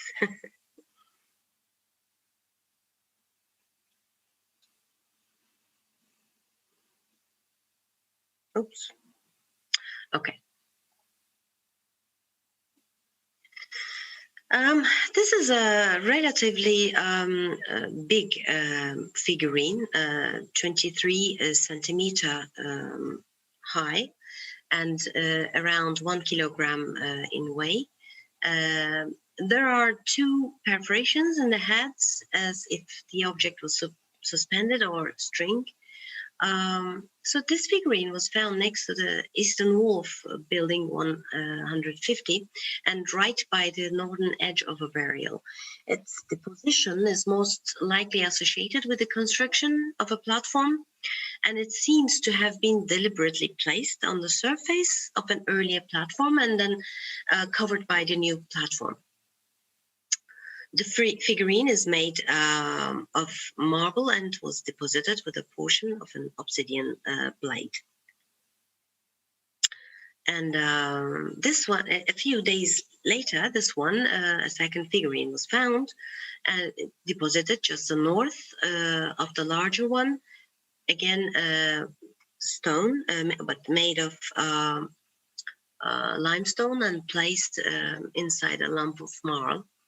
And so these perfectly shaped, possibly depicting a mature lady's figurines, could easily make one consider about a mother goddess idea, but it's understandable.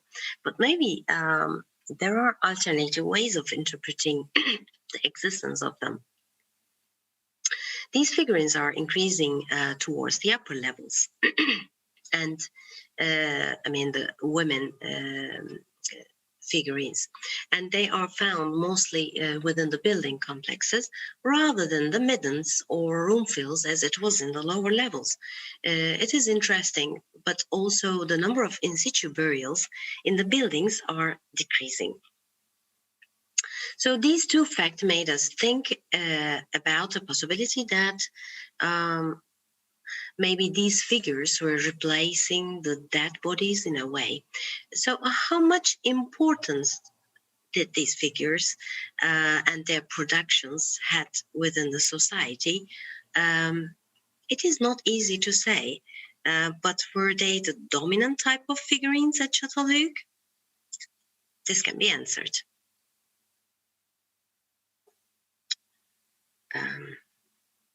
Okay. The anthropomorphic group in general is not always females. Male depictions also we have, and half bird, half man figurines like that. This is also marble. The bird head, possibly a man.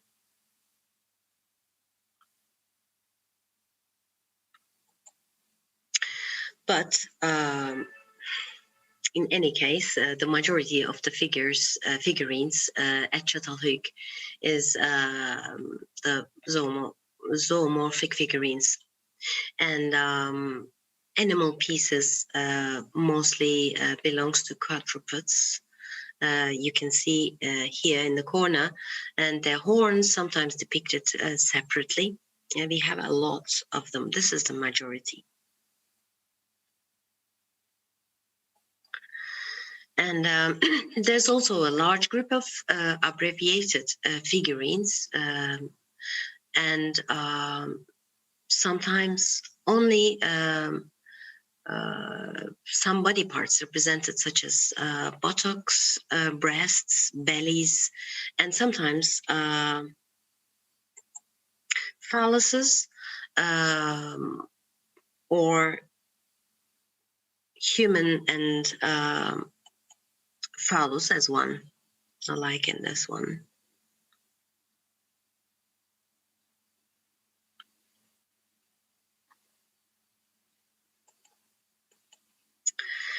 So the Çatalhöyük figural corpus is comprised of roughly 48% zoomorphic, 18%, 20% non-diagnostic, 18% abbreviated, 14% anthropomorphic, including male figurines as well. So, yeah.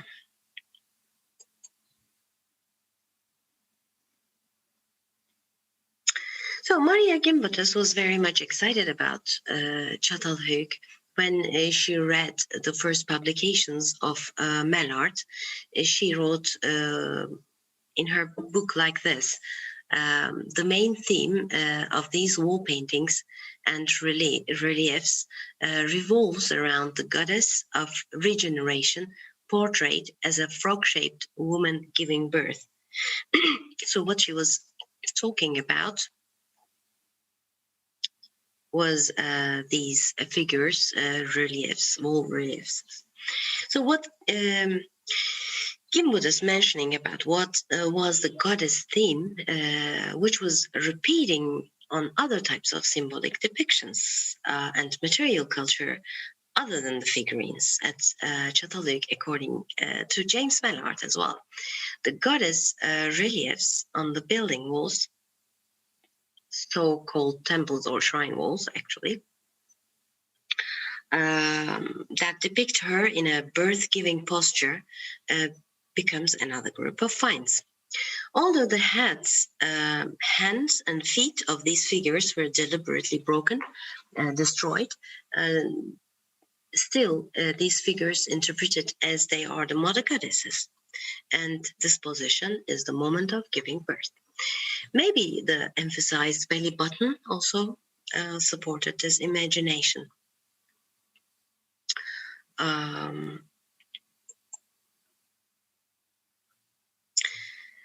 So you can see James Mallard's excavations here.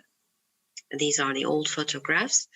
So interpretation of these reliefs went a little bit beyond its aim at some point.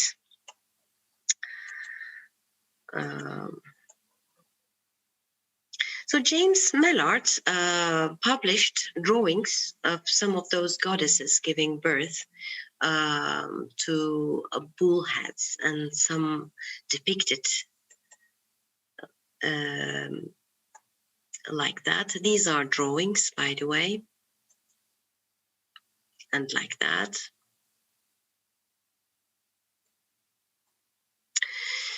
Some depicted as their hair, I mean the goddess's hair, waving in the wind, and quite a bit,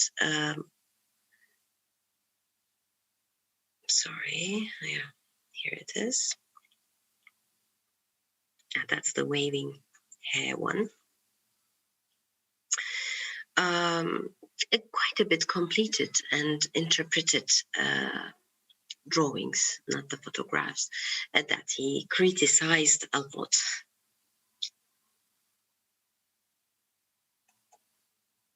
So during the Hodder project, this issue was also considered. And are they really the goddesses? First, a similar posture was found at PPNA site, Göbekli Tepe, which is southeastern Turkey in Urfa, and it wasn't a female giving birth. Additionally, it has a lizard tail. And secondly, we found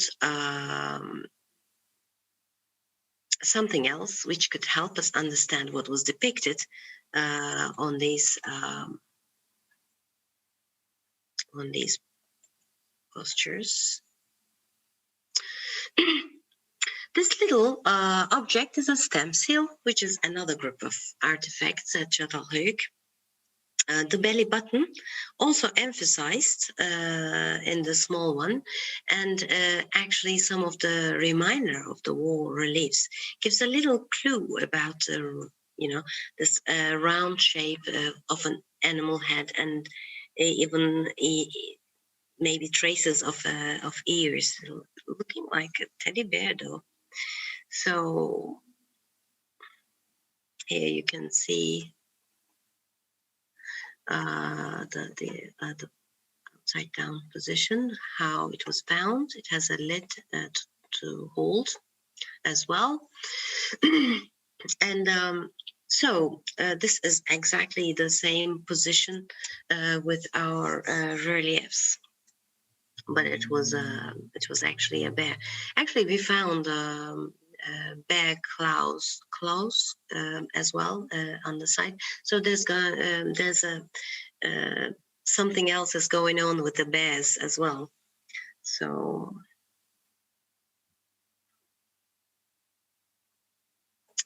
okay. So in sum, Çatalhöyük, with the name we call it, we don't know the real name, discovered in late 50s and early 60s, appeared to be hiding secrets of the Neolithic mine of Anatolia with astonishing symbolism.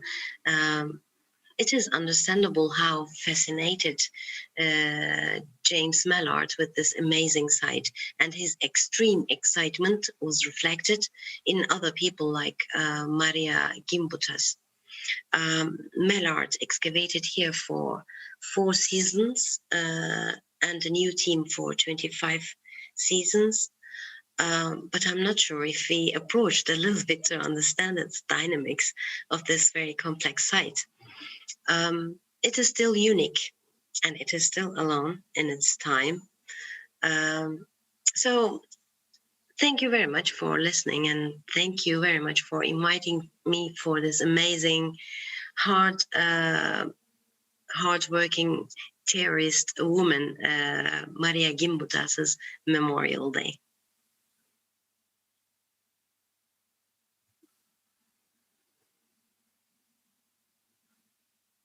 The new context of symbols which are inspired by researches of Marija Gimbutas.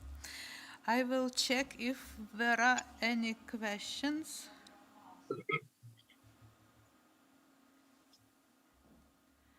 I can see at the moment.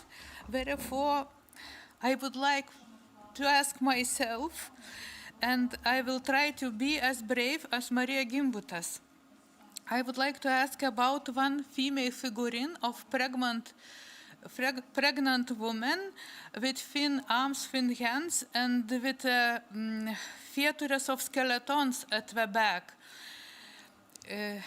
Is it possible to provide such an interpretation that Neolithic man was understanding that death and birth were processes very strongly interlaced one with another.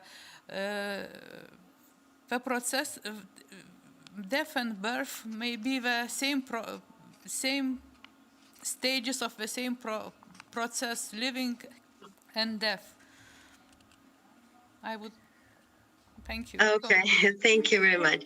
I think you're quite right. I mean, this figurine really affected us a lot, to be honest, when we were not expecting to find something like that. First, we thought that this, I forget the name of this thing in the human body, but we thought that it is a hair, but then we cleaned it, and then we realized actually that it's not. It's spiral. Is it a spiral? Anyway, so okay, so Neolithic people at Çatalhöyük and most of the Çatalhöyük sites actually, they are having their deaths in the house. Even that shows us that they have a different understanding about being dead. And also we know that they're playing a lot with the dead people. They're opening the pits, the grave pits. They're removing some body parts, or they're reburying other people into it, but also they are changing the places, or some we have some secondary burials as well. So they are removing the heads, you know, or in one example, they removed one of the tooth to the two upper buildings. They're filling the houses and abandoning it, and on top of it, by using it like foundation, they're putting other houses on top of them. So it means that the other generations, they know who is where, and they collected one tooth to another house on top of it. So they are playing a lot with the dead people's bodies. So they know anatomy very well, obviously. And then seeing death and birth issues in one is really, really so. You can talk about this. We can talk about this until morning, philosophic-wise. Yes, thank you very much. It is extremely interesting. Thank you. Are there any questions? I can see If not, we will move to the next presentations. Thank you very much. The next presentation and paper are prepared by Professor Doug Bailey, San Francisco State University. One of the directions of his research is devoted to prehistoric figurines and to the relations between art and archaeology. We will listen to his undoubtedly very interesting and important considerations on the theme. Thank you very much. Are we ready to go? Please. All right, well, good. I will say good morning from California. The sun is just coming up here. I think in Vilnius it's probably just setting. Let's see, where else? We got people in France and Germany where, I don't know where you are, having tea maybe. John's in Cambridge, Ian somewhere in the Midwest. So it's an entire time zone transcendence which we're experiencing. Anyway, it's really an honor for me, and it's a both distinct and perhaps unexpected honor for me to contribute to this celebration today. In some ways, it was a surprise to have been invited to participate in this gathering to commemorate one of the most widely read authors and thinkers of European prehistory. And I will get to the unexpected and the surprised parts in a moment, but I want to begin with this quote. And I know that we on Zoom can't quite see the full screen, but I'll read out the quote. It's from Gimbutas's 74 volume, Goddesses and Gods. This is Gimbutas, I'm quoting. The study of these more articulated sculptures, their ideograms and symbols, and the highly developed vase painting enabled the author to distinguish the different types of goddesses and gods, their epiphanies, their devotees, and the cult scenes with which they were associated. Thus, it is possible to speak of a pantheon of gods and to reconstruct the various costumes and masks, which throw much light on ritual drama and life as it was then lived. Through the deciphering of stereotype images and signs with the help of quantitative and qualitative analysis, it becomes clear that these early Europeans expressed their communal worship through the medium of the idol. Gimbutas in full flow.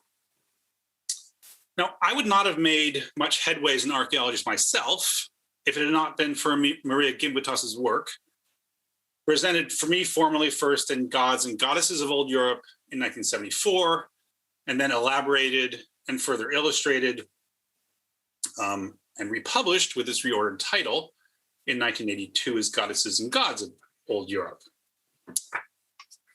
I first encountered Marija Gimbutas's work when I was a very fresh, somewhat arrogant, first-year graduate student in the Department of Archaeology at Cambridge University. I was taking a class on European prehistory taught by Colin Renfrew. In one lecture, Renfrew was talking about the Neolithic of Eastern Europe, and he put on the screen some images of clay figurines. The figurines were visually striking, but so was Renfrew's dismissal of the predominant interpretation of them, Marija's interpretation, that is, that they were goddesses from fertility cults of a matriarchal society. Immediately, I was intrigued, captivated both by the material and by the way that everyone seemed to interpret them. Goddesses are gods, though mainly goddesses, so it seemed. Marija and her arguments had a tremendous following, a following that seemed to flow way beyond the boundaries of the discipline of archaeology as it was traditionally defined. Not only did she sell books in huge print runs, seldom matched in archaeology, but I realized that she had groups of disciples, of acolytes, of devotees who defended her and her thinking with an enthusiasm that some might say bordered on the cultic. Now, in my graduate student mind, one of the first things that bothered me was that none of her interpretations of these figurines, or at least the way that Marija Gimbutas worded it, fit into the trends common within the academic and research-led archaeology that had been central to the discipline in the late 1970s and early 1980s in Western Europe and the United States. And in that tradition, where I felt at home, we were taught to make our arguments explicit, to offer up our interpretations or explanations for critique, by others. Whatever it was that we wanted to argue should stand or fall based first of all on the facts, and the facts had to be clearly defined and measured, and second, on the basis of the philosophical rationale of our approach. And that approach should be logically expressed as theory. In this line of thinking, if anything, our conclusion should eventually be improved, replaced, and surpassed. You laid out your work, open, exposed, vulnerable, you invited critique, you then improved your thinking and analysis, and you laid out your argument for another round of evaluation and critique. Marija Gimbutas's work stood outside of this process. She wrote what she felt, and that was it. There was no clearly stated theoretical approach. There was no statistical number crunching. There was not really an argument that was present at all. Furthermore, her writing was full of wonderful, seductive generalizations. There is something called a mother goddess. There were fertility cults in the Neolithic. At that point in the archaeology of the last half of the 20th century, generalizations required close examination. Whether it was the generalization there existed a concept, call it an archetype, that was shared by many people across time and space, or whether it was the generalization that early farming communities were so desperately reliant on the reproduction of crop and animals that cults of fertility were obvious and must have existed. In all of this, Marija's texts seduced the reader, and they succeeded in doing this without feeling the need to provide explicit aims, objectives, theories, or methods. As a reader, you just believe them. Now, there's nothing wrong with this, unless you're a young graduate student who's trying to expose what he saw as the shortcomings of the mother goddess argument. What raised my temperature was that I could not find a way to critique what she was saying in her books and lectures. There was nothing for me to get my hands on. I couldn't find the building blocks, the foundations upon which she constructed her argument. I was in trouble.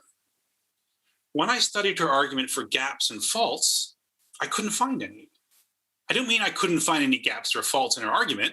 I mean I couldn't find any argument. I could not find a structure of logic or explicit defense of what she was writing, nor could I find any carefully constructed defense of her thesis. She seemed to just write what she wanted to say, and that was it. What was I to do? Well, I dove deep into indirect topics, but where to start? Well, I started with Joseph Campbell's work and of his support of Marija Gimbutas's writing and of her publications. That led me to read about concepts like the archetype. Immediately, I was deep into the 19th century and the origins of psychoanalysis and psychology. It was an excavation of its own, scraping back the layers to reveal what had come before and what had led up to the arguments in which Marija Gimbutas had found such security. Perhaps at a deep level of this intellectual excavation, we should look at the work of Johann Jakob Bachhofen. Born in 1815, Bachhofen was a Swiss antiquarian, a scholar of ancient languages, and an early practitioner of what would become anthropology. He had taught at the University of Basel. In 1861, von Kreisenhoffmann in Stuttgart published Bachhofen's Das Mutterrecht, eine Untersuchung über die Gynäkokratie der alten Welt nach ihrer religiösen und rechtlichen Natur. In English, the title would be published as Mother Right, an investigation of the religious and juridical character of matriarchy in the ancient world. In this book, Bachhofen promoted a theory of female-dominated eras or epochs or periods of time in the distant past when society was ruled by women, ages of gynocracy. Bachhofen argued that there were historical periods from which one could see commonly appearing artifacts that were representations of women and goddesses, that this shows these early societies were matriarchal power structures. One follower of Bachhofen was the Cambridge University scholar Jane Henderson, who taught at the university from 1898 to 1922, and was one of the founders of the modern study of ancient Greek myth and religion. Henderson amplified and circulated Bachhofen's arguments that early societies were governed by men. In 1903, Henderson wrote a book entitled Prolegomena to the Study of Greek Religion, in which she argued that in pre-classical religions in Greece, women held higher status than did men. 60 years or so after its publication, Bachofen's Das Mutterrecht and his theory of the age of gynocracy found further reception within psychology and psychoanalysis. This is most clearly felt in Carl Gustav Jung's 1938 publication, Die psychologischen Aspekte des Mutterarchetypus, or the psychological aspect of the mother archetype. Jung, as you will know, was the founder of analytical psychology, and like Bachofen, he was a Swiss scholar.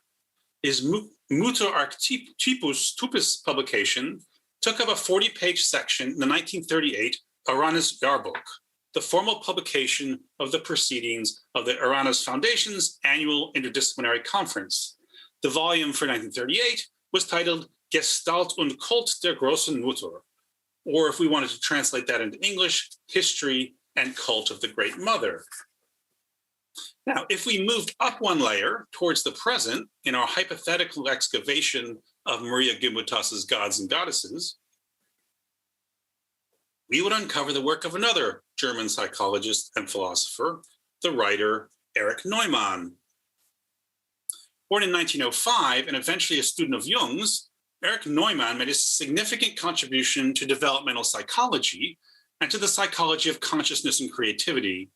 In 1955, Neumann wrote an influential work, Die große Mutter, der Archetyp der großen weiblichen, or in English, the Great Mother, an analysis of the archetype. Finding value in Bachofen's 1861 Das Mutterrecht, Neumann dedicated Die große Mutter to his teacher Jung, and he drew on the older scholars' thinking as published in Die psychologischen Aspekte des Mutterarchetypus, that Uranus Jahrbuch publication. Perhaps most importantly, Neumann followed Jung's use of evocative images to provide illustrations of the female archetype. Neumann illustrated his book with 74 figures and 185 photographic plates of prehistoric, ancient, or ethnographic representations of the mother goddess. Now, in working our way back through these ancestor texts to Marija Gimbutas's arguments, I follow the American feminist scholar and critic Camille Paglia's analysis. Paglia has argued, and these are her words, that goddess feminism went seriously wrong, end of quote, in following the work that was originally laid out in Bachofen's Das Mutterrecht, and in the adaptation of that work by subsequent scholars such as Jane Harrison. Paglia sees this breakdown in the impact that Bachofen and Harrison had on more recent scholars such as Joseph Campbell. She argues that a more stable influence would have been Neumann's line of thinking, in which he suggested that references to matriarchy do not reflect specific historical stages of the past, but signify a more structural connection. So where does all this leave us? Or where did it leave me in my own reaction to Marija Gimbutas's powerfully influential arguments in Gods and Goddesses and the other books that followed? In the end, I finished my PhD and provided something that passed, though it surely is never going to sell thousands of copies or attract tens of thousands of devotees and followers. But that really hadn't been my goal, I guess. And based on that PhD, I wrote several journal articles in which I suggested other ways of interpreting the material. In an early one, I formed a loose argument that one could see a rise in the role of the individual in the emergence of human figurines in the Neolithic. In many ways, this was my own naive reconstruction of European prehistory. In another early article, I wrapped the figurines within the archaeological argument about gender-based power imbalances. Again, in hindsight, I see more clearly the naive opportunism that I was grasping in making that argument. Also, I can see a weak application of ethnographic examples onto prehistoric materials.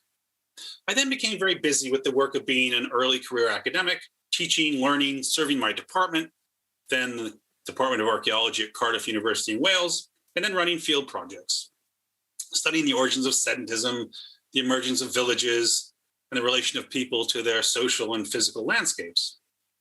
When I turned back to the topic of figurines, I was starting to find my intellectual energies were focused on the archaeology of art, but seen from the perspective of the study of photography and the writing debates that had taken place in the 1960s and 1970s about images and visual representations, debates which had been referred to as the crisis of representation, both in anthropology, but also in many other disciplines.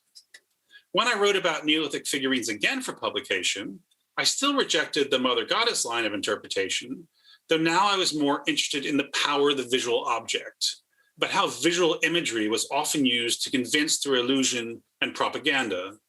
The more I worked on these topics, the more that I doubted one of the core tenets of Marija's arguments, and as we have seen, in Bachoven's original mid-19th century reasoning. That is to say, the assumption that there was a direct link between the images, like figurines, and the community that created it, the actual daily life of that community. It was clear to me that reality and visual representations are not equal. Image did not reflect reality, such as who was in power. If they do anything, then images most often seem to be attempts to create new realities or to propose realities that are hoped for or engineered. The world remains saturated with images of women whose story told us the patriarchal objectification of women and not of matriarchal power structures, of Bachoven and other claims of gynocracy. If you're not sure about this, then find a copy of Betty Friedan's 1963 masterwork, The Feminine Mystique. If this is the case, then, what were archaeologists to do?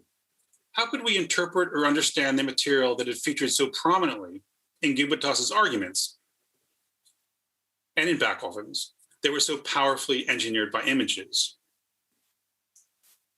My own answer was an extended argument, and I remain happy with that work, even though something I felt really wasn't right in the end. By the end of that book project, I came to be convinced that neither Marija Gimbutas nor I were on the right track. My thinking turned to a proposal. These little clay, three-dimensional abstractions of humans had a significant potential to affect people in what they thought, though this impact and effect was most probably indirect and subconscious. These objects were subtly active material cultures that affected how people saw their world. They were not a picture of the world that these people lived in. Rather, they were proposals for how some people wanted to see the world or how others wanted to see them. I went further.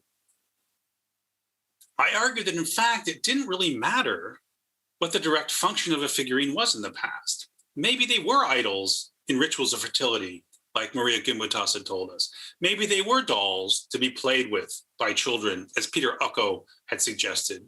Maybe they were portraits of ancestors or living relatives, as I had argued. Maybe they were tokens of friendship and memory, as John Chapman has written about in his work on fragmentation. I realized that if we're going to be honest, the truth of the matter was that we would never be able to know for certain if any of these options were correct for a group of people who lived 8,000 years ago. So I suggested that we step back and take a different line of thought. I suggested that we think about what might have been the consequences for a community in the Neolithic of having these thousands of little human bodies in regular daily sight and touch. My argument, which I still feel holds, is that one of the unintended consequences of having these little three-dimensional representations of the human body around is that over a long period of time, people come to start to locate the concept that we now call identity within the vehicle of the body. It was a gradual, unintentional, but fundamentally critical emergence of a corporal reality. Back to Marija Gimbutas. By shifting my thinking away from believing that we could know the function of a meaning of an object, like a figurine, in the distant past, I started to think about what we are to do with the past in general, and with the objects that we excavate from it. And I started to define something which I was calling an art archaeology. The details are laid out in several recent publications, and I won't labor the full argument here, but I will mention that the relevant part of the art archaeology approach is that it tells us to use objects from the past, not to explain the past, or even to reconstruct it. Rather, we should use objects from the past, like figurines, to make new creative works that didn't have anything to do with the past, but which do have some impact and cause and disrupt political and social debate in the modern world. And there are several recent current art archaeological projects that you can review if you're interested, including museum exhibitions and conferences. I'll give you one example today from one of these projects. This is the creative work of the French archaeologist and curator Laurent Olivier. Olivier calls the work Remember Wounded Knee. It was part of an exhibition at the International Museum of Contemporary Sculpture in Portugal in 2020. Laurent Olivier took animal bones, which I sent him from an archaeological excavation in San Francisco, and he made an artwork that raised political issues and debate, but which had nothing to do with the original archaeological context of the animal bones or the site they came from. He erected the butchered bones as if they were sort of standing ghosts of individuals once slain, but now like towering spirits from another world, re-emerging into positions of power, confrontation, and opposition to soldiers of America's past, who here are diluted to the size, shape, and impotence of plastic children's toys. Remember Wounded Knee uses archaeological artifacts to make a forceful reminder of the terror that any country can bring to its natural inhabitants. This art archaeology approach, therefore, does not seek to understand or explain the past and what happened in it. Rather, the art archaeology approach seeks to make creative work in the present by using the past and its objects as if they were the raw materials of the artist. At some point along the way, I had a moment of critical self-reflection. I came to realize that what I was calling in art archaeology was the very thing that Marija Gimbutas had been doing all along. One of my original mistakes in my reaction to her work, and the mistake that is the center of the rejection of her writing by many archaeologists, was that I had assessed Marija Gimbutas's work from the archaeological perspective, with archaeological criteria in mind. The mother goddess argument, if indeed it is a scientific argument at all, would never survive an archaeological interrogation. Even worse, all of my studious readings of Backhoff and Young, Henderson and Neumann were actually irrelevant. In all of this, I mean no disrespect to Marija Gimbutas or to her legacy and her intellectual estate. As many know, but few archaeologists are able to understand the significance of, her work fits beautifully and perfectly in the epistemology of archaeomythology. I'm sure there are others who will talk about that in detail later today. But her work is also a powerful example of what art archaeology intends to do. Marija Gimbutas created fabulous and extraordinarily popular, well-illustrated narratives. In order to create these narratives, she took Neolithic figurines and removed them from their archaeological context. If there was a context, it was an archaeomythological one. Then she used these artifacts as if they were raw materials with which she fashioned wholly original works of creative ingenuity. These works, the beautifully illustrated books that she published, but also the seductive narratives she spun about women in the past, about fertility, about peaceful existences. In addition to being admired for their beauty, these works, both books and the narratives, also had impact in political and social debate, particularly as one part of a rethinking of the role and power of women in the past. She raised important objections to the ways that archaeologists had ignored women in their reconstructions of the past. Though it has been the subject of criticism within feminism, Marija Gimbutas's work was an important part of early second-wave feminism in the way that it forced significant conversations about the role of women in the past and in the archaeological narratives that were being written about the past. In that sense, it was very art archaeological in action. So, to finish, much to my surprise, long since my graduate student days reacted to her project, I've come to realize that I have much more to thank her for than I ever imagined. And thank you very much for listening. Professor Bailey for the contribution to the conference and the memory of Marija Gimbutas. He presented very interesting result of his excavations in the literature of 19th and 20th century. It seems that such literature should be seen as background for Marija Gimbutas' theories about Mother Goddess. And also Professor reminded the importance of theoretical approach in archaeology, that every generalization should be based on the very strong theoretical frames, very strong argumentation. Now I saw one question from the YouTube system. Yes. Mr. Bailey? Here, Dr. Bailey, your highly intellectual ideas are thrilling and interesting, but how can they be applied practically? How can they be instrumental for interpretations of archaeological materials? Another question? You want me to address that one first, or? Probably it is better. Just quickly answer. Yes. Great question. I think I'm really more interested in talking about Marija's work and her work as productive I think what I've come to realize is that she made this incredibly creative process in which she took material from the past and created something new. It was original, and it didn't necessarily have to be based on middle range theory and the archaeology of the 1970s and 80s. And I criticized this for the beginning of my career, but I wasn't looking at it in the right perspective. So and I know that avoids your question, but if you're interested in the art archaeology thing, I can send you publications, and that's a longer discussion, but it's not one I want to swamp this conference with. But thank you for the question. I see Ian's got his hand up as well, Ian Kite. Thank you. And there is another question or comment from Dr. Yalman. I think the similarity of women depictions creates that comparisons. I believe each of the sites first should be understood in their own context. And thanks from Dr. Yalman and Dr. Hansen. Thank you very much. Ian Kite has his hand up in the Zoom window. Can we go to him for a question? Yes, and I will try to look. Oh, and we have also there he is. One note from the studio. Hello, everyone. In order to see your presentation in full screen, you have to pin our window studio. First, press on our little window. 3 little dots should appear. Second, press on these dots. Little additional menu should appear. Find and choose pin.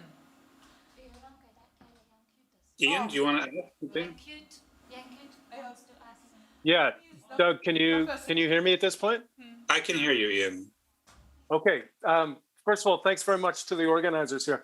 Doug, really interesting presentation, and I'm very glad you presented before myself, because I've come to many of the same realizations and have been thinking about many of the same issues.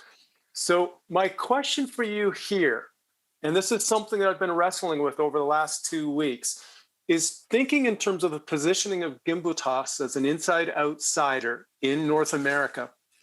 But then there's a broader context that I've been struck by, and this is what I'd be interested in hearing your comments on, is that of the positioning vis-a-vis that of an individual at UCLA, a female archaeologist who is existing in a moment of time of the 1960s and 70s that is very different in terms of the positioning of the United States as a national organization with a National Science Foundation. And this emphasis, as you said, in terms of very specific genre of research. So could you maybe elaborate a little on that and tell us a little more? You mean about her position as an academic and her? Yeah, well, I think it's interesting. I wrote a paper in 2017 for the Oxford Handbook of Figurines, in which I went much deeper into, for me, a new understanding of archaeomythology, which is not something I had respected in the past or even read enough about to have an opinion to respect or not. But it's a completely different way of understanding the world and time passage and interpretation. And within the tenets of archaeomythology, Gimbutas's work is perfect. I mean, it's trend-setting. It's wonderful, monumental, but it works within that context, but it doesn't work within, let's say, the development of a modern archaeology. It may have worked in a cultural historical approach where we have generalized understandings of the past, So I have come to have a much greater respect for her, but I've always wondered the incredible popularity she had to convince people. And, you know, like many of the things that we read as the great authors in any discipline, they don't often explain why they're doing what they're doing or what they're saying. They just go out and say it. And there's a certain arrogance, crafted arrogance of people who have tremendous power in academic writing. Arrogance is probably not the nicest word to use. And I think she had it and was incredibly successful. So I don't know if I'm a follower, but I certainly respect what she did, how she did it, and when she did it tremendously.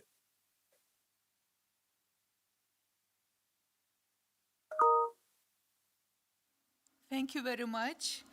Agni just said that we have already audience of 130 listeners. So there are any questions, or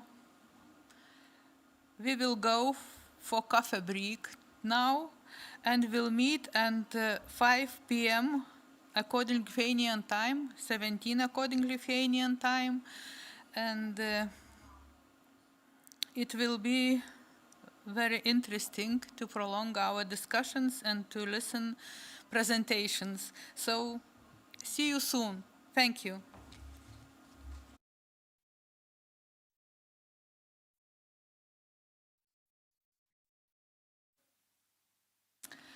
It is a pleasure to return to our session, and the next speaker, Professor Dr. Ian Kuit, University of Notre Dame, has drawn special attention in his researches to the variations in Neolithic imagery and their changing social meaning. Therefore, his paper, Commodification of a Neolithic Border, Social Symbols and Marija Gimbutas, will widen our knowledge in these aspects. Please start. Thank you very much. I very much appreciate the opportunity to be here today and to have a conversation with you. I want to first of all start off by thanking the organizers for your organization and putting this together and bringing together this group of scholars. It's great to have the opportunity and an honor, as Doug just pointed out, to be part of this conversation. In my context, it's something that I've really enjoyed the presentation so far and the opportunity to think about the different perspectives that people have, but also in some ways for myself to have the opportunity to re-engage with some of my own perspectives and some of the thoughts and reflections that I have, both in terms of as I was a graduate student in the 1990s, but also having the chance to go back and think about some of the literature and think of what Gimbutas did and think about the legacy and impact. So I've really enjoyed that, and I'm really looking forward to the other presentations that we're going to be seeing here. Today, I want to touch on three themes and to think about three different themes as I'm sort of moving through today. And the first thing I really want to think about is I want to think about Marija Gimbutas in some ways from an intellectual history standpoint, and thinking about her as an individual who I'm going to characterize as an inside outsider, somebody who was an individual who was both positioned within an academic context and widely and understandably recognized for what she had done, but also in some ways positioned in a context that was outside of the North American Academy, partially due to somebody coming in from Eastern Europe, somebody being employed in a university that was not one of the Ivy League institutions, and somebody who's doing work in terms of the Old World Bronze Age, which was a subject that was, while recognized and acknowledged as being important, was not really viewed as being mainstream in the context of North American focused research. So I want to think about sort of the political and the funding context under which she existed in her career. Second thing I want to do is I want to think about the themes that Doug actually brought up in some of his conversation there, and thinking about Near Eastern figurines and thinking about both the context of sort of an evolutionary trajectory of what occurred with figurines, but also thinking about it in the context of both the commodification of the human body, which is, I think, one of the major transitions that we see in the later periods of the Neolithic with the big agricultural villages, such as Çatalhöyük. And I want to contrast that, not so much the kind of Jacques Cauvin view of the goddess and the bull. I want to think about it in the context of representation of the human face versus the human body, and to try and think about that a little bit further in terms of the sort of the use of figurines, again, as Doug was talking about, as something that helps people understand who they are and what they do in their worlds. And then the last thing that I want to do is I want to touch upon very briefly some of the impact and legacies of Gimbutas, less so in the context of European, but really thinking about it as spillover into the area of the Near East and the Neolithic, which clearly was not her original research context. Her work was clearly focused on Eastern and Central Europe, and in terms of the Bronze Age. But as we now know, it's very clear that both in terms of her more popular writings and the sort of the popularization of her ideas, this had a big impact. And this had something that had roll on. And I think one of the big pieces to that is really thinking about the Near Eastern Neolithic. So that's where I want to go with some of these. Now, before starting, I should also mention, however, some of my positioning, because I think this is important. It's interesting to see that most of the presenters have sort of outlined sort of how they've engaged with these materials at different points, and how we've sort of either struggled with or tried to come to grips in some ways with our own views at different points and how this has changed. My positioning is one of an inside outsider.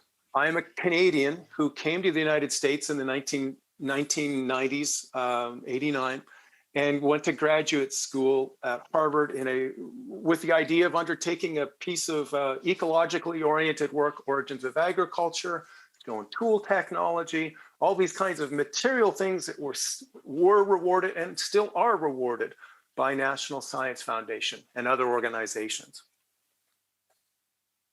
That is a positioning that I've continued with in the context of being somebody who lives in the United States, but is somebody who looks from different levels at the sort of the academy, the institutional and intellectual academy of what we see in the United States at this point, and in a European context.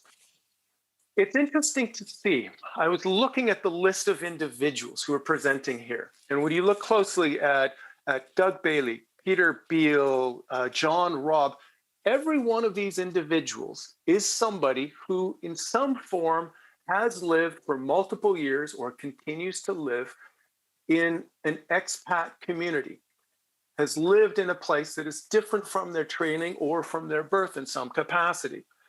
And I think this is something that's interesting because it helps us understand the ability to both look within and look without.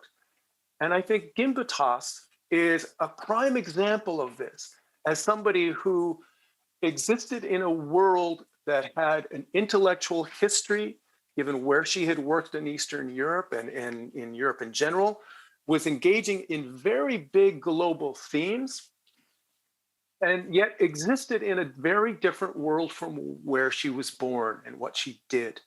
And I think that's something that's really important as we try and think about these different pieces, and that we essentially think about archaeologists as agents and as actors. So let me just start off here. And my assumption is that this will change for us here. And let me just slowly, quickly come over here and do the pin, because the studio, for whatever reason, did not come up with the full pin. Let's try that here. I'm not sure why it's not going with full screen. I've obviously missed a direction, but we'll figure this out here. Give me just a second. Just a second, Jan. There we go. Oh, I've got it. yes? Thank you very Okay. much. I've got it. Thank you very much. Okay, so the biggest argument that I want to make is that to understand Gimbutas and the impact, we have to start off by understanding the positioning of a female academic studying in Europe in the 1960s to the 1980s, or studying Europe in the 1960s through the 80s, and thinking about it in the context of American archaeology and also in some ways European archaeology. And I want to make several points. First of all, I think that in many ways, and I think this is going to echo what Doug Bailey just pointed out, that we have overlooked the impact of Gimbutas, and we have to think in terms of an intellectual history and what that has meant in terms of engagements. I think the second thing is that from some perspectives, her broader synthetic arguments, global arguments, are viewed as having overreached certain degrees of data, our comfort with particular data. I think it's had an enormous impact, and in one that I hopefully will be able to articulate as we move through that. And the last point is I want to think in terms of how her work has really influenced the positionality and the thinking about work in a context of the Near East itself. So let me just quickly start through with some of these pieces. We have to understand, of course, that her work comes out of a movement and an intellectual culture of thinking in terms of culture history, thinking of diffusion, and thinking of the mechanisms of culture change. This is work that clearly draws upon other researchers and is founded in an intellectual community of people such as V. Gordon Childe, and thinking in a way that is not just regionally focused or site-based focused, but is thinking in terms of what's going on in other places. And there's only a limited number of scholars, especially when we start thinking about this period of time. There's only a limited number of scholars who are actively engaging with these kinds of topics. There are regional scholars. There are models under which diffusion resulted in certain things. But we have to recognize in her descriptive research that is encyclopedic in many ways. It is absolutely encyclopedic given her understanding of what's going on in local areas, that she was one of these people who was attempting to synthesize and attempting to look at how things were similar and different on a broad scale. And that gets lost. That, unfortunately, I think gets really lost in the context of conversations about Gimbutas as a scholar, and in some ways minimizing the sort of the descriptive nature of what she does. I think that's really unfortunate. If we think about that a little further, we have to really position her work as Doug did, and as John Robb pointed out. When we think about her working in the 1960s and becoming a professor in 1964 in UCLA, and how that was very clearly something that was both employment outside of the academy and the big centers of learning, the Yales, the Harvards, etc. It's one under which we have to recognize that she existed in a period of time where she was applying for funding from National Science Foundation with the emphasis on deductive methods, formal testing of hypotheses, all of which, by the way, is still the cornerstone of the National Science Foundation that we see today. And that she existed in a way that she recognized, again, as John pointed out, the need to identify the goals, her goals, and how they fit within this broader funding system. But it was also one under which it could not have been a comfortable fit, because if you think about the 1960s with what's been termed the new archaeology, the phrasing of archaeology is anthropology with an environmental reconstructive agenda that's tossed in there, that's not her forte. That was not what she did in many different ways. If you see at the bottom of the screen here, some of the different pieces to that, where we see some of the critical works of things such as Man the Hunter as an ethnographic context. We think of new perspectives in archaeology and the agendas that was put forth by Louis Binford and others. You can see the Namanut ethnoarchaeology piece, which also was used in one of the other presentations.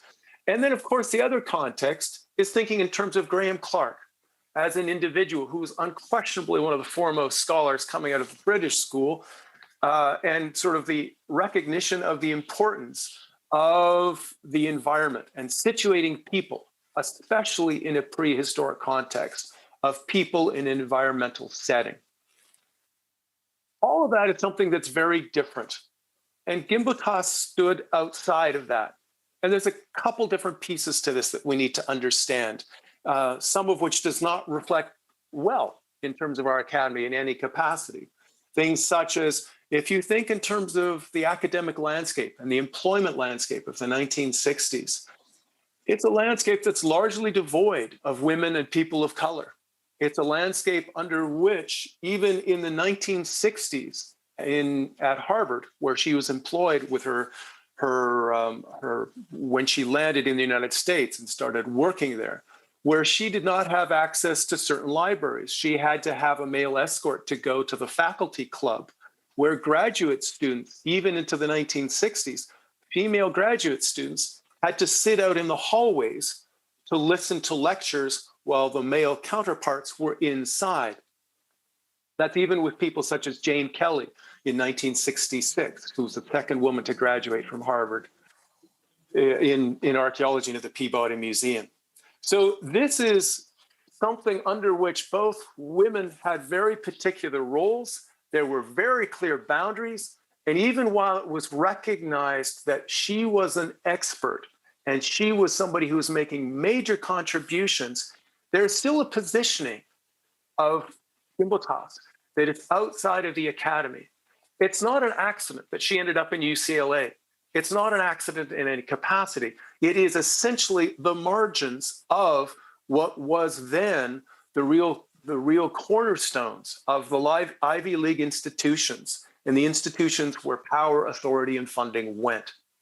So she exists even when she landed here as a scholar, starting in 1964, where she becomes employed and she has 7 books to her name, let alone everything else that is put forth. That is, for all intensive purposes, that is almost immediately recognized as the margins within the academy. How do we position her work? Well, this is a complicated conversation. How do we think about this in some ways? I'm going to make the argument that in some ways she both existed outside of and in some ways ahead of various intellectual traditions. This is a chart on the right side that looks very confusing, and it should be because it's a confusing topic. This is a chart that was put forth by Christensen in his one of his publications that looked at intellectual history. And he essentially makes the argument that through time, starting in the bottom from the 1850s to 1900, there is an agenda that is focused on social evolution and the three-age system. And that as you move through time, you see a divergence of top research topics. And moving through 1900 to 1950, 1950 to 1980, 1980 to question mark, and presumably somewhere up there is 2020, where we are today. And his attempt of sort of throwing down some terms in different places to think about the different positioning. I'm not critiquing this illustration. I think this is as good an attempt to try and think about that. What I've done is put a few names in there, names of people that have made contributions, males and females, and thinking about V. Gordon Child, Gimbutas with the Doug Bailey of 1990 is a very different creature than the Doug Bailey of 2022. The whole question that we're thinking about, should be thinking about here, is not related to science or culture, history, or symbolism. It would be tempting to reduce it to such. And it's not about American versus European intellectual traditions. It's really that we're talking about different academic agendas of the intellectual history associated with the intellectual history of people. And I think in Gimbutas's case, what we see are these very, very different agendas. One of those is that of her cultural historical work, and thinking about that in terms of Eastern Europe, her encyclopedic descriptive work that took place. And then the other part to that is thinking about her work that has a focus on power relations, gender roles, something that is global in nature, that is symbolic, and looking at essentially the question of what do these figurines mean? And what does it mean that we find them in so many places over such periods of time? I think a very good argument can be made that that's something that is well ahead of the 1960s as she starts putting things forward. Yes, we can recognize Meller's conversations vis-a-vis women, goddess, temples, etc. in Chata. We can recognize other places. But as an individual who's starting in her publications in the early 1970s, who engages with these topics, this is 15 to 20 years ahead of conversations that are related to feminism, gender, power relations in any detailed way. And it's important to keep this in mind because I think some of the backlash is that it is a conversation that doesn't exist within the academy at that point. Her conversations are very different from what's going on in the new archaeology at that same point of time. I think the big thing to keep in mind is that ultimately she advanced discussion in some critical ways, and she did it in some fascinating ways outside of the academy, and did it in such a way where mainstream discussion was something that was quite limited, and her conversation and her impact, the traction that she got, was really seen when we start thinking in terms of what's going on with other people in other points of time. Her book, The Goddesses and the Gods of Old Europe, 1974, and the other books that she published, these are thinking about symbols, thinking about actions, and materialized in statuaries. And I would argue that this is still broadly, largely unrecognized. And in some ways, interestingly enough, perhaps you could make the argument that it's been adopted, some of this has been adopted in terms of conversations by other authors who in some ways get recognized with a degree of note that is disproportionate given the historical context here. I think one interesting way to think about that is just looking, as you see at the bottom of the screen here, these are just a few days ago. I just went on and just looked for a couple articles online. These are from the Independent and from the Guardian. And if you can see the kind of engagements with the context of what were the gender roles in the past? What are the nature of relationships, power relationships? These are conversations that are ongoing today, very seriously so. These conversations were not happening in 1974. These conversations were not being engaged in either in a European context, I should say, not being engaged in by the mainstream in either a European context or a North American context. It's only at a later point where we see books such as those on the right-hand side, Michael Balter's book, The Goddess and the Bull, Jacques Cauvin's work with his work on the birth of the gods, Inside the Neolithic Mind, and there's a whole list of other ones that sort of carry this forward. So I think you can make the argument that in many ways, a lot of her work anticipated where things were going in ways that were very different. I want to think about some of this from the standpoint of commodification. And I want to think about some of her arguments of sort of this, an earlier, more peaceful Neolithic period, not so much from the standpoint of does it really fit the data, not from the sort of the science foundation model in some capacity, or from an interregional replacement model capacity, because that's well beyond what I do.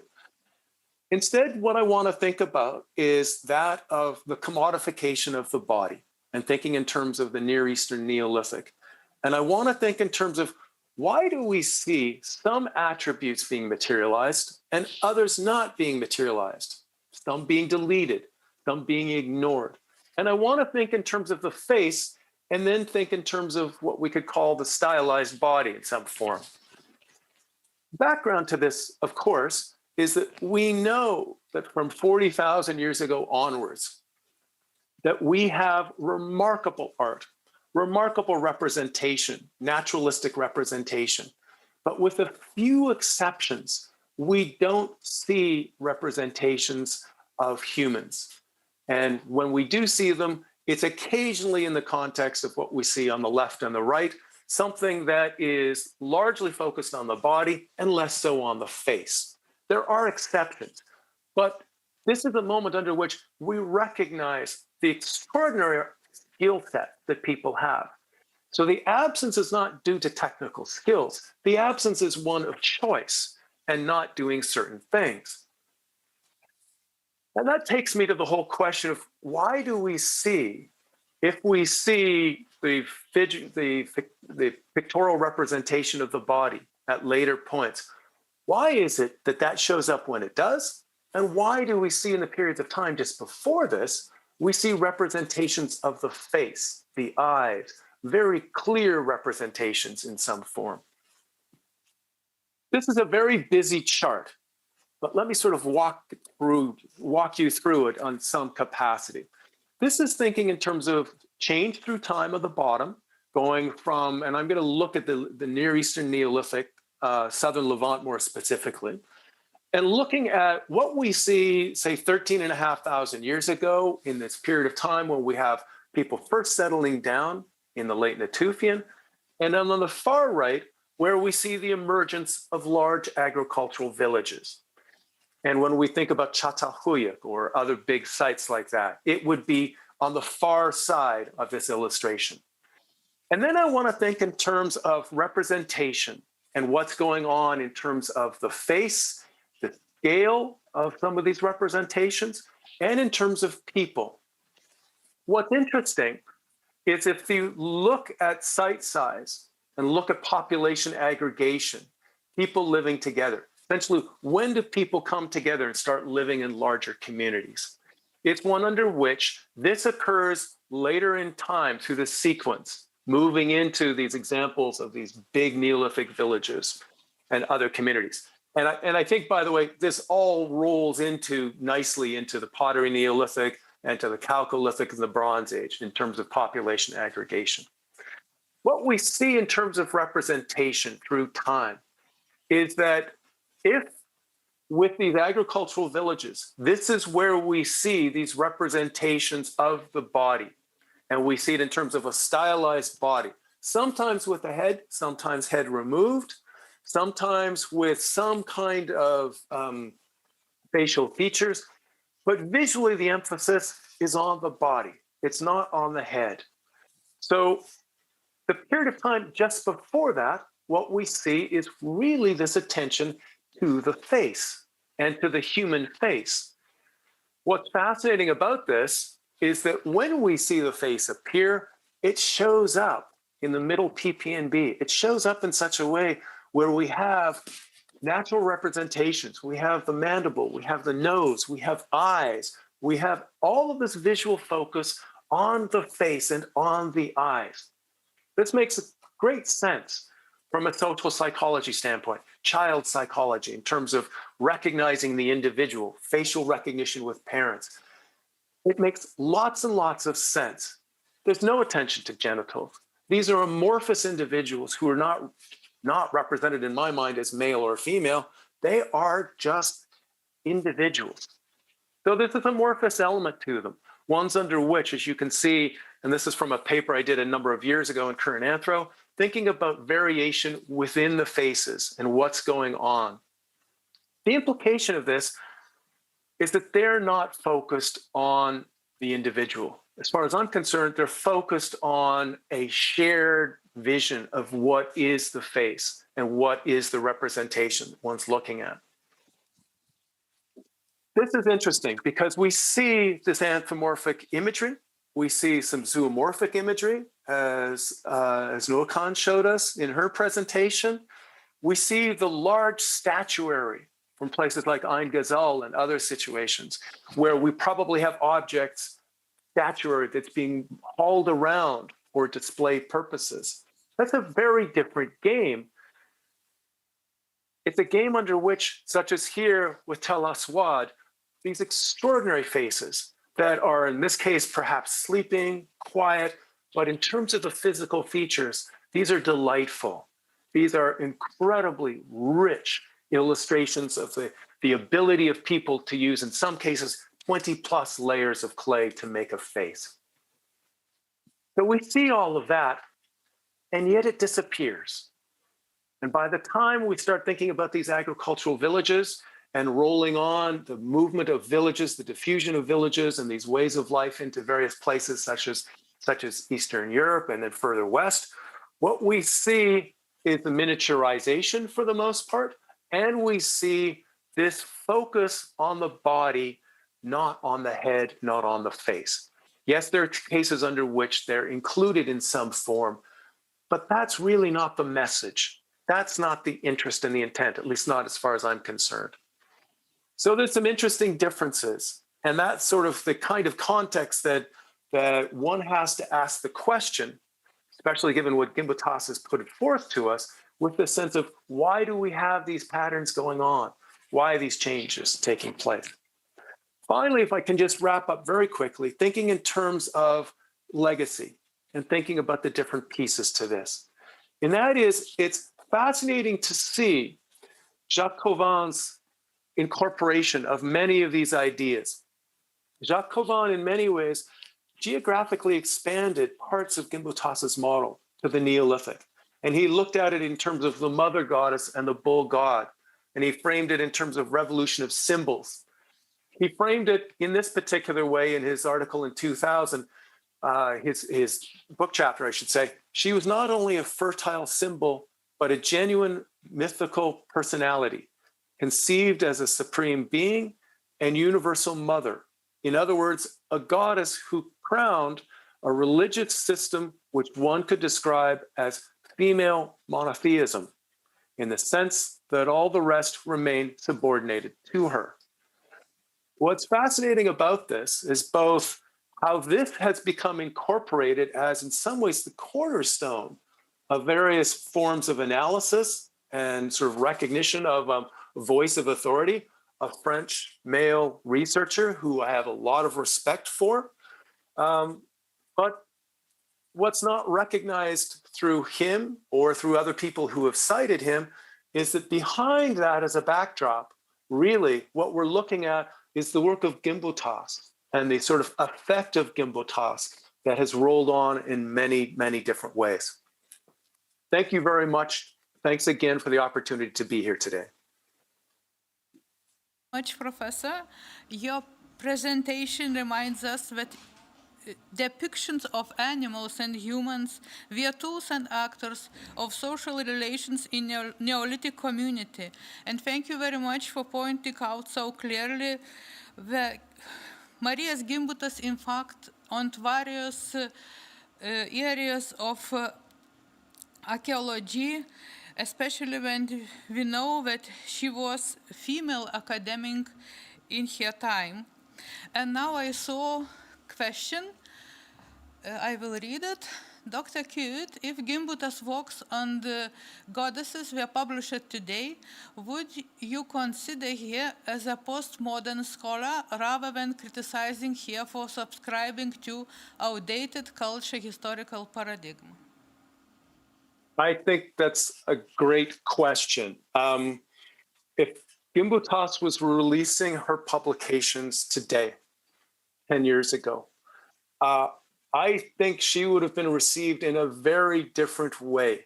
I think in a very, very different way. She would have been viewed, I think, as essentially as an intellectual grandmother of her generation, and as somebody who was advancing conversations in a way. Yeah, I've been thinking about this a lot over the last couple of weeks, and given the kinds of conversations related to gender, feminism, the importance of people of color and people who are on the margins of academic world, and thinking about some of these other pieces, I think she would be viewed in a very different standpoint. Yes. Thank you. I can see no questions anymore. Probably there is no other questions. Thank you very much for your contribution and very interesting publications, very interesting insights. The next speaker, the last presentation will be given by Dr. Harald Stauble from Landesamt für Archäologie Sachsen-Halle.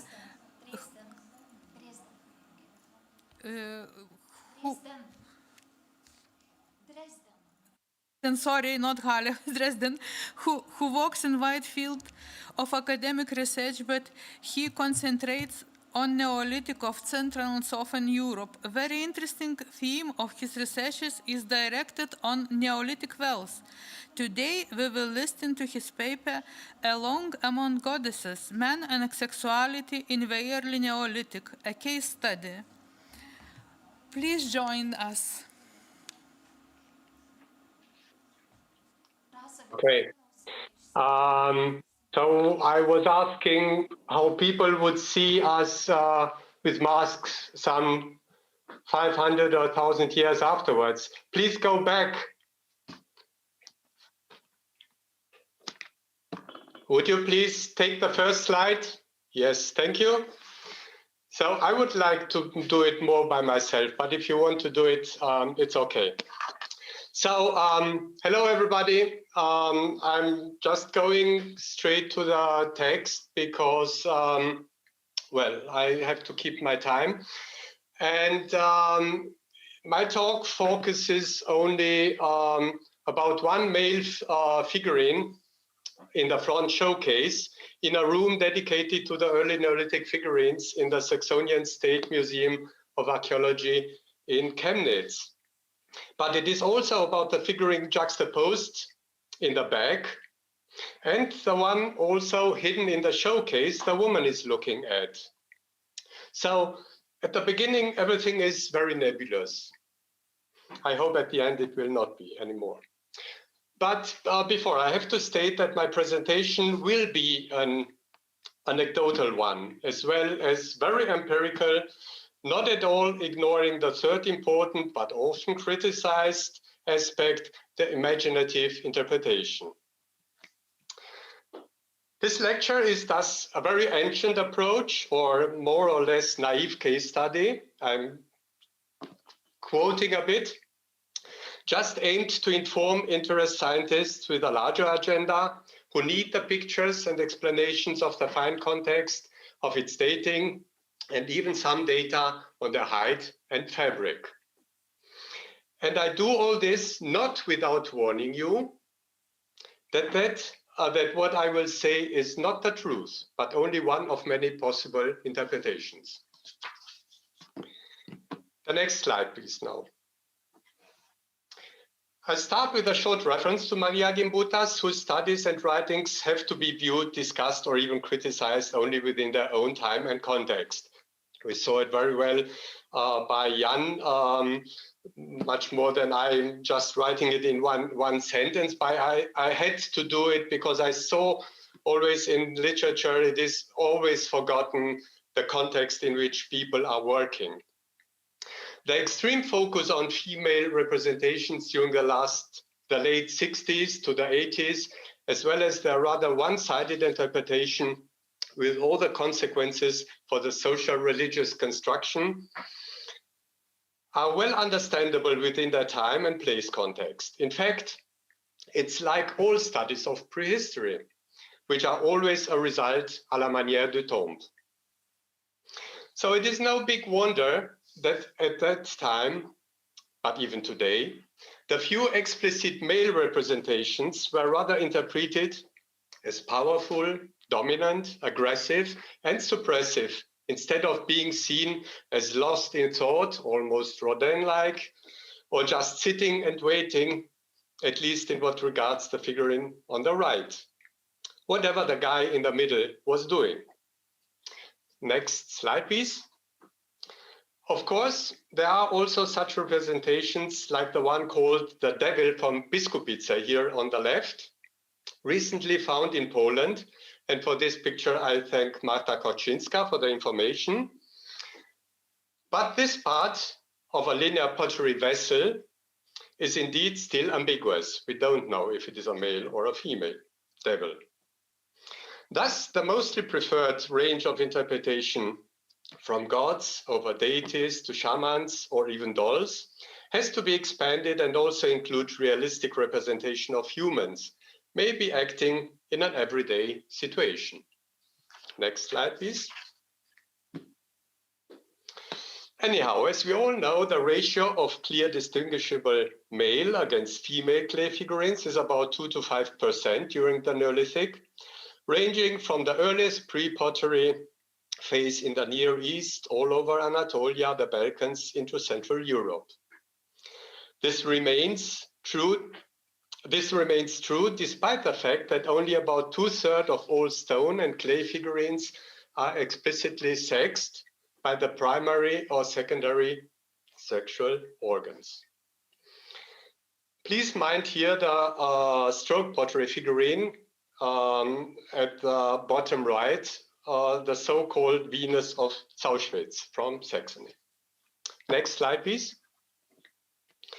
Regarding the representations of explicit males, sometimes discreetly handled, sometimes with epiphalic postures, both at large stone figures as well as the small clay figurines that were older than the 5th millennium BC, we can agree with Harald Hauptmann and Klaus Schmidt, talking about their more recent excavations in central Anatolia.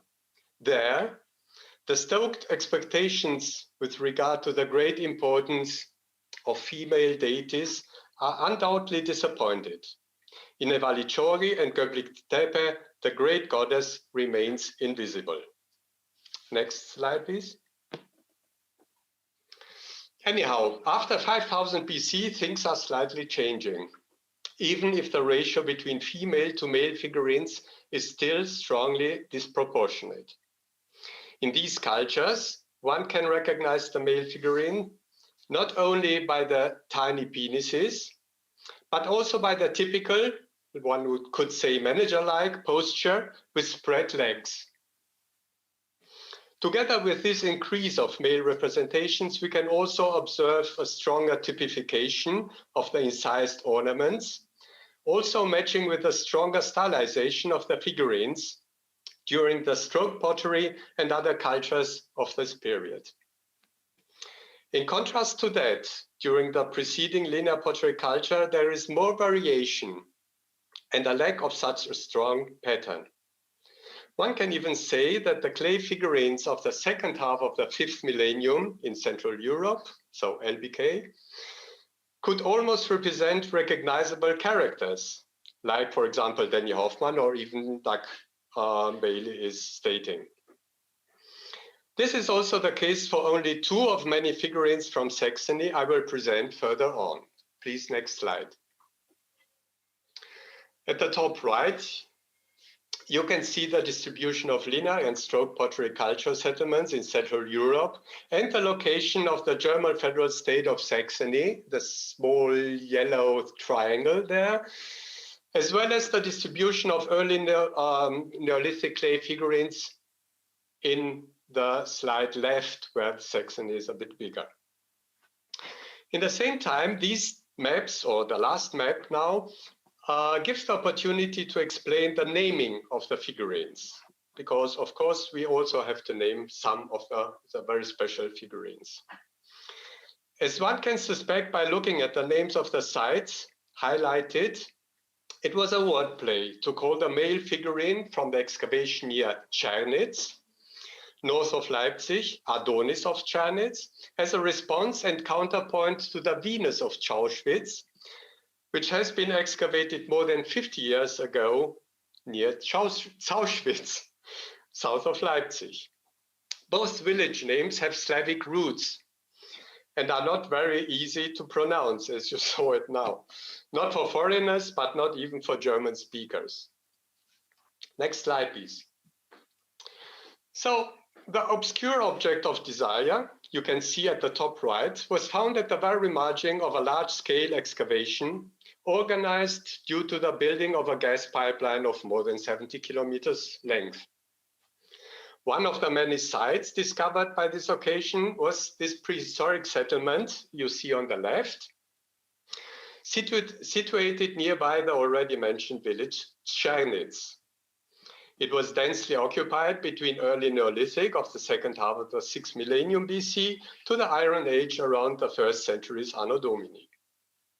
The objects I will focus on were found within one of many pits of the linear pottery culture.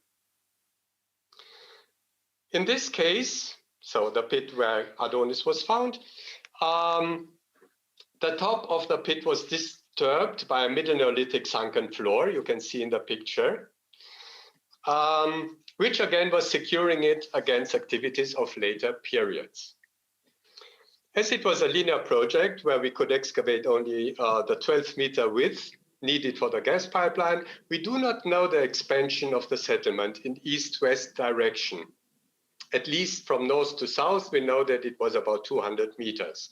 So it is a rather large settlement of LBK, even if, of course, these are always for a long time, for 500 to 800 years occupied. To feed the anecdotal part of the presentation, there is a story that the worker who was excavating this feature in a hot August day in 2003 exclaimed, "What the peep? Does this stone have an ass?" This was when he looked at it. So the next slide, please. After identifying the object, the excavation area was enlarged. All the material from the pit and from the surrounding area was sieved, so that also some other strange objects were found. The detailed analysis showed a series of important aspects. First of all, the fragments of figurines dated to the middle phase of the linear pottery culture, according to ceramics typology accompanying them. The assessment of the chest piece on the right indicated that it belonged to the male figurine. That was also confirmed by a macroscopic analysis of the clay, which had the same composition. Though it did not fit directly, but must be reconstructed at a distance of about 1 or 1.5 centimeters from the lower part. You see that on the left side. The hanging triangles on the buttocks of the male were initially incised over the sides to the front of the figurine, but were wiped away before burning the clay. The three separate parts on the lower side of the picture fitted together to a second figurine. This did not show clear signs of neither male nor female genitals, even though the crotch part was preserved.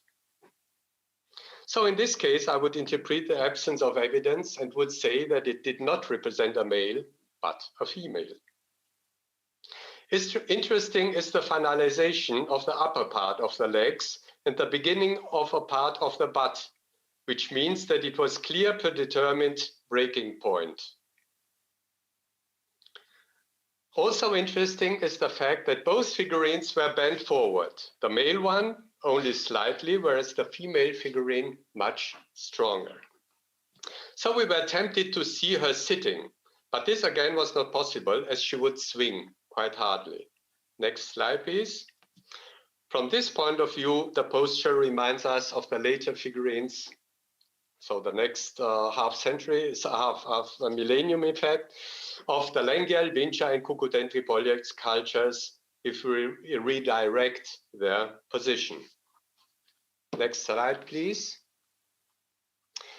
So there is a general debate on what the ornaments on the clay figurines could have meant. Next slide, please. Were they representing tattoos? Would you please give the next slide? Thank you very much. And now again, the next slide. Do they show how people were dressed, as the experiments of Lüning showed? slowly now. As we also have animals with the same types of ornaments on them, we would argue against both, as we don't think that pigs and birds were either tattooed nor dressed. So could they have been symbols in action, like here on the right above? That is some kind of communication as postulated by the sacred script of Marija Gimbutas and many scholars like Magda or Gica Lazarovic are telling also today. Or, and the next slide please, are these ornaments depicted on idols just show the typical symbols of time, like the ones on pottery, through which people stated their linear pottery cultural identity? The last is the explanation I prefer. So now the next slide. Comparing the few very symbolic representations of male sex of concurrent figurines of the 6th millennium, as you see it on the bottom of the picture, we can see a clear difference to the unusual realistic and so far unique modeling of the penis and scrotum of the figurine from Czernitz, above, of course. But anyhow, whether these clay figurines were representations of real or maybe even ideal bodies, of normal people, of clan ancestors, shamans or imaginative deities, the Adonis of Czernitz is neither ambiguous nor just a stimulus to think about the dynamics and fluidity of sexual identity. Again, somewhat quoting a bit, as some figurines are discussed. Next slide, please. The special position of Adonis, with a typical contrapposto leg posture of the classical Greek statues of the early 5th century, BC, is again so far unique in the realm of linear pottery cultural figurines. To better understand the importance of this early and unprecedented realistic posture, I quote Ernst Gombrich from Art and Illusion. Next slide, please. The most interesting thing about such isolated deviations was the fact that they remained without consequences. They do not become part of the tradition.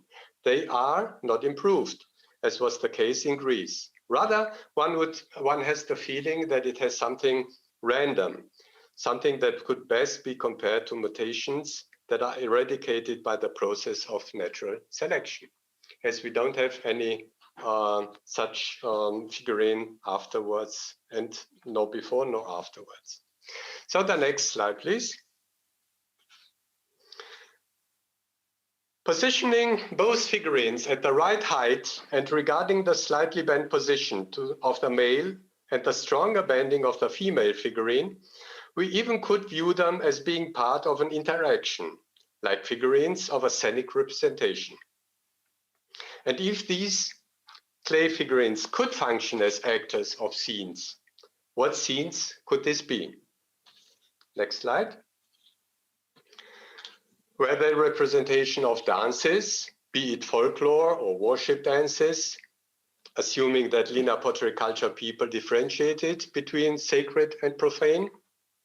Or, and next slide please, if it was not gymnastics, maybe the next slide, they can have been used in representations of sex scenes.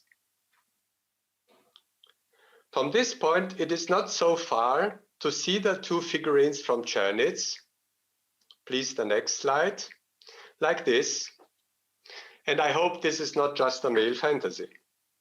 And of course, if one wants to interpret the early Neolithic clay figurines in the sphere of cult and godlike images, like Marija Gimbutas and others did, then of course it would not be just normal sex scenes, but the hieros gamos itself.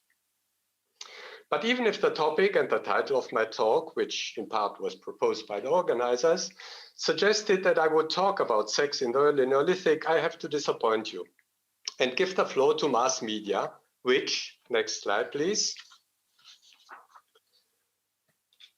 of course, liked the last interpretation best and completely freaked out in 2005 when we first published the figurines and were overrun by the press, as if it wouldn't be the most normal thing in the world, in fact. Even if we regard this scenic interpretation as possible, we would not see it as pornography, although many called it like that. We know of many other representations through all pre- and early historic times, like on Greek vases or Pompeii frescoes, that stimulate fantasy much more. I think so. But one is for sure, there is no way to doubt that even thousands of years ago, people did know the connection between the sexual act and fertility. Next slide. So the hype just fully confirms that sex always sells. But at the same time, this topic is still handled shyly. And here I return to the first picture in the museum in Chemnitz, in our State Museum in Chemnitz.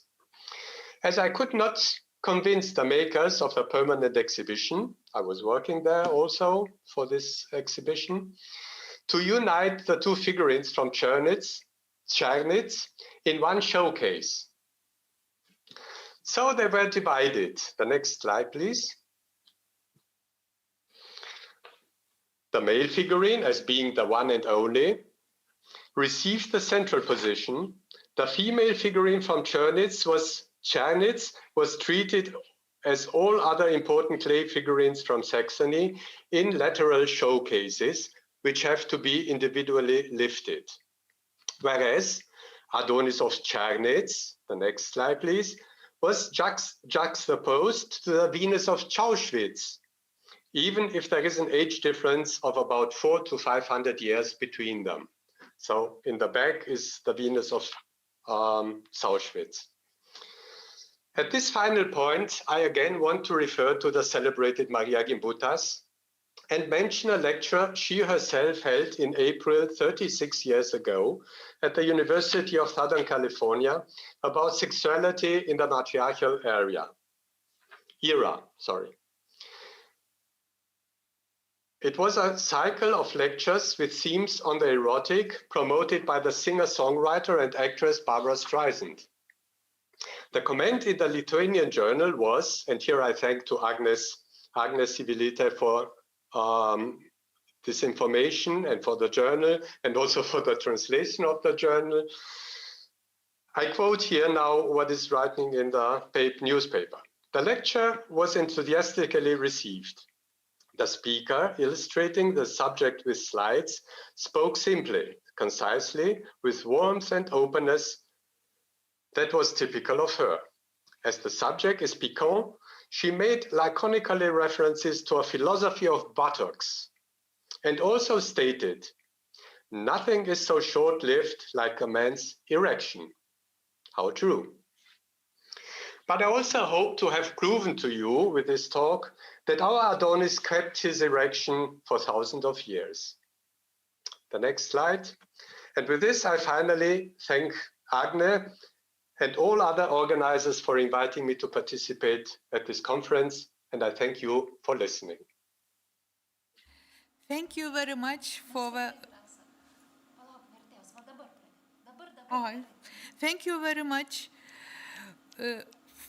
providing so important insights, reminding us about male role in Neolithics. It was very interesting to listen about the earthly males and their human, not demonic appearance. Please present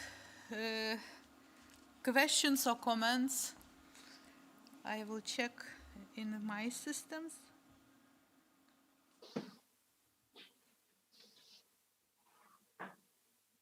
I can see any questions at the moment.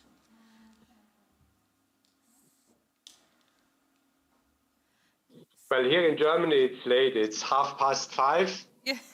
I guess in Lithuania, it's 6:30. So I wish all the people from the States and Canada and wherever in the West that they have a good day. Yes, thank you very much. Our session approached the end. And I believe it was a very great day for all us. I thank all speakers, participants, and listeners, and especially I thank my dear colleague, Dr. Agne Civilite, who organized so good conference.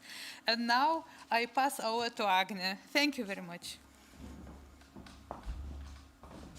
Thank you, Rasa, for wonderful moderating. Yes, I just wanted to stress that it was really a wonderful day with very intense points of view, which shows us that Marija Gimbutas can be interpreted, and the archaeological material as well, the figurines, anthropomorphic figures, can be interpreted completely different. We see humans, not only goddesses and gods inside. And it is very important, I think, also for the future generation, for people who are making new exhibitions, to think about it. But it's really a fruitful day with very, very nice views. And I thank all of you. I think all listeners, thanks to you. And I hope to see you tomorrow at 10 o'clock. Yes? And have a great day, have a great evening. And till tomorrow, thank you so much.